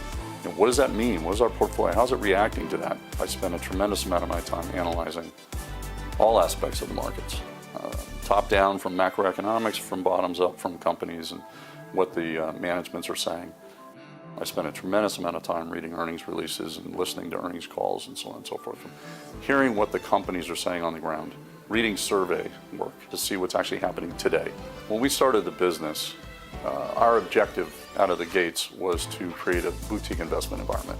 And so responsiveness is key. So if you reach out to us, you get an answer back. Probably within minutes, actually, because we're pretty much working 24/7 all the time anyway. We spend a lot of time up front with our clients, trying to help them discern what it is they're trying to do. My background is about 15 years on Wall Street, so I did not start by managing retail investor money. I was running funds, I was an equity analyst in Asia, I ran a hedge fund in the Bahamas for Templeton. I've been thinking of being able to use my institutional background to manage money in a lot better fashion, I should say, relative to other advisors that are out there. Most of these competitors out there, I guess you'd say, were not trained in high-level finance.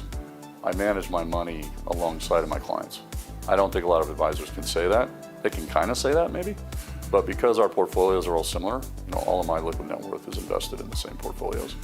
So, when I'm trading, when I'm adding a position, building a position, making a transition in portfolios, it's happening in my own portfolios, point for point alongside my clients. When it comes to getting into the real nitty-gritty of law changes and the impacts on people, we bring in experts. We've got trust and estate attorneys to work with, CPAs to work with, business restructuring people that we can work with. We'll bring those to bear when it makes sense to do so. When I'm not working, I'm working. I don't know, my kids are competitive sailors, and so my wife and I spend a lot of time traveling with them, working while we travel, but traveling nonetheless. And they tend to sail all over the world, so it's been a lot of fun. Something surprising about me people don't know, I was an All-American swimmer at Arizona State. Shaved my head once. It's not a very attractive look. Won't do it again.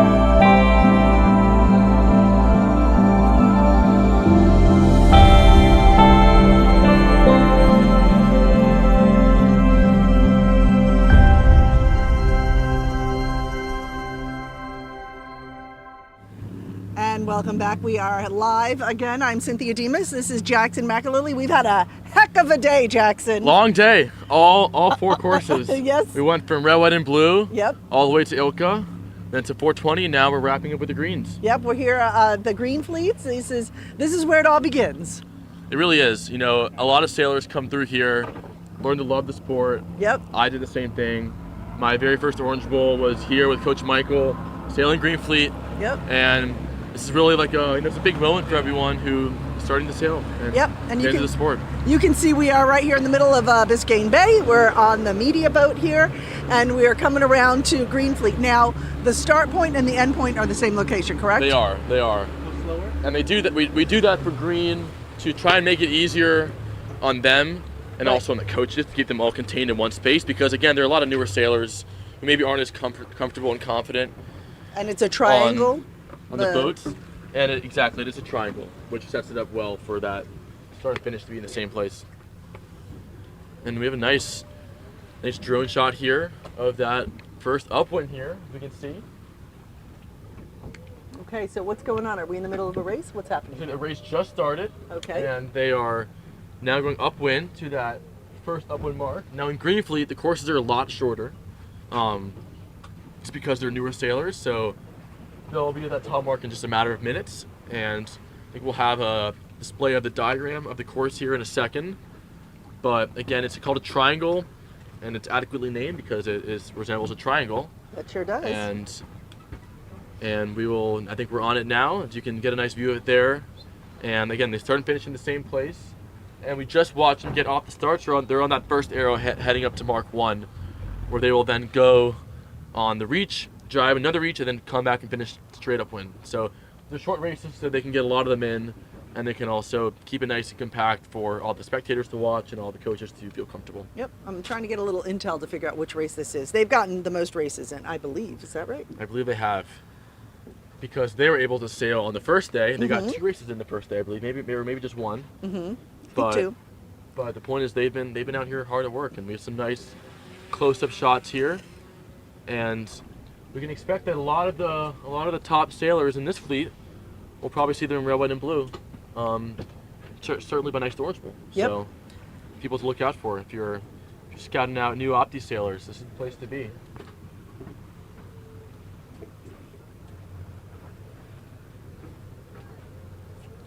But some nice shots here. You can see how blue the water is and how clear it is. Really nice there. But nice view of a top-down view of a sailor there. Okay. We have all the coaches zipping by us, keeping up with their kids. All right, seeing what's going on. So let's check out some of these boats here and try to figure out what's going on here with the races. So right now they're coming up into a yellow mark, which is the top mark, which we will assume we'll see at some point in this frame. But they're just on this first beat, and again, it's relatively shorter upwinds compared to other fleets, because now they're almost there, and they started only a few minutes ago. Okay. But that's that top mark, and this is that Green Fleet coming upwind. So going quick. And there they go. And also, Green Fleet also is only in one big fleet, and they're not split up, and that's because of how short the course is. You cannot fit more than one fleet on the course, and also it just makes it easier for the race committee to get off as many races as possible. And some of these kids here are quite young as 5 or 6 years old. So maybe not 5, but very young, 6 years old for sure. It's amazing and how early you can start. And this is where it begins. This is where the independence begins, and this is where, your confidence begins. Where you get bit.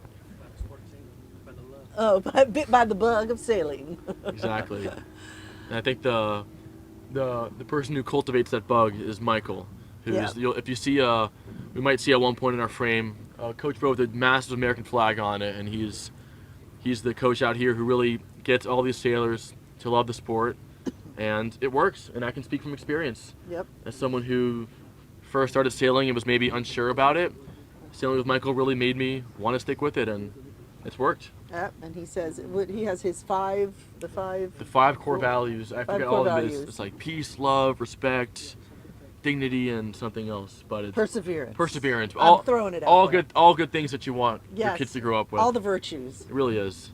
So and he preaches them every day. He does, and every year, and he's so enthusiastic. How does he never lose his enthusiasm? That's what I want to know. Well, I think we interviewed him on, I believe on Friday, and Yeah. he talked about, the impact he's had on his sailors and the kids around him, and how he knows how powerful it can be, and how he wants to have role models for Yep. people to follow. And so satisfying. And I think it's, he really does a good job of that. So, really glad to have him here on this course, and also representing Coral Reef. Nice view here of these boats coming around the top mark. Closer in there. And even though this is a more beginner fleet, those same basic rules apply. Of the top mark, the right of way of the different tacks, and the same round that top mark going onto a reach. And you can see that all these sailors, most of them only been sailing for maybe a year or so, are still doing it like pros. That's right. And this became the basic primary sailing boat decades ago, because you could buy a kit for Exactly. $35. You could build it in your garage. You could build it in your garage. And if you go to Clearwater Yacht Club in Yep. West Florida, they have one of the original Opties made out of plywood. That's right. Hanging up in their clubhouse. Yep. And you'll still find some wooden Opties today. They don't race as often because they're not as fast, but they're out there. They're still out there, and they're still class legal. So they can, Oh, is that right? I think some of them are. You might need to modify them, but they're still out there. Yep. So in theory, if you're looking to make your own Opti, I think you still can. So check that out. Go to Home Depot. Yep. You can get it. You can download the design online. We did I did a documentary on the history of Coral Reef Yacht Club, and the Opti's part of the documentary. There you go. On how it how you bought it for $35. If you want to see the documentary, you can just go to YouTube and type in Coral Reef Yacht Club history. Maybe we'll check it out. It's pretty good. I have to say, it was a labor of love to put it together, and I definitely learned something. It's really interesting. Okay. So all these boats here in a reach again. You can see that in the top left corner of your frame, you'll see a small yellow buoy, and that's where they're racing towards. That's their reach mark. And they will then head to that mark, jibe, and then head back to the bottom mark. So they'll be there shortly. You can see those first few boats leading. And nice view of that big line of boats heading off on that reach. And one thing that's different also in the Green Fleet is that the coaches sometimes will coach sailors during the race, because the whole point of the fleet is to learn and make them love sailing. So if that means having coaches right next to them, giving them pointers, that's what we encourage. So usually in the back of the fleet, you'll have coaches with them, helping them out, walking them through it, making sure they feel confident themselves on the water.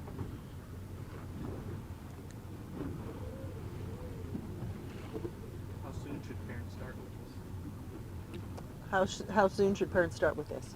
It's a good question. I think there is an age requirement though to be in Green Fleet. I think it's 7 or 8. It's So 6. So I know that 6. I know that if you want to, I remember when I started sailing, I went to different summer camps around the bay. So I would first say that if you want to get your kid into sailing, maybe you're watching this, you're curious. There's many summer camps around the bay that do a great job at all the yacht clubs here.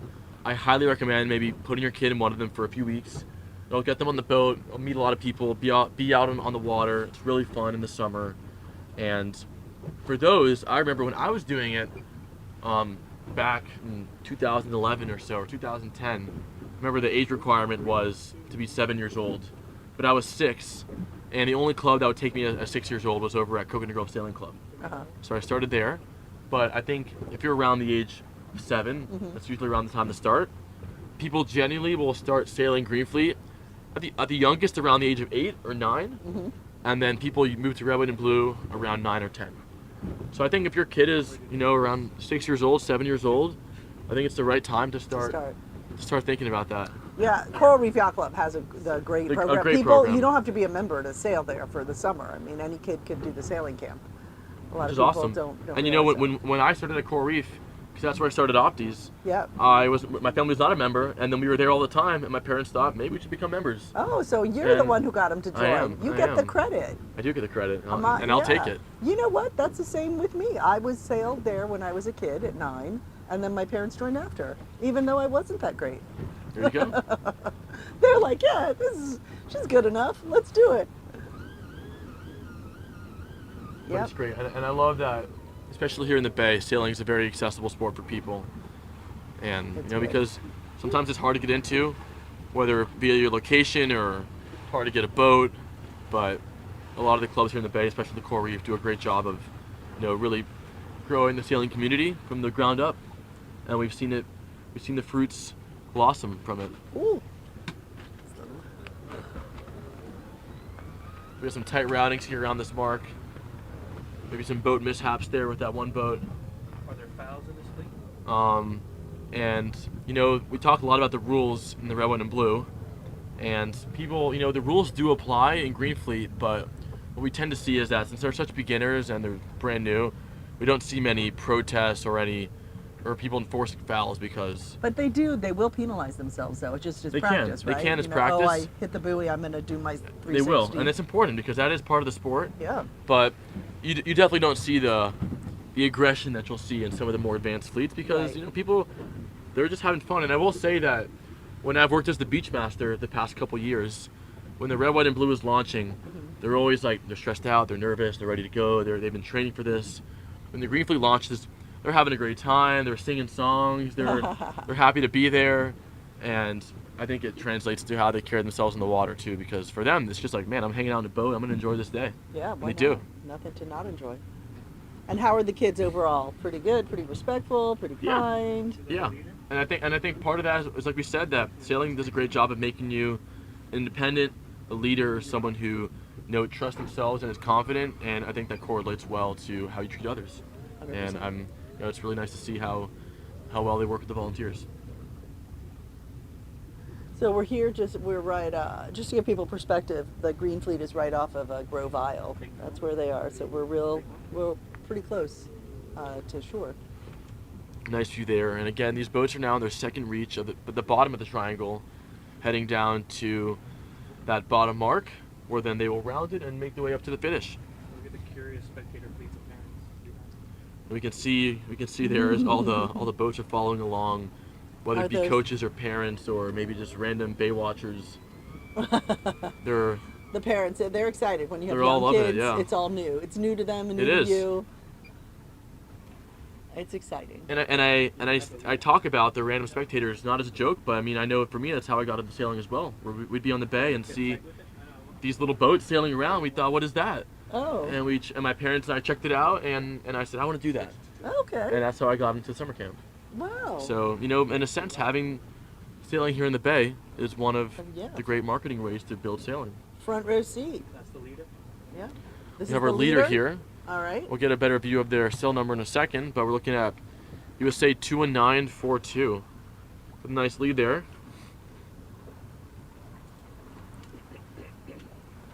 And they're being followed by 1689 USA. And we'll find that list and get you some shout outs shortly, but okay, 21942. That's Benjamin Lima, Coral Reef Yacht Club. Nice work, Benjamin. 21942, Benjamin Lima, Coral Reef Yacht Club. And we have 1689 USA. 1689. 1689, that's Christopher Chu. Well, Christopher and Benjamin have a massive lead now, so I think they're both feeling pretty good now. Okay. And making their way to the finish here, and we have this next pack of boats coming around. Try and get a closer view of some of their numbers. But they're again coming to this bottom mark to then take it back up to the finish.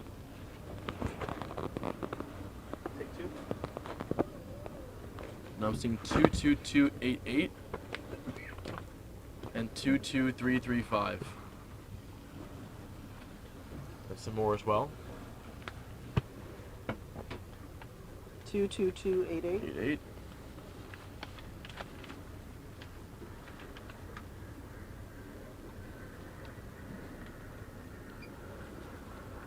88. That's Aaron Cunningham. Nice race by Aaron there. Looks like he was in third pretty safely. We just had USA 23972 come there with a nice rounding.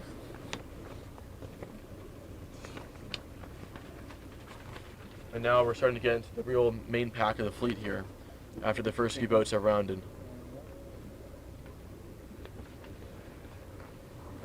23972, that's George Gia, Key Biscayne Yacht Club. Nice work, George. Representing our friends across the bay.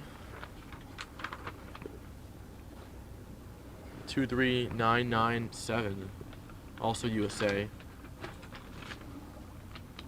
Yeah, this is some of the best wind we've had all day, I think. It feels great here in the boat. It does. 23997 Oliver Mondrian. Nice work, Oliver. Having a good race as well.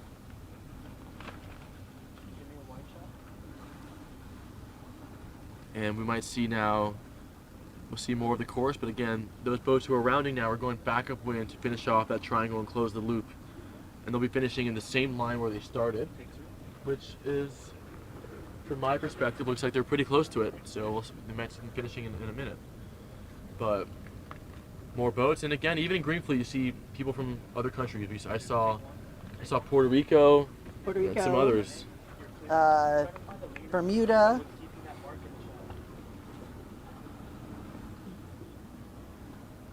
I see Switzerland here as well. Uruguay. I think it's great. And it's also, I mean, a lot of people of this age, kids of this age, haven't met people from other countries. Right. Made those friends.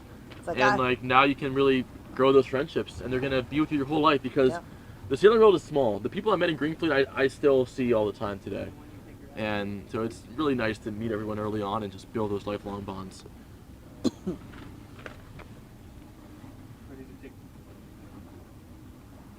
See USA 3452. USA 3452. That's Reem Kim. Nice work, Reem. Also got 9240, just rounded the mark there. 9240, that's Lauderdale Yacht Club. That's Olivia Lewis. Nice work, Olivia.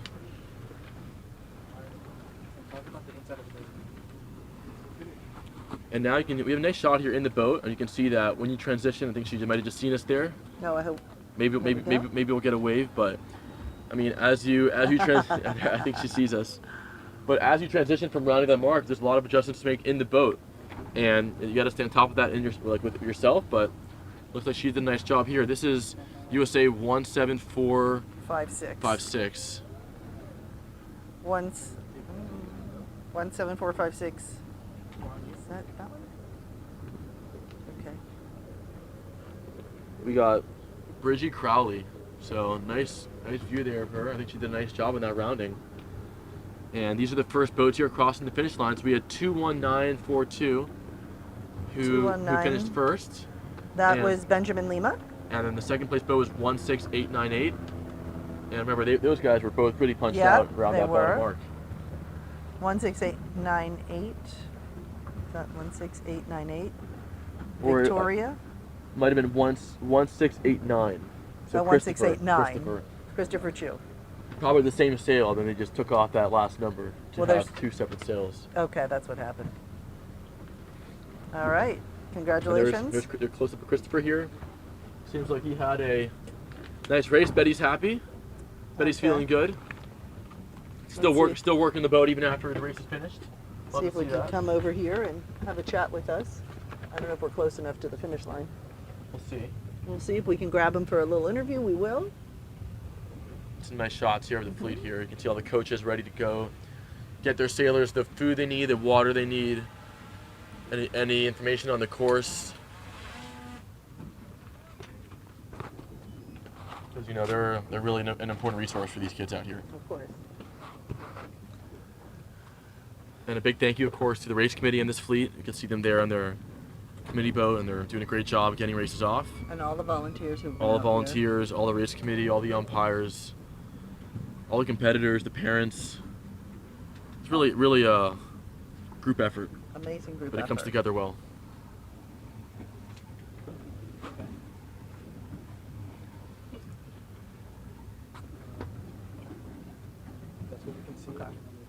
All right, we're going to see if we can interview one of the kids as they cross the finish line there. Otherwise, we'll keep looking at some of these finishes here. Looking good.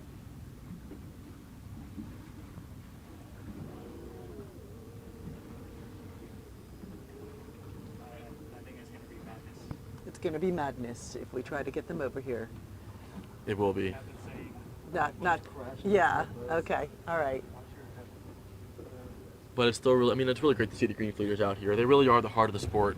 This is and where it begins. it's where it and hopefully you begins. stick with it. Yeah, and if you're a parent watching at Greenfleet and you're wondering about what next step should be, I think look to Red, White, and Blue. Maybe look to leveling up, but I really encourage you to keep your kid in the sport because it's really going to be an experience or it's going to give them experience throughout their whole life that they can look back on and really grow off of and really be a really formative part of their lives. And I'm, again, eternally grateful for my parents for making me stick with sailing because there were times where I doubted myself whether going to the dropout, and I'm glad I didn't because it's really a great part of my life that I'm proud to have done.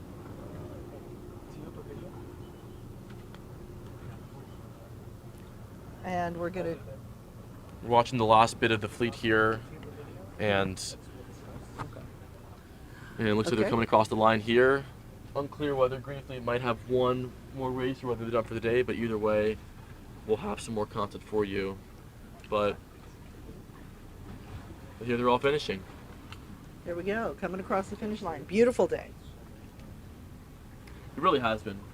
It really has worked out nicely. I got from a parent, go Nathaniel.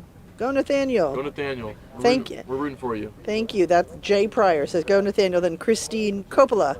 Thank you for this amazing live stream. You're welcome, Christine. We're happy to be here. Glad you enjoyed it. Oh, there goes our list. Flying across the boat. Okay. And we have we were able to speak with some of the coaches earlier, and one of the coaches was Coach Michael, who everybody knows and loves. He's Mr. Enthusiasm, Mr. Live by the rules of the virtues and be happy, and he's the one who really gets kids so excited about this sport. Our very own Jackson here started out with Coach Michael, and so we did have a chance to speak with him and a couple of the other coaches. Here's what they had to say. So I'm here with Maru Urban. Maru, where are you from? I'm from Brazil original, but I'm here in the United States for 8 years now. So we just talked to your son Matias, but I'm curious from your perspective, what's the biggest change of going from Brazil to San Diego to Miami to now in Wisconsin? What's that been like? The weather. The weather?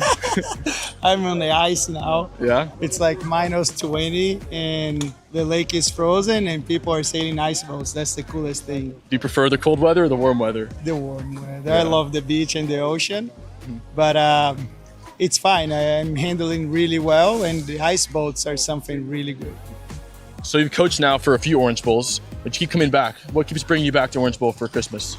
Well, this is my first Orange Bowl in Optis, so I'm helping Lysot. And the reason I moved a little back to Optis is because I want to help my son. So it's an interesting perspective now doing this different. I see Orange Bowl for like the past 6 years in lasers, and we did amazing, including you, right? You were second in one Orange Bowl. So yeah, it's just, I love Orange Bowl, you know. It's the time that everybody's here testing equipment, testing the limits, and we are working hard because Matias is going to Brazilian Nationals in Brazil, January 3rd. So this is his main practice for the Nationals. That's really exciting. I'm curious, what's it like having, your son as one of your competitors? How's that made you a better coach, a better parent? What's that experience been like? Yeah, that has been a really challenge for both of us. We are working a lot to get together on this. It's not easy. So the recommendation is I do not coach him. So he's with Coconut Grove Sailing Club. Cocky does a great job up there. And I handle him to Cocky. But I'm looking from far. And then when we get back home, we talk a little bit. I give him some advice. Sometimes in Wisconsin, I coach him most of the time there. And I'm coaching him for Brazilian National. So we are trying to straighten this relationship that is really hard. It's hard to listen to dads. You don't listen to your dad, you listen more to me. And he is the same. It's just the relationship the way it is. Yeah. Well, thank you, Maru. Best of luck, and hopefully you enjoy the warm weather because you're going back to Wisconsin pretty soon. Thank you. Have a good regatta. So, Coach Michael, how many Orange Bowls have you done so far? This is my 15 or 16, I think. I have the honor to be here. This will be started in 2007. So I just another one. And we are here just to serve the kids once again. It's not what we can get from them, or it's how we can make them better, building that confidence and leave an impact in these kids. Any kids that we can get a little bit of the fruits of what we have so much, it's for them whenever they leave, you go, wow, I did another Orange Bowl. Like you did. Look at you. I'm very proud that you continue coming, and you could choose do something better. After your college, you worked very hard, and now look where you are now. Well, I'll say I've said with a lot of coaches, and you are easily the most inspiring one. And you always have kind words and words of wisdom. Where do you get it from? What's inspired you to inspire other people? I think it's called necessity. And I discovered that as a human being, when you can, I love to read. And I read many years ago, an important message is, I'm just gonna go and put it this way, very simple. If you plant a seed, any seed, apples, pineapples, rice, anything, what do you harvest? You're gonna harvest what you plant. So, and I believe that if you can, as a coach, as any human being, anything you do, once you plant that seed, that is what you're gonna harvest. And that's as always trying to do with these kids. And you're part of one of those there too. If I help one kid to believe that they can achieve anything in their life, I think we plant that seed of good, and then we will harvest the fruits. Like you're one of them too. We can walk around, yes, we can walk around and we can see hundreds of thousands of kids that we have planting that seed, but I cannot take all the honor. For me, the honor goes to your parents, but to God. He was the one who gave me that opportunity.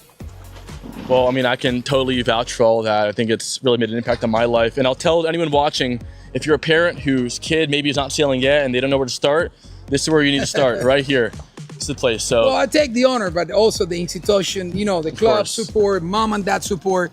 You have to be grateful. Anything you do, you need to be grateful. And always go back, like you do in Jackson and many of the kids who are going through our program here, going back to the foundation, which is that's the key of the values that you guys have.